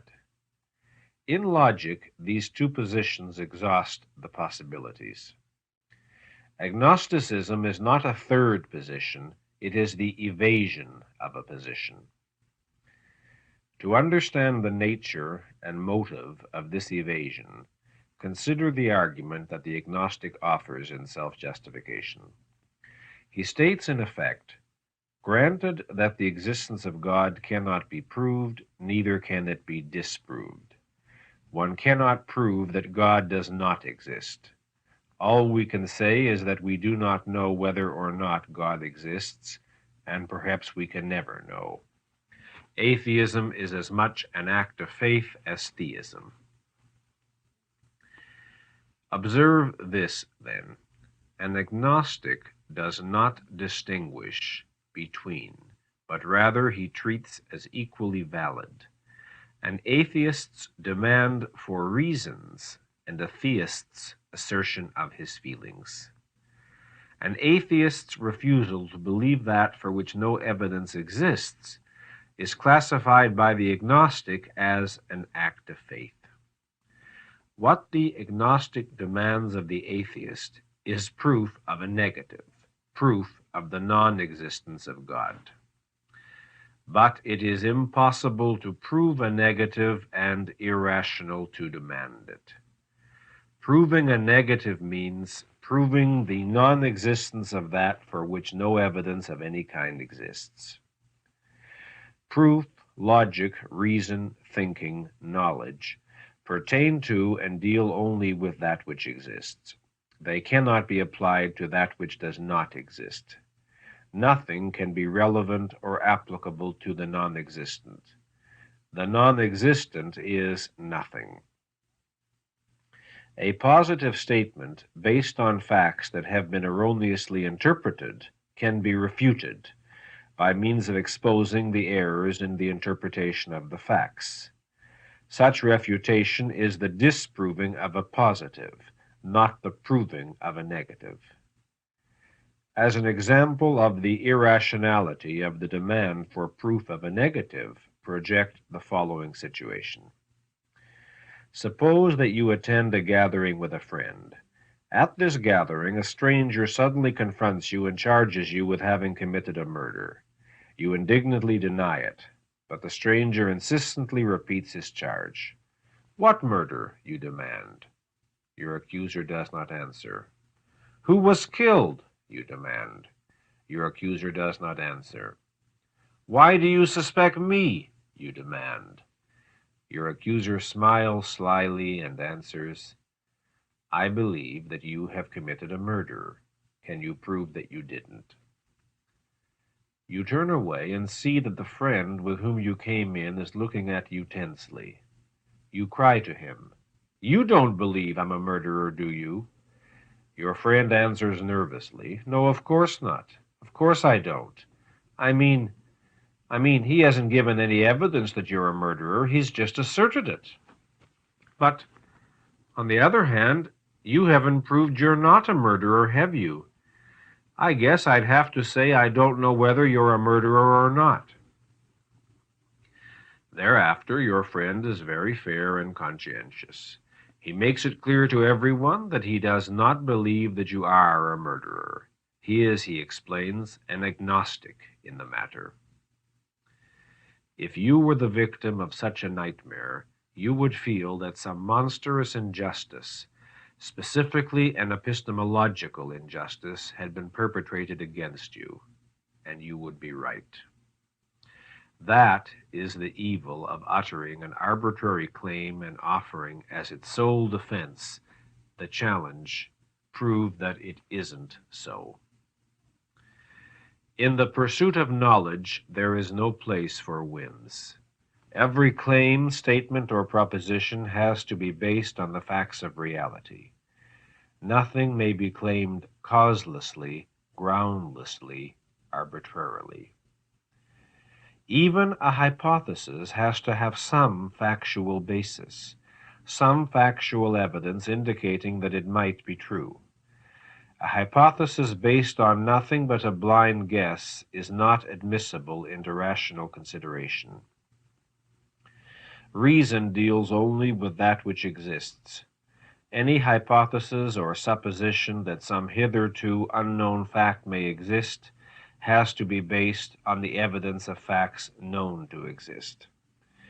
Rational demonstration, an appeal to facts, is necessary to support even the claim that a thing is possible. It is a breach of logic to assert that that which has not been proven to be impossible is, therefore, possible. An absence does not constitute proof of anything. Nothing can be derived from nothing. The theist believes in the existence of God without reason. The agnostic believes in the possibility of God's existence without reason. But the theist, who openly bases his belief on faith, is closer to reality in one respect. He does not pretend to be rational. The motive of the agnostic is not difficult to discern. It consists of the following premise. If anyone asserts anything, regardless of whether or not he offers reasons, who am I to judge the truth or falsehood of his claim, particularly if it is a claim voiced by a great many people? Why do I have to take a stand? I'll only antagonize them. Better play it safe and commit myself to nothing. The agnostic grants respectful consideration to the assertion of God's existence, not because he has any rational grounds for doing so, but, usually, because millions of people profess theism, and he dreads to assume the responsibility of judging them as entirely wrong. When a person makes an assertion for which no rational grounds are given, his statement is, epistemologically speaking, without cognitive content. It is as though nothing had been said. This is equally true if the assertion is made by 2 billion people. Now I want to turn to a consideration of some of the motives behind the mystic's views. The nature of the mystic's values and ideals is most obviously explicitly clear, perhaps, in their projection of heaven. I think that dream of theirs tells one a great deal about them psychologically. Heaven, as their dream of a perfect existence, is a place where men will live in total passivity, where no choice, no action, no thought will be necessary, where everything will be provided for them and everything will be taken care of, where they will experience automatic happiness without lifting a finger or stirring a single brain cell, which they no longer will have to have. It is the same kind of ideal as the Garden of Eden, which the mystics project as the utopia man has lost in punishment for the sin of disobedience, for acting on his own judgment. Heaven is the projection of a state of existence that would be unbearable to any human being, to the exact extent to which he was human, meaning rational. It is a state of total stagnation where no choices, and therefore no purposes, and therefore no achievements would be possible. Only a confirmed parasite could desire such a state as an ideal fulfillment, a parasite who does not mind seeing himself as a contented cow, an ethereal contented cow. Heaven is the dream universe of non-effort. Faith in the supernatural is the desire to defy the natural. The supernatural does not mean that which exists in nature but is still unknown. It means that which contradicts the laws of nature, that which is impossible by those laws and defies them. Do not be misled by some mystics who, when cornered in an argument, will claim that their alleged sixth sense consists merely of a special vision which somehow perceives perfectly natural, rationally explicable phenomena ahead of the scientists. Some mystics will argue that there was a time when men did not perceive electricity and did not know it existed, but they know it now. So in the same way, you are not yet able to perceive the existence of God, but someday it will be proved. That day, ladies and gentlemen, if it ever could come, which it couldn't, is what the mystic would dread most. It is not proofs that mystics seek, but an escape from the necessity of proving anything, meaning an escape from reason. If the mystic's sixth sense were merely a form of advanced perception of a natural reality, they would work to translate their visions into natural rational terms that would be intelligible to their less fortunate non-mystical brothers. They would work to integrate their visions without contradictions into our objective concepts of a natural reality, which conspicuously is not what they do. And more, they would not denounce reason with such virulent, passionate hatred. They would not pounce upon every opportunity, manufactured by themselves, to gloat over the alleged impotence of man's mind. Rational men do not gloat over the infirmity of a blind man, over his lack of the sense of sight. And, of course, no sixth or seventh or eighth sense could ever give anyone any evidence that would contradict the total of the evidence of the rest of his senses, as the mystic's alleged faculty does in relation to the evidence of reason. If God existed, if it were possible for some kind of super-being of the universe to exist, and if the day came when his existence were rationally, scientifically proved, so that he would become an intelligible natural part of an intelligible natural reality, that day would see the end of all present religions and mystic cults. Not that they would then turn into happy rationalists. No, they would then desert their God and invent a new super-God who would be unintelligible, unknowable, and supernatural. It is not understanding, knowledge, and nature, it is not reason and reality that the mystic seeks or aspires to. In his book entitled Irrational Man, Professor William S. Barrett, an arch advocate of mysticism of the existentialist variety, writes as follows, quote, "In any case, God as the object of a rigorous demonstration, even supposing such a demonstration was forthcoming, would have nothing to do with the living needs of religion. he would become as neutral an entity as the abstract circle or triangle about which geometricians reason. It is here that Pascal raises his famous outcry, "Not the God of the philosophers, but the God of Abraham, Isaac, and Jacob," unquote. In his book, Systematic Theology, Paul Tillich, one of the most prominent of modern theologians, writes, quote, "It is as atheistic to affirm the existence of God as to deny it. God is being itself, not a being," unquote. Now, I don't want to imply that all men who believe in God are as irrational as the foregoing. The kind of motives I have been indicating here belong to avowed philosophical mystics, this profound animosity toward reason. As to average men, they may believe in God without so profound and total a commitment to anti-reason. But whatever a man's degree of knowledge, confusion, or evasion, some part of the anti-reason motive, some part of an anti-reality premise, seems to be inescapably present at the root of the belief in God, consciously or subconsciously. For instance, a simple everyday example of escape from reality, which one encounters frequently among people who have never heard of philosophy, is the men who turn to a belief in God because they are afraid of life, afraid to stand on their own feet and face the universe with nothing but the judgment of their own mind to direct their actions and their effort. Such men find solace, comfort, and support in the belief that an omnipotent supernatural being is looking after them, watching their progress, and perhaps lending a helping hand. This is obviously the emotional projection of a person who had enjoyed and never outgrown the state of childhood dependence, who dreads adult responsibility and longs for the protection of a wise, benevolent father.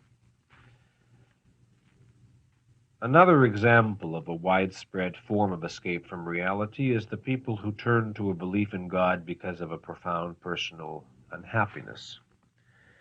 In the world of today, and in the world that has existed throughout most of human history, I'm afraid, there are many reasons why a person might become convinced that life on earth is unbearable and hopeless and that he can never achieve any happiness, that he is doomed to nothing but pain and frustration.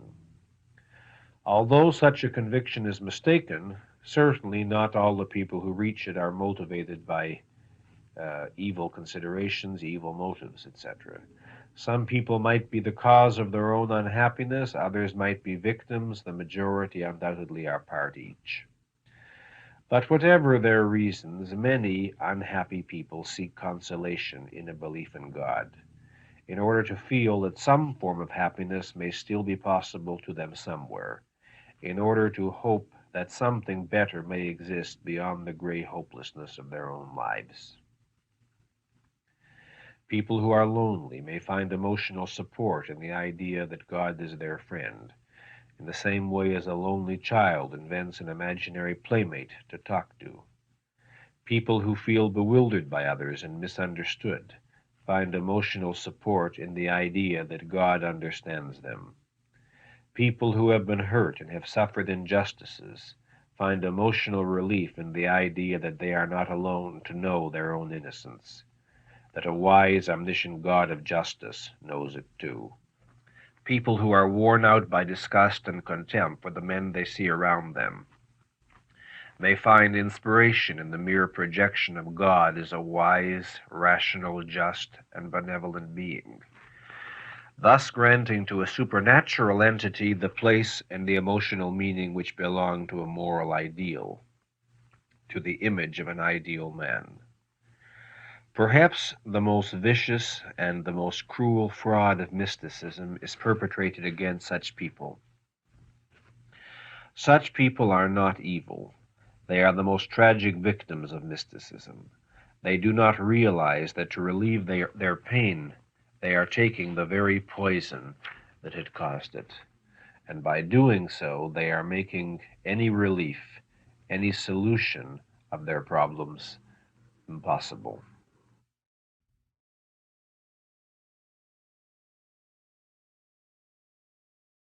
The advocates of mysticism do their best to convince men that life on earth is hopeless, that man is depraved, and that nothing but misery can be expected by anyone. The essence of the mystic's view of man's metaphysical position, that is to say, of man's position in the universe by the very nature of things, is very powerfully conveyed in the following quotation from St. Augustine. Quote, "That the whole human race has been condemned in its first origin, this life itself, if life it is to be called, bears witness by the host of cruel ills with which it is filled. Is not this proved by the profound and dreadful ignorance which produces all the errors that enfold the children of Adam, and from which no man can be delivered without toil, pain, and fear? Is it not proved by his love of so many vain and hurtful things, which produces gnawing cares, disquiet, griefs, fears, wild joys, quarrels, lawsuits, wars, treasons, angers, hatreds, deceit, flattery, fraud, theft, robbery, perfidy, pride, ambition, envy, murders, parricides, cruelty, ferocity, wickedness, luxury, insolence, impudence, shamelessness, fornications, adulteries, incests, and the numberless uncleanlinesses and unnatural acts of both sexes, which it is shameful so much as to mention. Sacrileges, heresies, blasphemies, perjuries, oppressions of the innocent, calumnies, plots, falsehoods, false witnessings, unrighteous judgments, violent deeds, plunderings, and whatever similar wickedness has found its way into the lives of men, though it cannot find its way into the conception of pure minds. These are indeed the crimes of wicked men, yet they spring from that root of error and misplaced love which is born with every son of Adam. Who can describe, who can conceive the number and severity of the punishments which afflict the human race? Pains which are not only the accompaniment of the wickedness of godless men, but are a part of the human condition and the human misery. What fear and what grief are caused by bereavement and mourning, by losses and condemnations, by fraud and falsehood, by false suspicions and all the crimes and wicked deeds of other men.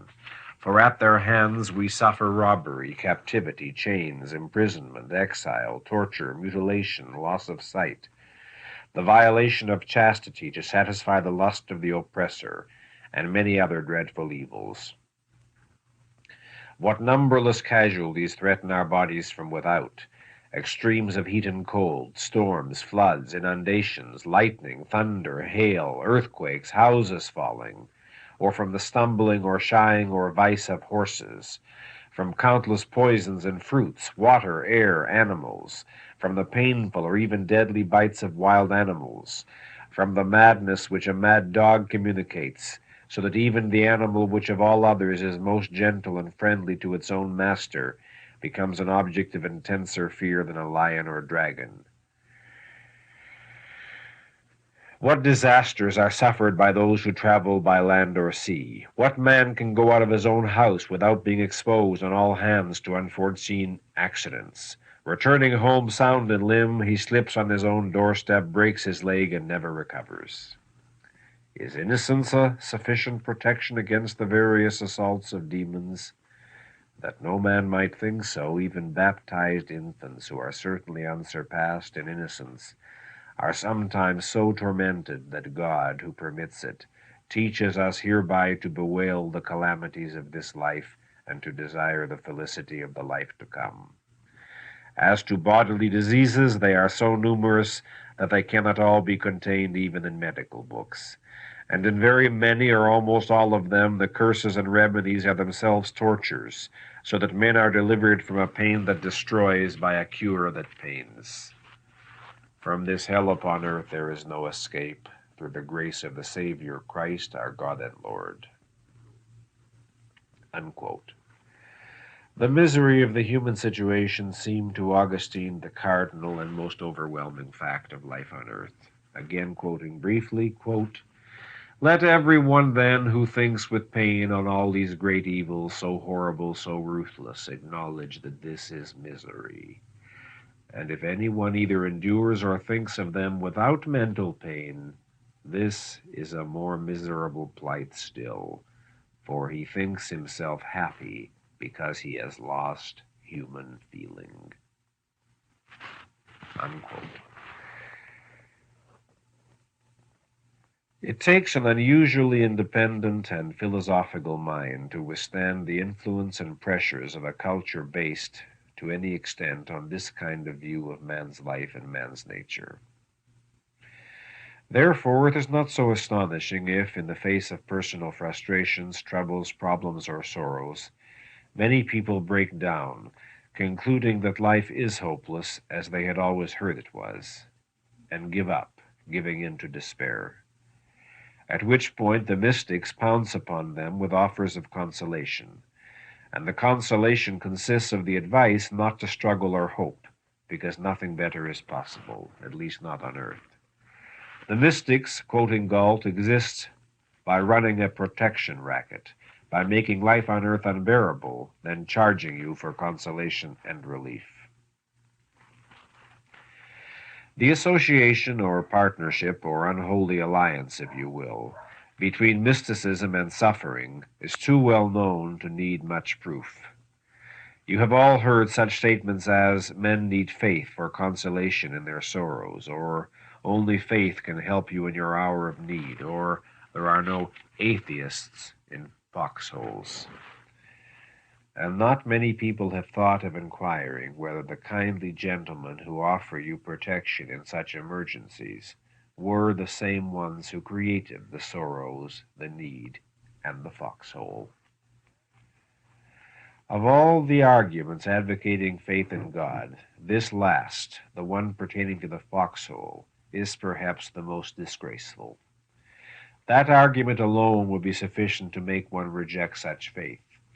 It implies that terror is the normal metaphysical condition of man's existence, and that he should choose his philosophical convictions accordingly. That he should prepare himself not for the achievement of happiness, but for the position of being helplessly delivered to destruction. That the symbol of his existence is not a skyscraper or an industrial plant, but a shell-torn battlefield. And that he should be motivated not by any love for values, not by any desire to achieve them, but by fear of destruction and by the desire to escape it. Now, you might want to ask, but disasters can and do happen in a man's life over which he has no control. What attitude should he take? The answer, first of all, is that he should not live his life in chronic expectation of unexpected disasters. A rational man will take every measure possible to him to avert any disaster that he can foresee and avert, but he does not spend his life hedging against disasters.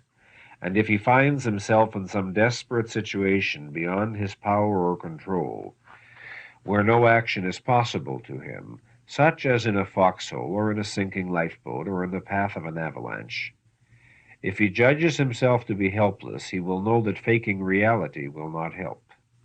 And his very refusal to indulge in any mystic pretense at hope will help to keep him fighting in any crisis or emergency, so long as any chance to succeed still exists.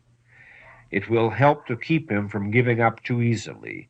It will make his mind exhaust every possibility before pronouncing a situation hopeless. When a man has done everything rationally possible to him, he can take with equanimity that which is outside his power. He does not expect to be omnipotent. Disasters are the exception, not the rule, in man's existence. Most of them are man-made and man-caused.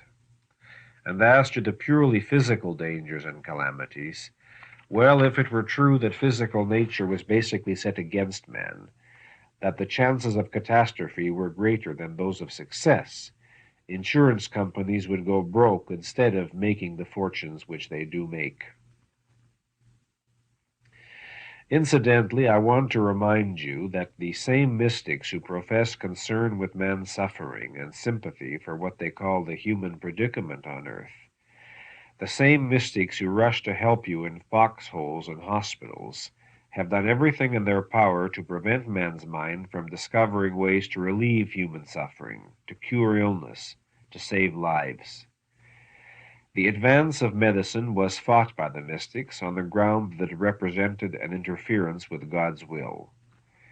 Perhaps the most savagely sadistic example of it is the fact that as recently as the 19th century, the mystics denounced the discovery of anesthesia and tried to forbid its use, on the grounds that, since God intended man to feel pain, it is disobedience of God's will. It is disobedience of God's will to try to prevent man from feeling it. So much for the mystics' love of humanity and sympathy with human suffering. It is often claimed that a belief in God helps men in the greatest tragedy they can ever encounter, the death of a loved one. In the nature of reality, that is probably the worst suffering that man can experience. But in what manner would a belief in the supernatural help at such a time?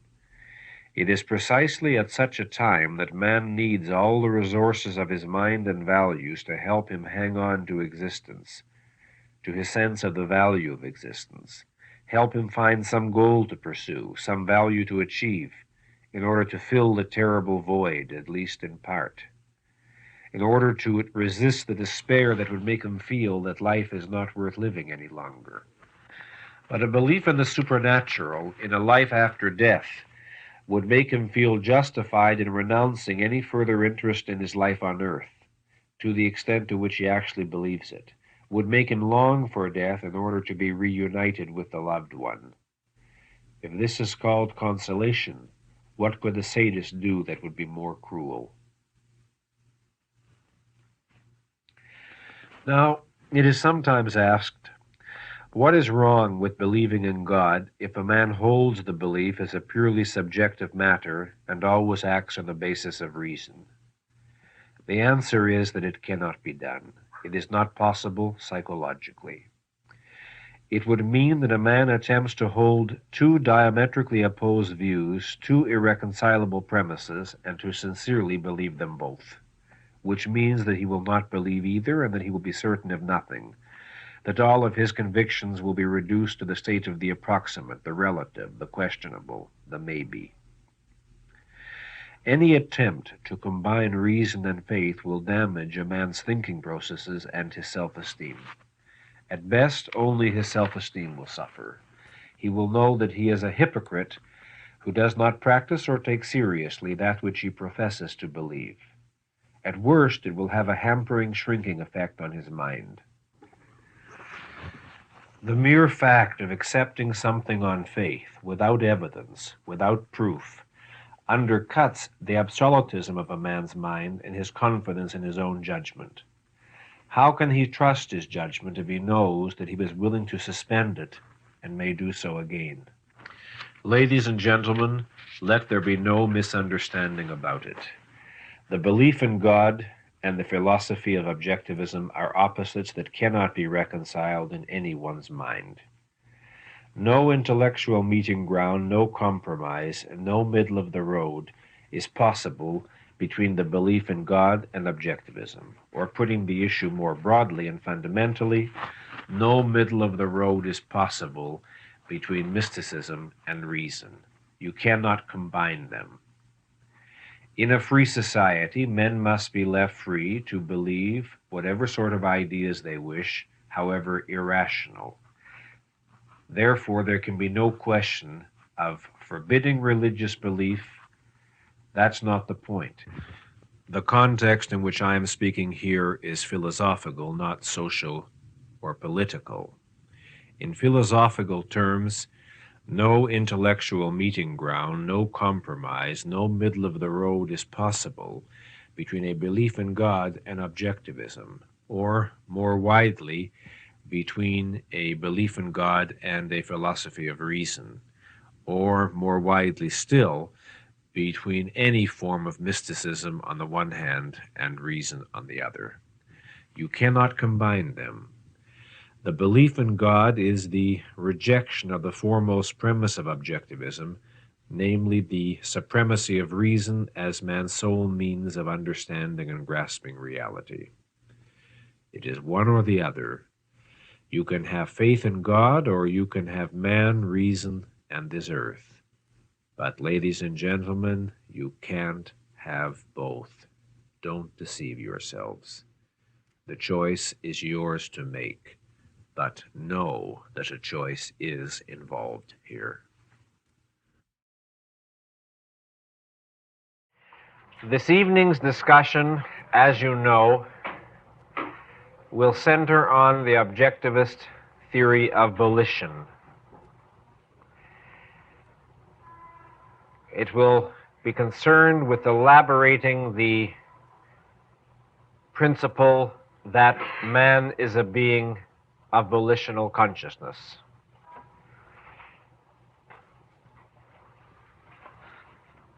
This theory is central and basic both to objectivist philosophy and to objectivist psychology. What is meant by the statement that man is a being of volitional consciousness? Well, I will ask you first of all to consider the following. In a previous lecture, I have discussed the fact that there are three basic cognitive units or forms of awareness that characterize man's consciousness: sensations, perceptions, conceptions. And I have discussed the fact that the process of integrating individual disparate sensations into percepts is done automatically by the nervous system and the brain. That is, sensations flow into the organism. These are automatically integrated and related, enabling man to be aware of reality perceptually. That is, to be aware of objects, of entities.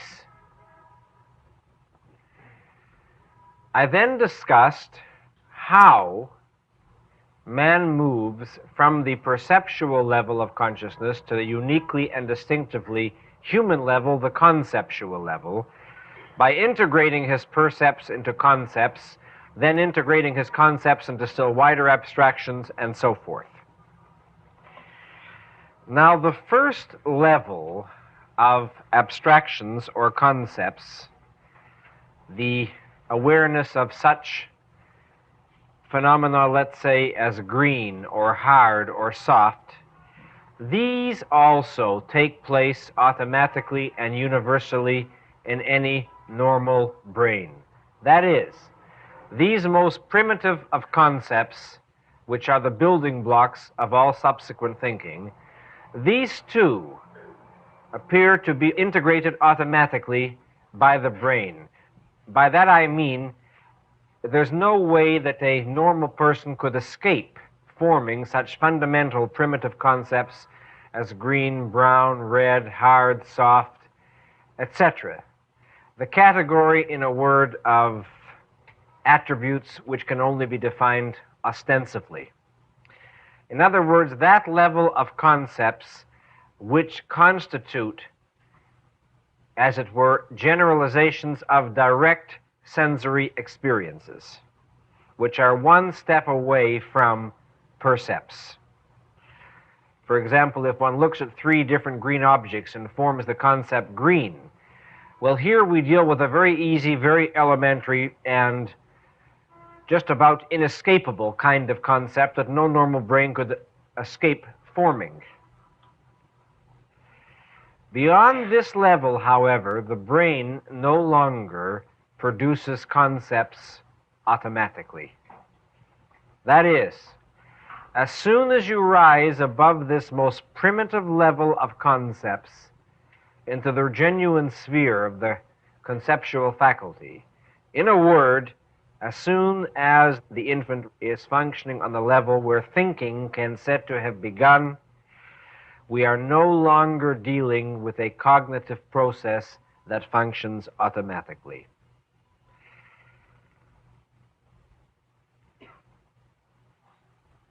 Whether or not the infant, the young man, the adult, will think or not to think, this is an act of choice which he has to make.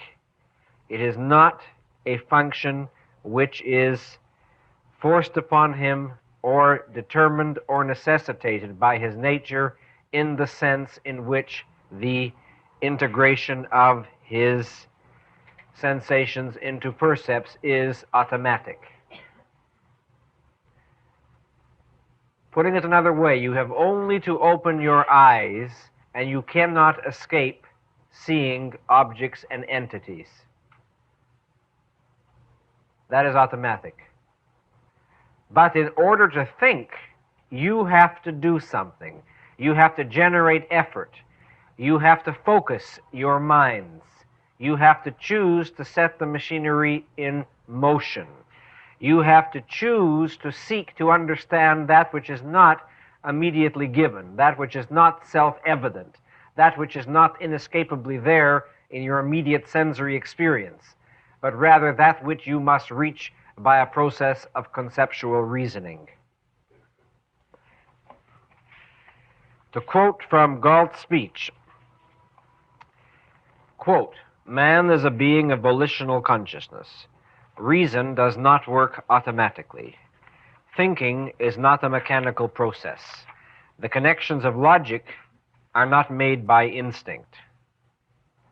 The function of your stomach, lungs, or heart is automatic. The function of your mind is not.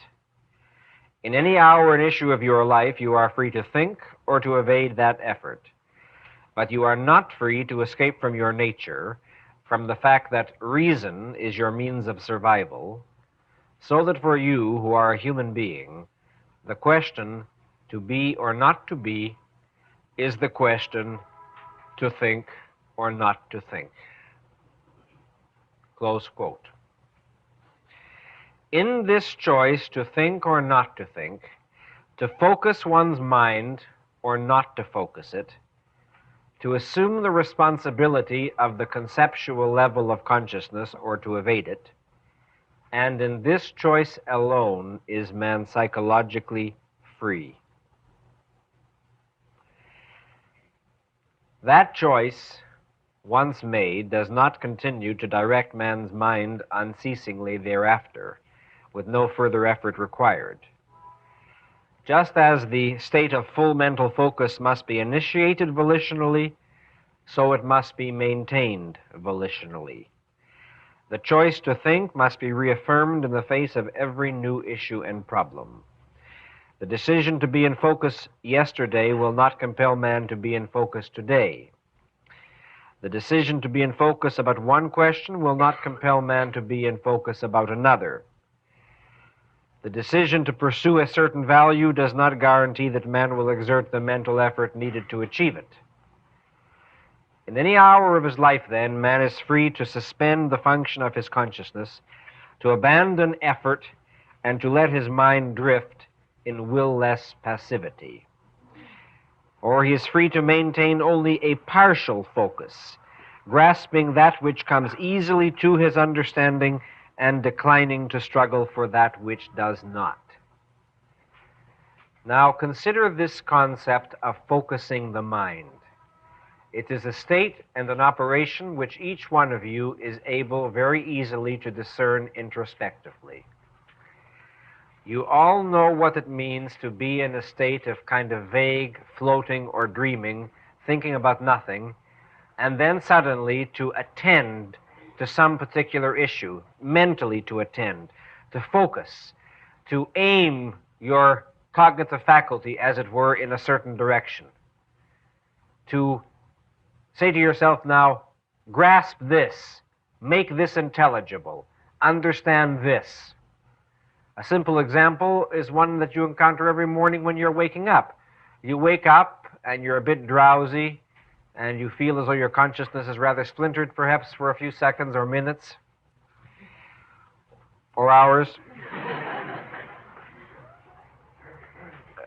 And at some point, presumably, you say, in effect, well, now, what do I have to do today?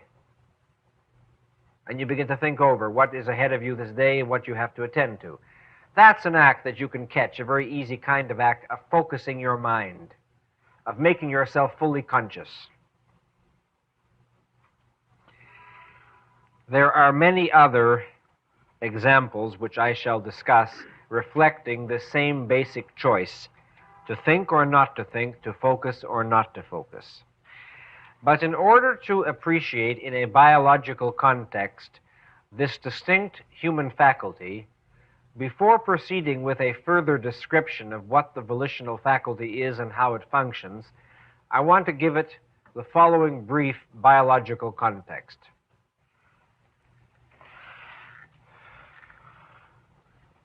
A basic characteristic of the actions of living organisms, of all living organisms, as distinguished from inanimate matter, is that the actions of living entities are goal-directed.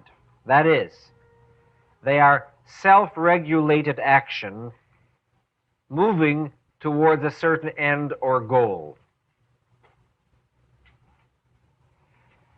Now, obviously, when we deal with unconscious, or more precisely non-conscious organisms like plants, we don't speak of the goal as something which the plant holds since it has no mind, but that we, looking at the outside, can see that there is a logic governing all of the actions of the plant or the tree or the shrub. One can see a unifying principle at work, and we see that the principle of life is always an integrated series of complex actions taken in that direction which will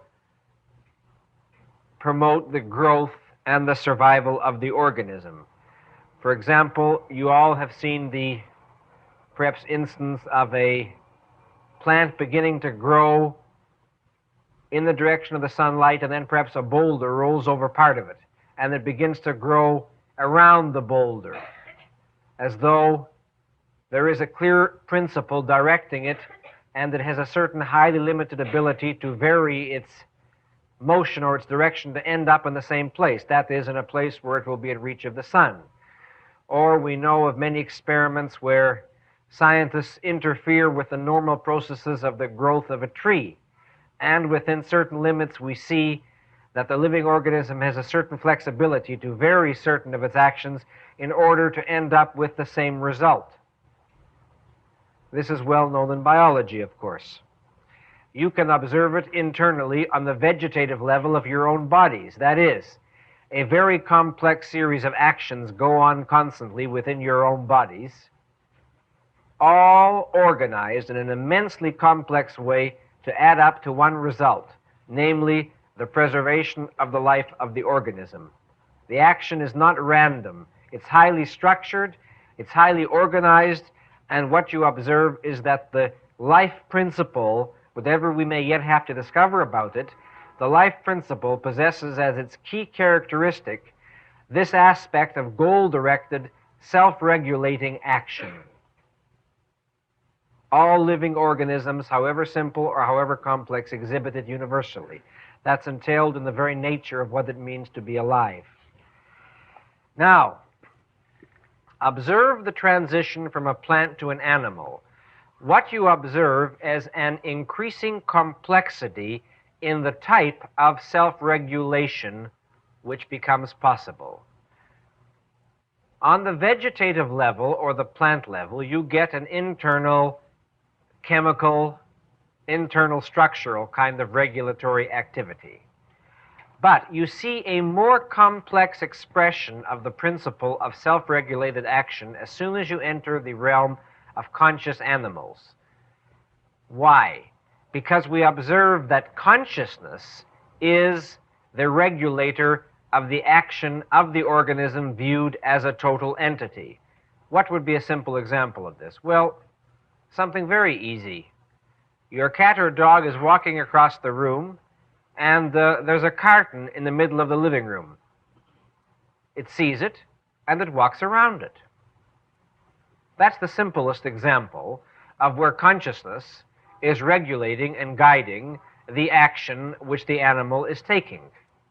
The animal, of course, depends for its survival upon its sense of smell, and of course its sense of smell is one aspect of its consciousness. So we see animals guided by their sensations, which obviously carries implicitly in it our recognition that an animal is guided by its form of consciousness. Now, an animal's consciousness is passive in that it can react to external stimuli, and according to how it reacts, being the passive recipient of messages coming in from the outside, it will, within limits, regulate the action which the animal will take accordingly. Animals are distinguished from plants, of course, by virtue of the fact that they can move, that they're not anchored to one spot, and their consciousness guides them in this process of motion.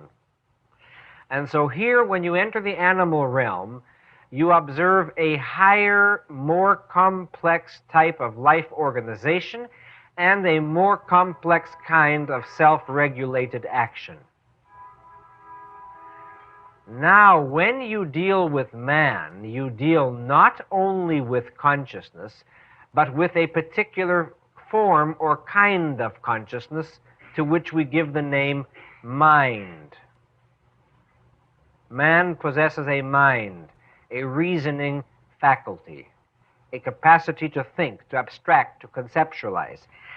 And now you observe, with a corresponding increased complexity of life organization, a new kind, a new advance, a still more complex form of self-regulatory action, namely, a being who is able to regulate the action of his own consciousness.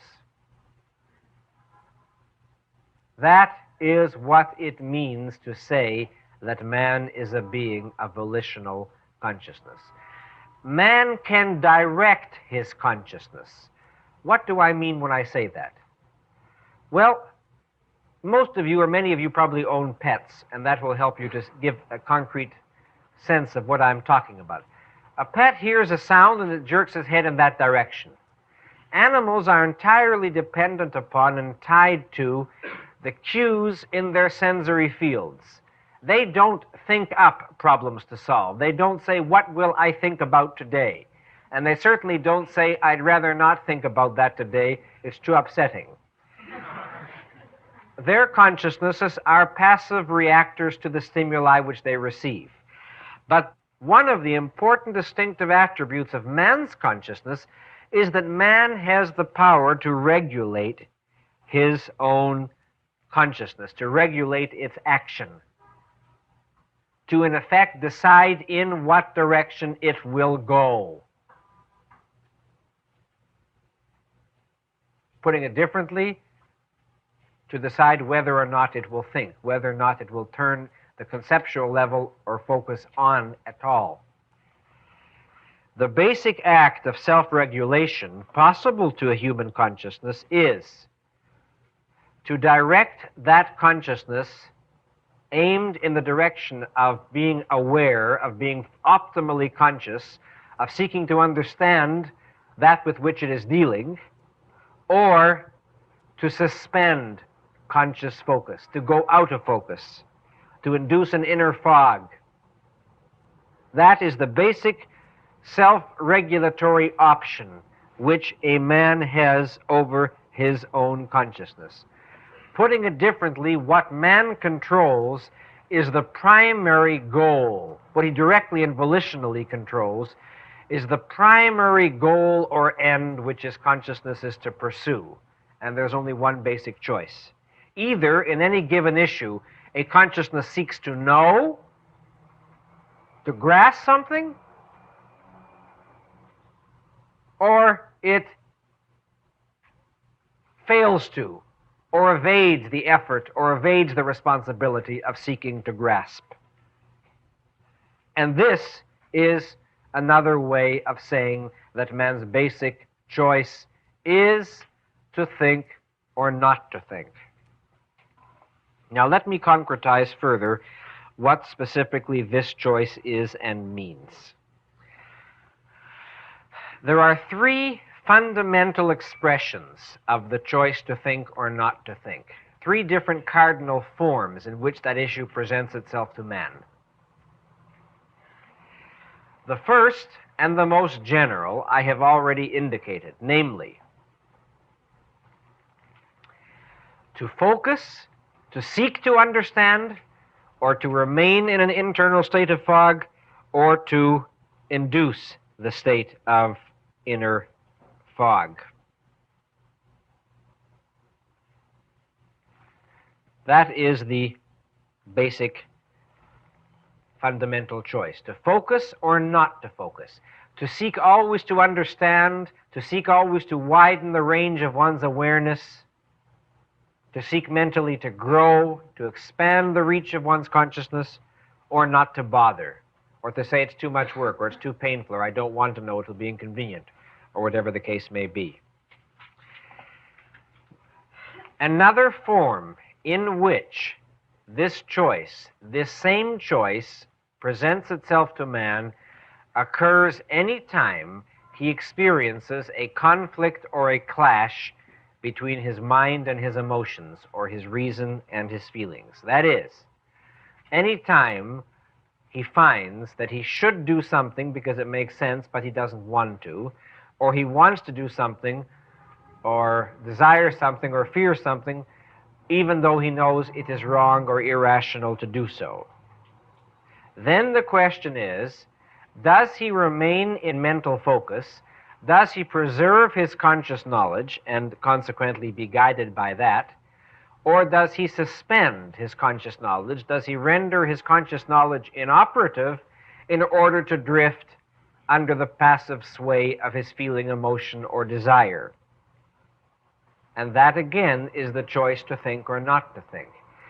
If a man wants to do something which is irrational, he has to turn off his mind, turn off his critical faculty, suspend his consciousness, and shrink his awareness down to the fact that he wants it, period, and make himself blind to and unconscious of anything else, which means he has to go out of focus. He has to cease to think. The third basic form in which the choice to think or not to think presents itself to man is the issue between his consciousness and the consciousness of others, the issue between intellectual sovereignty or dependence. That is, will he seek with his own mind to understand that which is true, and when he has formed judgments, remain loyal to the best of his own honest understanding until and unless he has reason to revise his judgments? Or will he abdicate the responsibility of independent thinking, of independent judgment, and accept passively and uncritically the views and the judgments of other people instead? These, then, are the 3 fundamental forms in which man comes up against the question to think or not to think.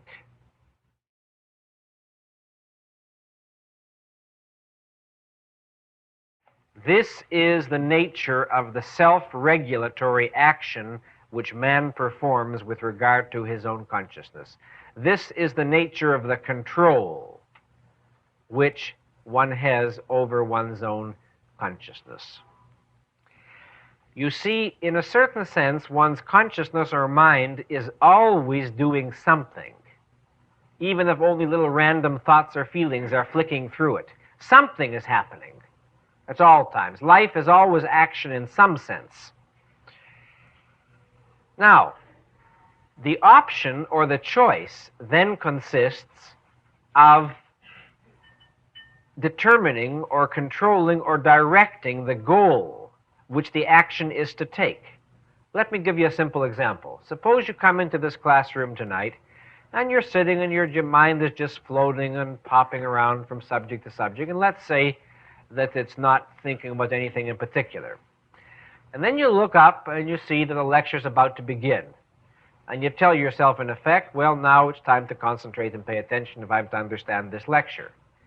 Well, now, in that moment, a choice has to be made. You have to, in effect, decide, now I am going to set my intellectual machinery in a certain direction aimed at a certain goal, namely the goal being to understand what Mr. Branden has to say and to judge it. Now, for most of you, that process occurs so naturally that you're not even aware of it when it happens. And yet there was a moment for each one of you when you had to, in effect, aim your consciousness in the direction of the words I'm now saying, and implicitly give yourself the order, grasp what he is saying. Now let's take an imaginary example which will illustrate the three variants of the choice to think or not to think. Suppose I begin to speak, and you at a certain point find that in order to understand, you have to maintain a very clear mental focus, and you cannot doze off and just float for a minute, because if you do, you're going to lose the train of thought. And suppose you then say, well, it's just too hard, it's too much trouble, it's too much bother, thinking is such a chore, and you let yourself go out of focus. Well, that's one variant of the choice to think or not to think. Let's pick another example. Suppose that you are focused and you are thinking along with me, but at a certain point, a certain connection falls into place in your mind. Suppose you're intelligent and you're thinking ahead of me, and at a certain point you realize, well, if I get the direction of where Branden is going, or what one of the implications of what he's saying would be, if indeed the choice to think or not to think is volitional, then that means that on those times when I acted irresponsibly, like a drunken driver without knowing what I was doing, it was my fault. A volitional irresponsibility is involved. Oh God, that's an unpleasant thought. I don't like the implications of that line of thinking he's developing. I better get out of here. Well, you don't physically leave, you just put your mind out of focus. That is an example of the principle of reason versus feelings. What is it that matters most? To grasp whether it's true or false, or to be driven by how you happen to feel about what might be the results of it being true or false, respectively? Suppose that you pass both hurdles. You remain in focus, you're not afraid of using your mind, and you're not afraid of the consequences. But at a certain point, you remember that in college you were told by your sociology teacher that everybody agrees today that man is responsible for nothing and can help nothing. But Branden up there, it suddenly occurs to you, is saying, that isn't true. It's not true that man is a helpless pawn of fate or circumstances. But everybody says he is. Why the devil should I have to decide? I better get out of here. And so you go out of focus and cease to hear me. That would be three examples, all dramatizations of the choice to think or not to think. Now, it is very important in understanding the principle of volition and how it works to distinguish this basic choice to focus one's mind and to think from the question of what sort of things one will choose to think about. Because obviously the sort of things one will choose to think about in any day or week or month will depend upon a wide variety of factors, one's interests, one's values, one's context, one's problems, etc., and so forth. They are not chosen as primary acts of free choice, meaning that if on any given day you wake up and you decide to be in full focus, that is what volition directly pertains to, the decision to be in full focus. But, assuming you are in full focus, you don't decide in that primary same way, in a vacuum, so to speak, what you will think about, because obviously in any given day you have a context, you have continuous problems, you have a life, you have interests, you have values, etc., and so forth, and they will obviously be relevant to what you will choose to think about. Let's give an example. I wake up early this morning, and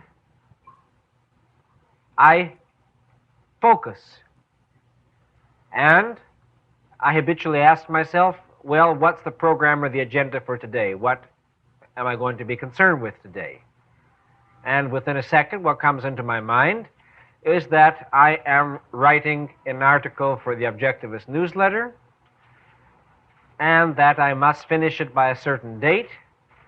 And I remember that there are certain tricky problems, and when I stopped working yesterday, I was stuck on something. And there are problems I have to solve today and get on with the job. And as I'm getting up and shaving and brushing my teeth, my mind is going to the article when I'll be at my desk in a few minutes and remembering where I left off yesterday, and perhaps I'm imagining different ways I could try to express such and such a thought. Well, once I am in focus, it's very natural that I find my mind going specifically to the subject of that article, since that right now is my immediate concern. I don't say to myself in a vacuum, well, today now then, what shall I think about? My article, or deep-sea diving, or polo, perhaps, or crab fishing? Well, that would be absurd, wouldn't it? All of those other choices are not primary choices. They're not direct, free choices. They obviously depend upon a great many antecedent factors to repeat: your values, your problems, your context, etc., and so forth. Now, there is a question which I am often asked about this choice to think or not to think, and which I would like to discuss with you. Students will often ask me some variant of this question. Doesn't a man have to be thinking already in order to choose to think? If you're not thinking already, how do you choose to think?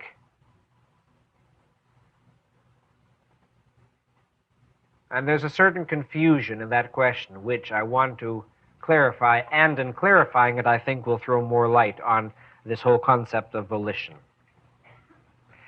As I have said, the primary choice to think, that is, to focus one's mind, to set it to the purpose of active cognitive integration, must be distinguished from any other category of choice. It must be distinguished from the decision to think about a particular subject, which depends on one's values, interests, knowledge, and context. And again, it must be distinguished from the decision to perform a particular physical action, which again depends on one's values, interests, knowledge, and context. These decisions obviously involve complex causal antecedents, of a kind which the choice to focus does not. A man's choice to focus is a primary. It's a psychological primary, a first cause within man's consciousness. The principle that man is a being of volitional consciousness has reference specifically, of course, as I have indicated, to the human form of consciousness, that is, to the conceptual level of awareness. The perceptual level which man shares with animals is automatic. To be aware of the physical concretes of his immediate sensory field, man merely has to be awake, assuming, of course, a normal brain state. But to engage in an active process of cognitive integration, to abstract, conceptualize, relate, infer, to reason, man must focus his mind. He must set it to the task of active integrating. This level of awareness must be achieved and maintained volitionally. Now, here is a very important thought. The act of focusing pertains to the operation of the faculty of consciousness, to its method of functioning, not to its content. I want to repeat that statement. The act of focusing pertains to the operation of the faculty of consciousness, to its method of functioning, not to its content. To understand the process of focusing, I must discuss briefly with you the concept of levels of awareness. A consciousness can function on different levels of awareness. This concept refers to the degree of active cognitive integration in which a mind is engaged.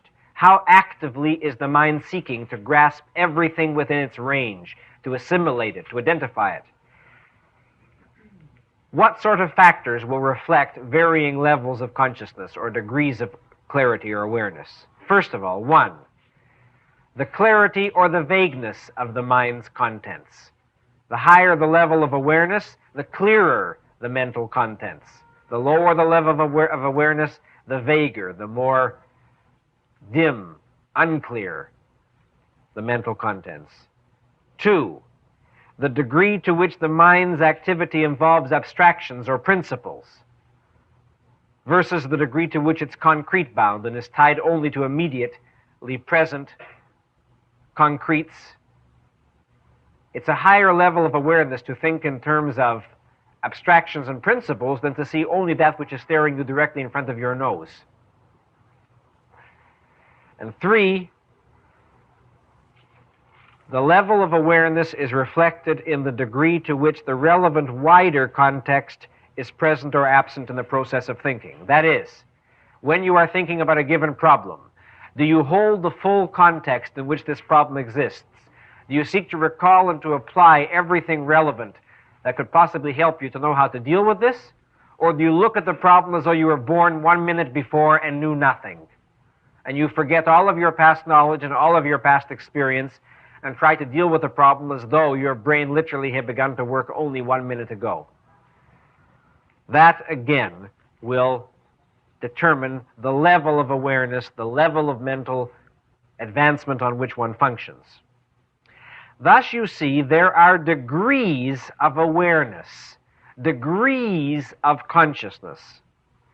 The alternative is not simply absolute unconsciousness or optimal consciousness.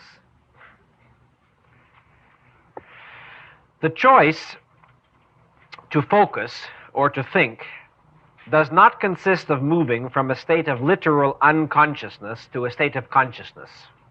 This clearly would be impossible. When one is asleep, one cannot suddenly choose to start thinking. To focus is to move from a lower level of consciousness to a higher level. To move from mental passivity to purposeful mental activity. To initiate a process of directed cognitive integration. In a state of passive or relatively passive awareness, a man can apprehend the need to be in full mental focus. His choice is then to evade that knowledge or to exert the effort of raising the level of his awareness. Just as focusing involves expanding the range of one's awareness, so evasion consists of the reverse process, of shrinking the range of one's awareness. Evasion, meaning the blind refusal to think, the rejection of that which you know or could know. Evasion takes the form of refusing to raise the level of one's awareness when one knows, clearly or dimly, that one should, or of lowering the level of one's awareness when one knows that one shouldn't. I want to repeat that very important statement.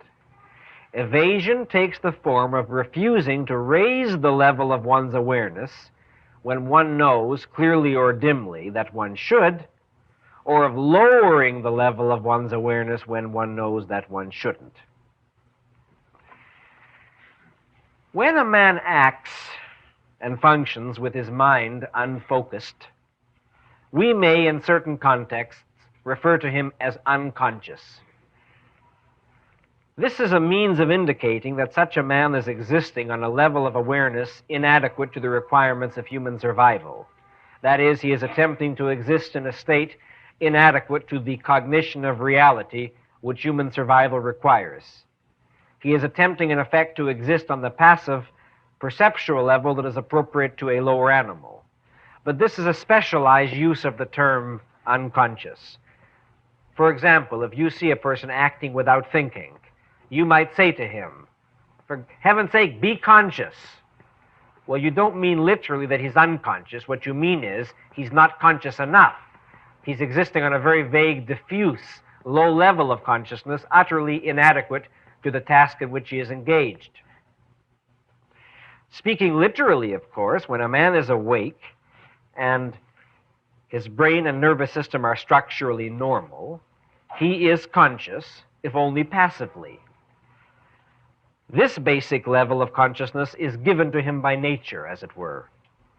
Volition pertains to the responsibility of raising this basic level to the active conceptual level which is appropriate to man. This, then, in very general outline, is what the principle that man is a being of volitional consciousness means. Man is a being who must direct his consciousness to an appropriate level, that is, appropriate to the tasks required of reality. That does not happen automatically. Man must control that mental process.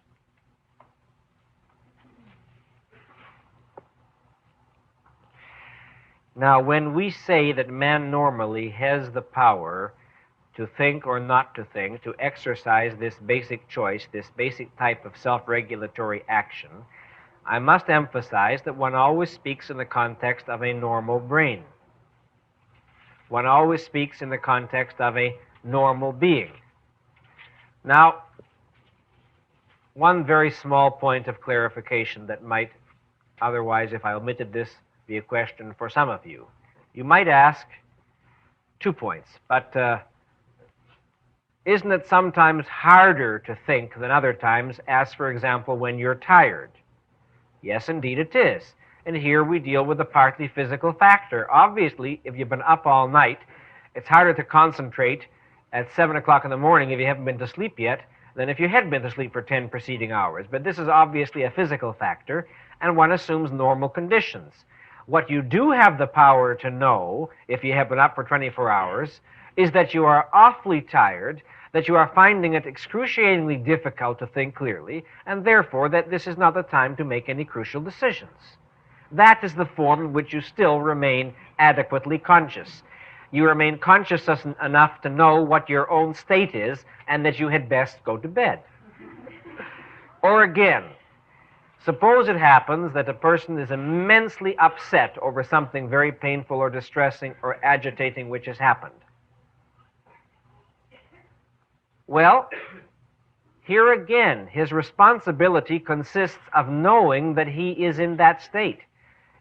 I am not saying that he necessarily has to or will always be able to think as clearly. Some people can to a remarkable extent, however, but I am not saying that he must always or be expected to think as clearly when he is upset as when he is not upset. But he has to be aware of the fact that he is upset, and if he feels himself that agitated and distraught, then in fact he has to say to himself and or to anybody with whom he is dealing, give me a chance to quiet down a little bit and pull myself together, and then I will begin to think about this subject or answer you or do whatever is appropriate. He still has to remain aware and can remain aware volitionally of what his own internal state is. And in that sense, that is a form of choosing to think, of recognizing in this case what your own state is, and again, of not speaking when one should remain silent and possibly say the wrong thing or do the wrong thing.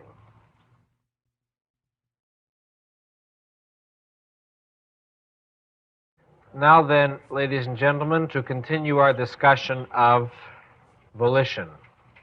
You will appreciate, of course, that the principle that man is a being of volitional consciousness is a form of free will theory.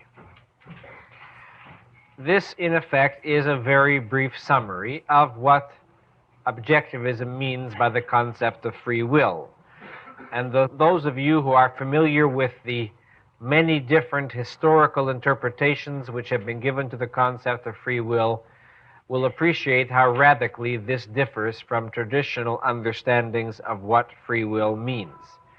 In the January 1964 issue of the Objectivist newsletter, I did an article specifically distinguishing the objectivist theory of free will from traditional historical theories. Man's basic choice to repeat lies in his basic self-regulatory power over the function of his consciousness, the choice to focus, to think, or not to think.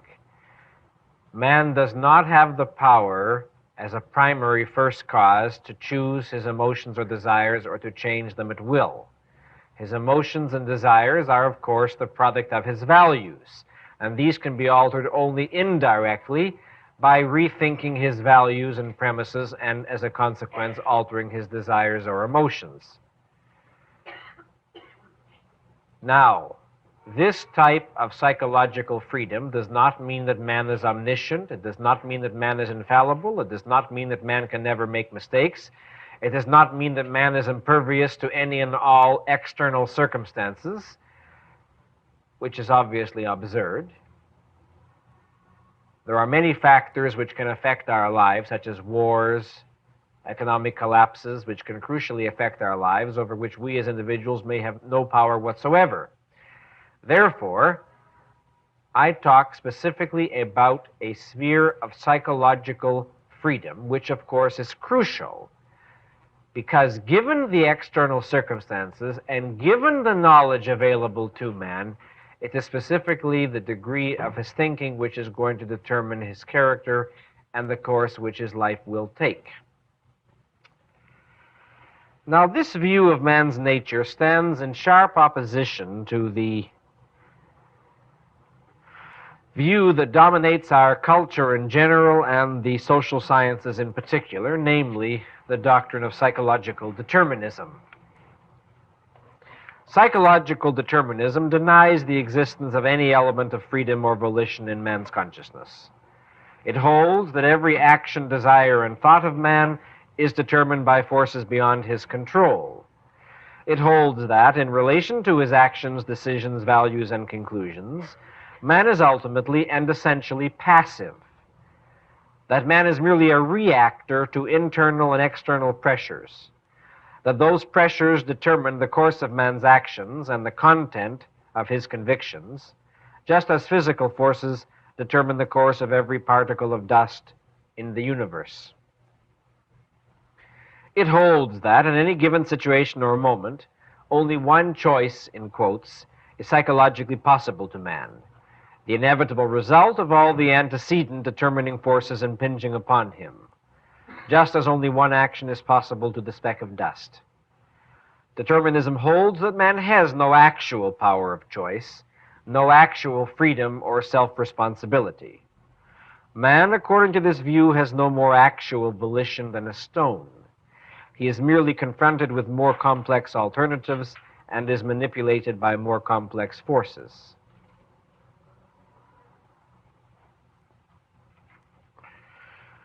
The determinist concept of mind entails a crucial contradiction, specifically an epistemological contradiction. It is, or rather can be shown to be, upon analysis, a self-refuting or self-invalidating theory. And I want now to direct your attention to the nature of this central and insuperable contradiction in the determinist position. A contradiction implicit in any variety of determinism, whether the alleged determining forces be physical, psychological, environmental, or divine. It wouldn't matter whether you hold that man is controlled and determined by the gods, or his genes, or his toilet training, or a socioeconomic environment, or background, or position. This contradiction is common to all of them. Consider the following. The determinist concept of mind maintains that whether a man thinks or not, whether he takes cognizance of the facts of reality or not, whether he holds facts above his feelings or his feelings above facts, all are determined by forces outside his control. In any given moment or situation, his method of mental functioning is the inevitable product of an endless chain of antecedent forces. He has no choice in the matter. That which a man does, declare the advocates of determinism, he had to do. That which he believes, he had to believe. If he focuses his mind, he had to. If he evades the effort of focusing, he had to. If he is guided solely by reason, he had to be. If he is ruled instead by feeling or whim, he had to be. He couldn't help it. No one can help anything. Such is the determinist thesis. But if this were true, no knowledge would be possible to man, as I shall show. No theory could claim greater plausibility than any other, including the theory of psychological determinism. Why? It is most essential to understand this issue. First of all, remember that man is neither omniscient nor infallible. This means, A, that he must work to achieve his knowledge, and B, that the mere presence of an idea inside his mind does not prove that the idea is true. Many ideas may enter a man's mind which are false.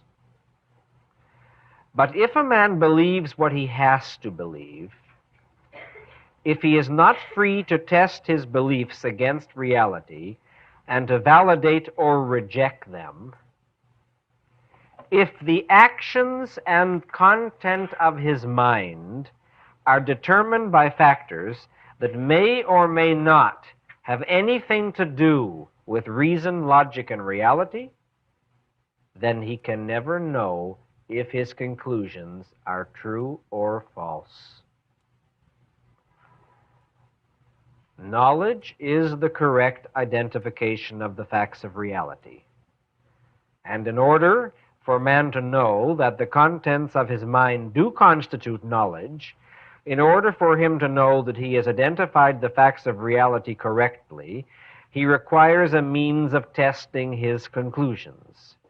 The means is the process of reasoning, of testing his conclusions against reality and checking for contradictions. It is thus that he validates his conclusions. But this validation is possible only if his capacity to judge is free. That is, non-conditional, given a normal brain state. But if his capacity to judge is not free, there is no way for a man to discriminate between his beliefs and those of a raving lunatic. But then how do the advocates of determinism acquire their knowledge? What is its validation? Determinists are conspicuously silent on this point. If the advocates of determinism insist that their choice to think and their acceptance of reason is conditional, dependent on factors outside their control, which means that they are not free to test their beliefs against the facts of reality, then they cannot claim to know that their theory is true. They can only report that they feel helpless to believe otherwise. Nor can they claim that their theory is highly probable. They can only acknowledge the inner compulsion that forbids them to doubt that it is highly probable. Some advocates of determinism, evidently sensing this epistemological dilemma, have sought to escape it by asserting that, although they are determined to believe what they believe, the factor determining them is logic. But by what means do they know this? Their beliefs are no more subject to their control than a lunatic's. They and the lunatic are equally the pawn of deterministic forces. Both are incapable of judging their judgments. One of the defining characteristics of psychosis is loss of volitional control over rational judgment. But according to determinism, that is man's normal metaphysical state. There is no escape from determinism's epistemological dilemma. A mind that is not free to test and validate its conclusions, a mind whose judgment is not free, can have no way to tell the logical from the illogical, no way to ascertain that which compels and motivates it, no right to claim knowledge of any kind. Such a mind is disqualified for such appraisals by its very nature. The very concept of logic is possible only to a volitional consciousness. An automatic consciousness could have no need of it and could not conceive of it. The concepts of logic, thought, and knowledge are not applicable to machines. A machine does not reason. It performs the actions its builder sets it to perform, and those actions alone. If it is set to register that 2 plus 2 equals 4, it does so. If it is set to register that 2 plus 2 equals 5, it does so. It has no power to correct the orders and information given it. If self-correctors are built into it, it performs the prescribed acts of self-correction and no others. If the self-correctors are set incorrectly, it cannot correct itself. It cannot make any independent, self-generated contribution to its own performance. If man, who is clearly not set invariably to be right, were merely a super-complex machine engineered by his heredity and operated by his environment, pushed, pulled, shaped, and molded by his genes, his toilet training, his parental upbringing, and his cultural history, then no premise reached by him could claim objectivity or truth, including the premise that man is a machine. If, as staunch determinist such as Baron Holbach states in his work System of Nature, man's, quote, ideas come to him involuntarily, close quote, if man is, quote, wise or foolish, reasonable or irrational, without his will being for anything in these various states, close quote, then by what right does he or any other determinist claim his involuntary ideas as knowledge? A determinist can only announce, destiny forces me to believe, etc. He cannot claim to know anything. Those who expound determinism must either assert that they arrived at their theory by mystical revelation, and thus exclude themselves from the realm of reason, or they must assert that they are an exception to the theory they propound, and thus exclude their theory from the realm of truth. That knowledge is possible to man cannot be contested without self-contradiction. It is a truth that must be accepted even in the act of seeking to dispute it. Any theory that necessitates the conclusion that man can know nothing is self-invalidating and self-refuting by that very fact. Yet such is the conclusion to which the theory of determinism inescapably leads. Thus, a rationally espoused determinism is a contradiction in terms. In appraising any theory of the nature of man's mind and its operations, it is necessary to consider this. Since the theory is itself a product of man's mind, its claim to truth must be compatible with its own existence and content. Otherwise, the theory is contradictory and nonsensical. For example, if a man were to declare as an alleged fact of reality, man is incapable of knowing any facts, the logical absurdity of his statement would be obvious. The epistemological contradiction of determinism is, in a subtler and more complex way, of the identical order. Determinism is a theory whose claim to truth is incompatible with its own contents. It exhibits what may be termed the fallacy of self-exclusion. It does not matter whether man's mind is alleged to be passively under the sway of the laws of association or of conditioned reflexes, or of environmental pressures, or of original sin. Any theory of mind that denies man's volitional control over his faculty of judgment collapses under the weight of the same inescapable and insuperable contradiction. Only because man is a being of volitional consciousness, only because he is free to initiate and sustain a reasoning process, is knowledge, in contradistinction to irresistible, unchosen beliefs, possible to him.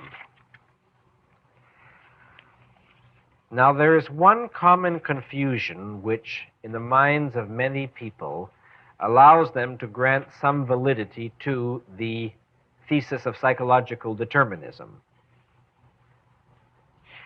And that is the confused and entirely mistaken notion that the law of causality requires commitment to psychological determinism. It does not. I recall to your memory our discussion of causality in Lecture 3. The actions of an entity are determined by the nature of the entity that acts. It is the nature of the entity that determines the actions possible to it, and in any given context or situation, it is the nature of the entity which determines what the entity will do. Man's unique biological character, or one of the unique characteristics biologically of man, is precisely this self-regulatory power over his own consciousness, which was discussed earlier. This capacity to generate a certain kind of mental action. When we say that man is a being of volitional consciousness, we are recognizing this particular self-regulatory capacity which man possesses, and that is one of the crucial characteristics of the kind of entity man is. Man's nature is such that it confronts him with a choice which he cannot escape, which only he can make. It is not made for him by his environment or his destiny or by any external force, past or present. That is the unique responsibility which nature poses to this one species, a responsibility regarding directing the action of his consciousness. And what I want to draw to your attention, as I discussed in the earlier section of tonight's lecture, what I want you to see in this self-regulatory power of man over his consciousness is an extension of a biological principle which, on lower levels, we can see running through all forms of life, namely, in what respect life always entails self-regulated action. Here, we get a regulation concerning the action of consciousness itself, a regulation which is volitional in nature. Now, many people still think, when they think of causality, in terms of a highly limited model of causality, and that is the Newtonian mechanistic model. And that is a central cause of confusion in attempting to think about human psychology.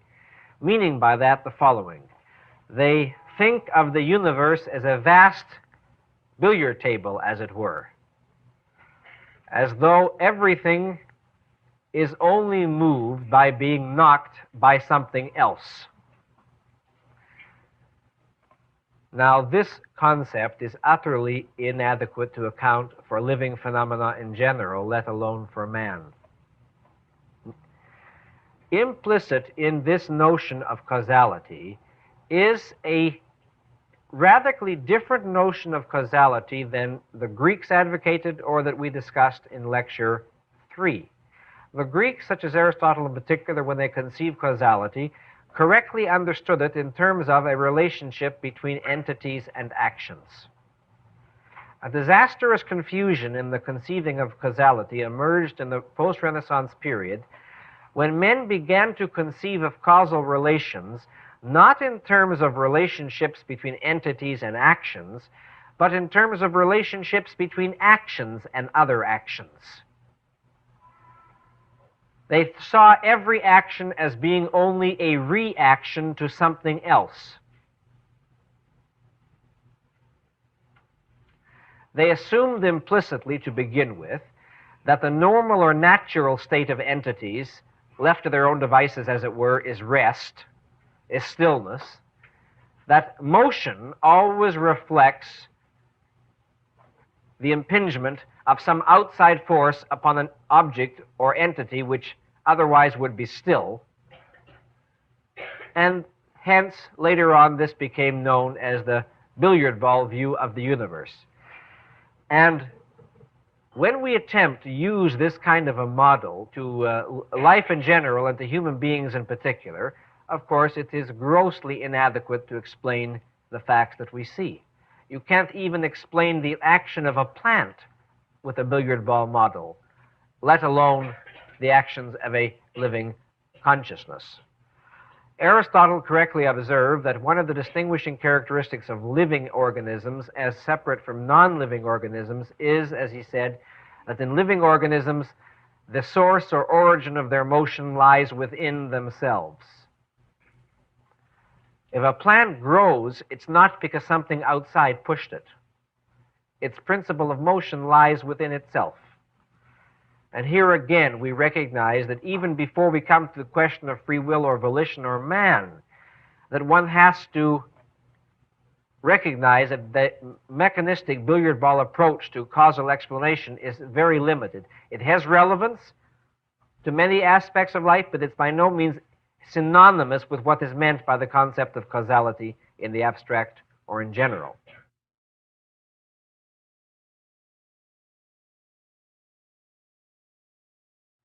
When you say, or as you will almost certainly say to me in the question period tonight, yes, Mr. Branden, this is all very well, but just the same, what makes one person focus his mind and another person not focus? What you are implicitly thinking of is what sort of force pushed man's mind in the direction of thinking or of evading. In other words, you will be thinking that every action is only a reaction, and you want to know a reaction to what? To what force, you will be asking me, is thinking a reaction? And that's where you have to check your premises. That is the premise that you have to check. I'm glad to see so many heads nodding, because this is a very important point of confusion about the whole issue of free will. The choice to focus or not to focus is a causal primary. It does not have causal antecedents in the same way that other choices, such as the choice to go to movie A rather than movie B, obviously have them. This I discussed earlier. It is a primary category characteristic of the human species, a primary power or capacity.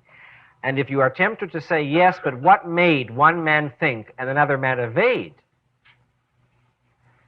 If you find it psychologically or epistemologically or metaphysically unacceptable to hold the view that this was a choice made by him which is causally irreducible in the sense in which no antecedent force drove him to it, then you can only do so from the implicit premise, held consciously and usually not consciously, that, to repeat, every mental action must be a reaction to something else. Why? The piece of dogma which you have to challenge in that notion is that nothing can originate action or originate motion. Now, although throughout history there have been many different forms of determinism, a form which is particularly prevalent today is, of course, the variety called environmentalism. Let's very, very briefly since we're running short on time, say a few words about this issue. This is the claim in environmentalism, that man is primarily the passive product of his background and environment.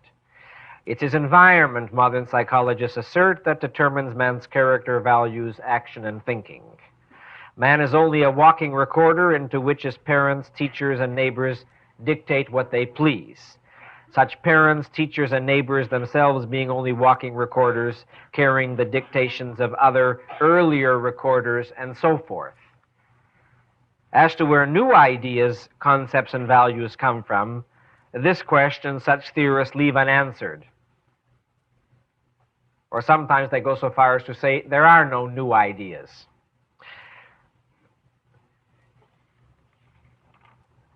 Now, the general fallacy in the concept of determinism has already been stated, but let us consider a little more specifically this variety. His environment, the facts of the world around him, offer man material about which to think, but they do not determine the content of his thinking.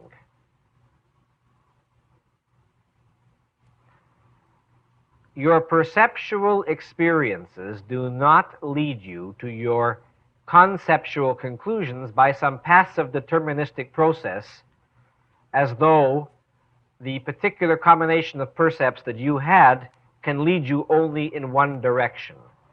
This demonstrably is false. Perceptions don't have the power to transform themselves into convictions without an intervening mental process which you have to initiate and direct, namely the process of thinking. Man's life and character are determined, then, not by the things he perceives, but by the thinking he does or fails to do about the things that he perceives. If, for instance, a child is brought up by irrational parents who give him a bewildering, frightening, and contradictory impression of reality, he may decide that all human beings by their nature are incomprehensible and dangerous to him, and if he arrests his thinking at this point, and if in later years he never attempts to think this issue through again, never attempts to question his chronic feeling of anxiety and helplessness, he can spend the rest of his life in a state of embittered paralysis. But such does not have to be his fate.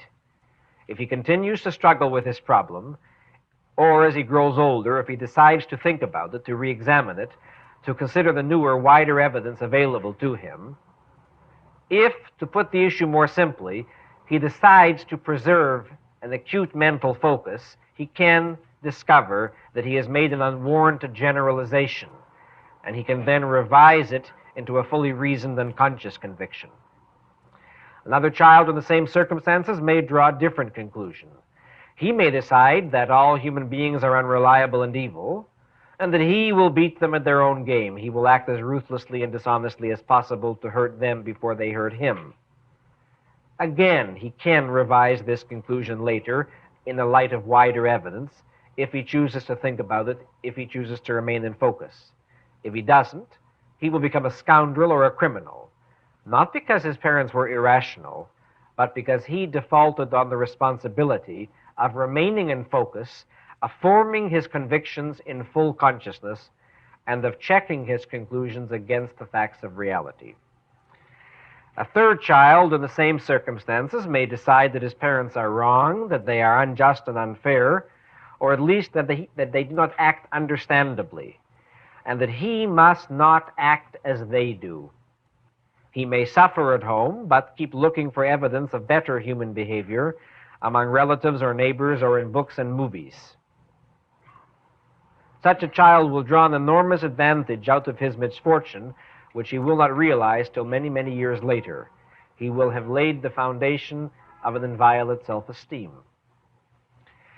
If an adolescent grows up in a neighborhood where crime flourishes and cynically is accepted as the normal, he can, abdicating the independence of his judgment, allow his character to be shaped in the image of the prevailing values and become a criminal himself.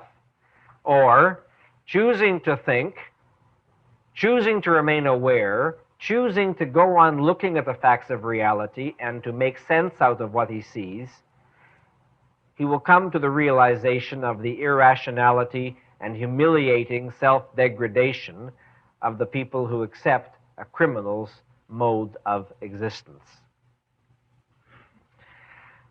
Of any value offered to him as the right, and any assertion offered to him as the true, a human being is free to ask why. And that why is the threshold that the beliefs of others cannot cross without his consent. But what of the individual who does appear to be the product of his background, the pawn of his conditioning? Well, let's take the social worker's favorite example. Let's consider the case of the boy who, brought up in a bad neighborhood, becomes a criminal. What are the internal mental processes that lead this poor chap into a life of crime? Very briefly, the pattern goes like this. In the actions of a boy who allows himself in this manner to be shaped by his environment, an obvious motive activating him is the desire to swim with the current. What in psychological terms does this expression mean? What does it mean to swim with the current? The boy is living in a neighborhood where crime and hoodlumism is rampant, and he swims with the current. Well, how does this happen? To swim with the current proceeds from the desire to escape the effort and responsibility of initiating one's own course of action. In order to choose one's own actions, one has, of course, to choose one's own goals. And to do that, one has to choose one's own values. And to do that, one has to think. One has to be in focus. One has to go on looking and judging. Thinking is the first and the basic responsibility that such a boy rejects. And because he doesn't choose to think and has therefore no long-range goals or standards, he is left at the mercy of the impulses of the immediate moment. He is forced to pursue short-range, immediately available goals and to seek immediately available pleasures. And this leads him, in the logic of his course, to accept whatever values are offered to him by whatever social group happens to surround him. To swim with the current, one has to accept the ocean or the swamp or the rapids or the cesspool or the abyss toward which that particular current is rushing. Having no values or standards of his own, the boy will want to swim. He will want to follow any course of action ready-made for him by others. He will want to belong. If the boys in the neighborhood form a gang at the corner's pool room, he will join. If they start robbing people, he will start robbing people. If they begin to murder, he will murder. What moves him? His feelings. His feelings are all he has left once he has abandoned his mind. He does not join the gang by a conscious reasoned decision. He doesn't think it out and decide it's a logical thing to do. No. He joins because he feels like joining. He does not follow the gang because he thinks they are right. No. He follows because he feels like following. If his mother, for example, objects and tries to argue with him to persuade him to quit the hoodlums, he does not weigh her arguments and conclude that she is wrong. He just doesn't feel like thinking about it one way or the other. If at some point he begins to fear that the gang may be going too far, if he is anxious at the prospect of becoming a murderer, he realizes that the alternative is to break with his friends and be left on his own. He does not weigh the advantages or disadvantages of being left on his own. No, he chooses blindly to stick with the gang. Because at the prospect of being alone, at the prospect of independence, he feels terror. He may see across the river or just a few blocks away people who lead a totally different kind of life and boys of his own age who somehow did not become criminals. But this does not raise in his mind the question of whether a better kind of life may be possible to him. It does not prompt him to inquire or investigate, because he feels terror at the unknown. He feels safe in his surroundings. They are the familiar and the known. If he asks himself what it is that terrifies him about breaking with his background, well, he would answer in effect, I don't know nobody out there, and nobody knows me. In logic, this isn't an answer or an explanation, because there is nothing objectively terrifying in that statement. But it satisfies him because he feels an overwhelming, unanalyzed dread of loneliness. And feelings are his only absolute, the absolute never to be questioned. And if at the age of 20 he is dragged to jail to await execution for some monstrously bloody and senselessly wanton crime, he will scream that he could not help it and that he never had the chance. Will he scream it because it is true? No. He will scream it because he feels it. In the sense opposite to that which he intends, there is one element of truth in his scream. Given his basic policy of anti-thought, he could not help it, and he never did have a chance. Neither has any other human being who moves through life on that policy. But it is not true that he or any other human being could not help running from the necessity to think and could not help blindly riding on his feelings. On every day of this boy's life and at every crucial turning point, the possibility of thinking about his actions was open to him. The evidence on which to base a change in his policy was available to him, and he evaded it. He didn't care to think. If at every turning point he had thought carefully and conscientiously and had simply reached the wrong conclusions, he would be more justified in crying that he could not help it. But, ladies and gentlemen, it is not helplessly bewildered, conscientious thinkers who fill reform schools and murder one another on street corners through an unfortunate error in logic.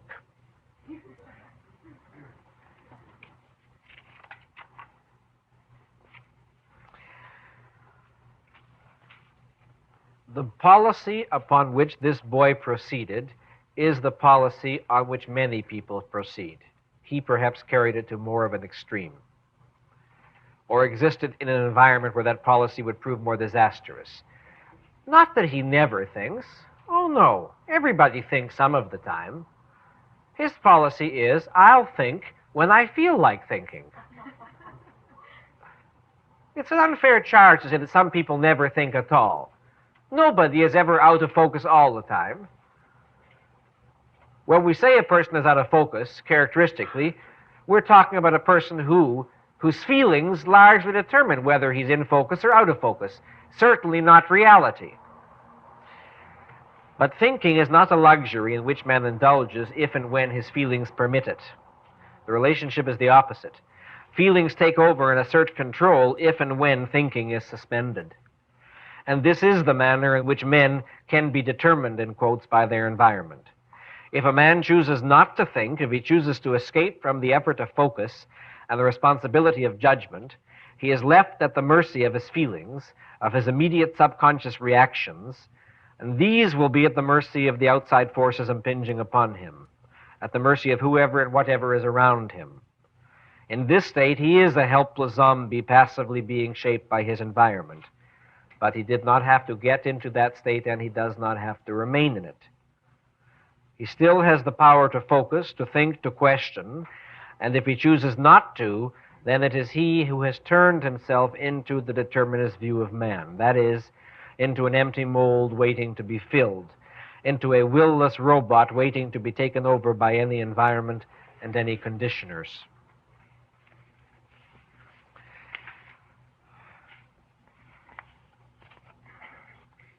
Most human beings, to conclude, most human beings, as I have said, are not unequivocally opposed to the policy of thinking.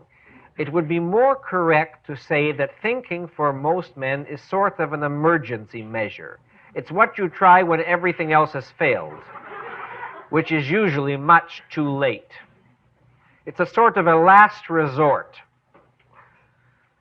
The first resort is to act on your immediate impulses or feelings, or habits, or advice that somebody gives you. If that proves inadequate to the whole situation, or if it mangles you, at some point, some men decide implicitly, well, just for the hell of it, I'll try to think my way out of this situation. At which, much of the time, they find they can't. And small wonder. Can't in the time necessary, that is. They could, but what could have been a task of minutes or weeks becomes a task of agonizing years if it's undertaken at all. Because they don't have the knowledge which they should have to help them in this moment, the knowledge that would have come from the thinking they didn't do.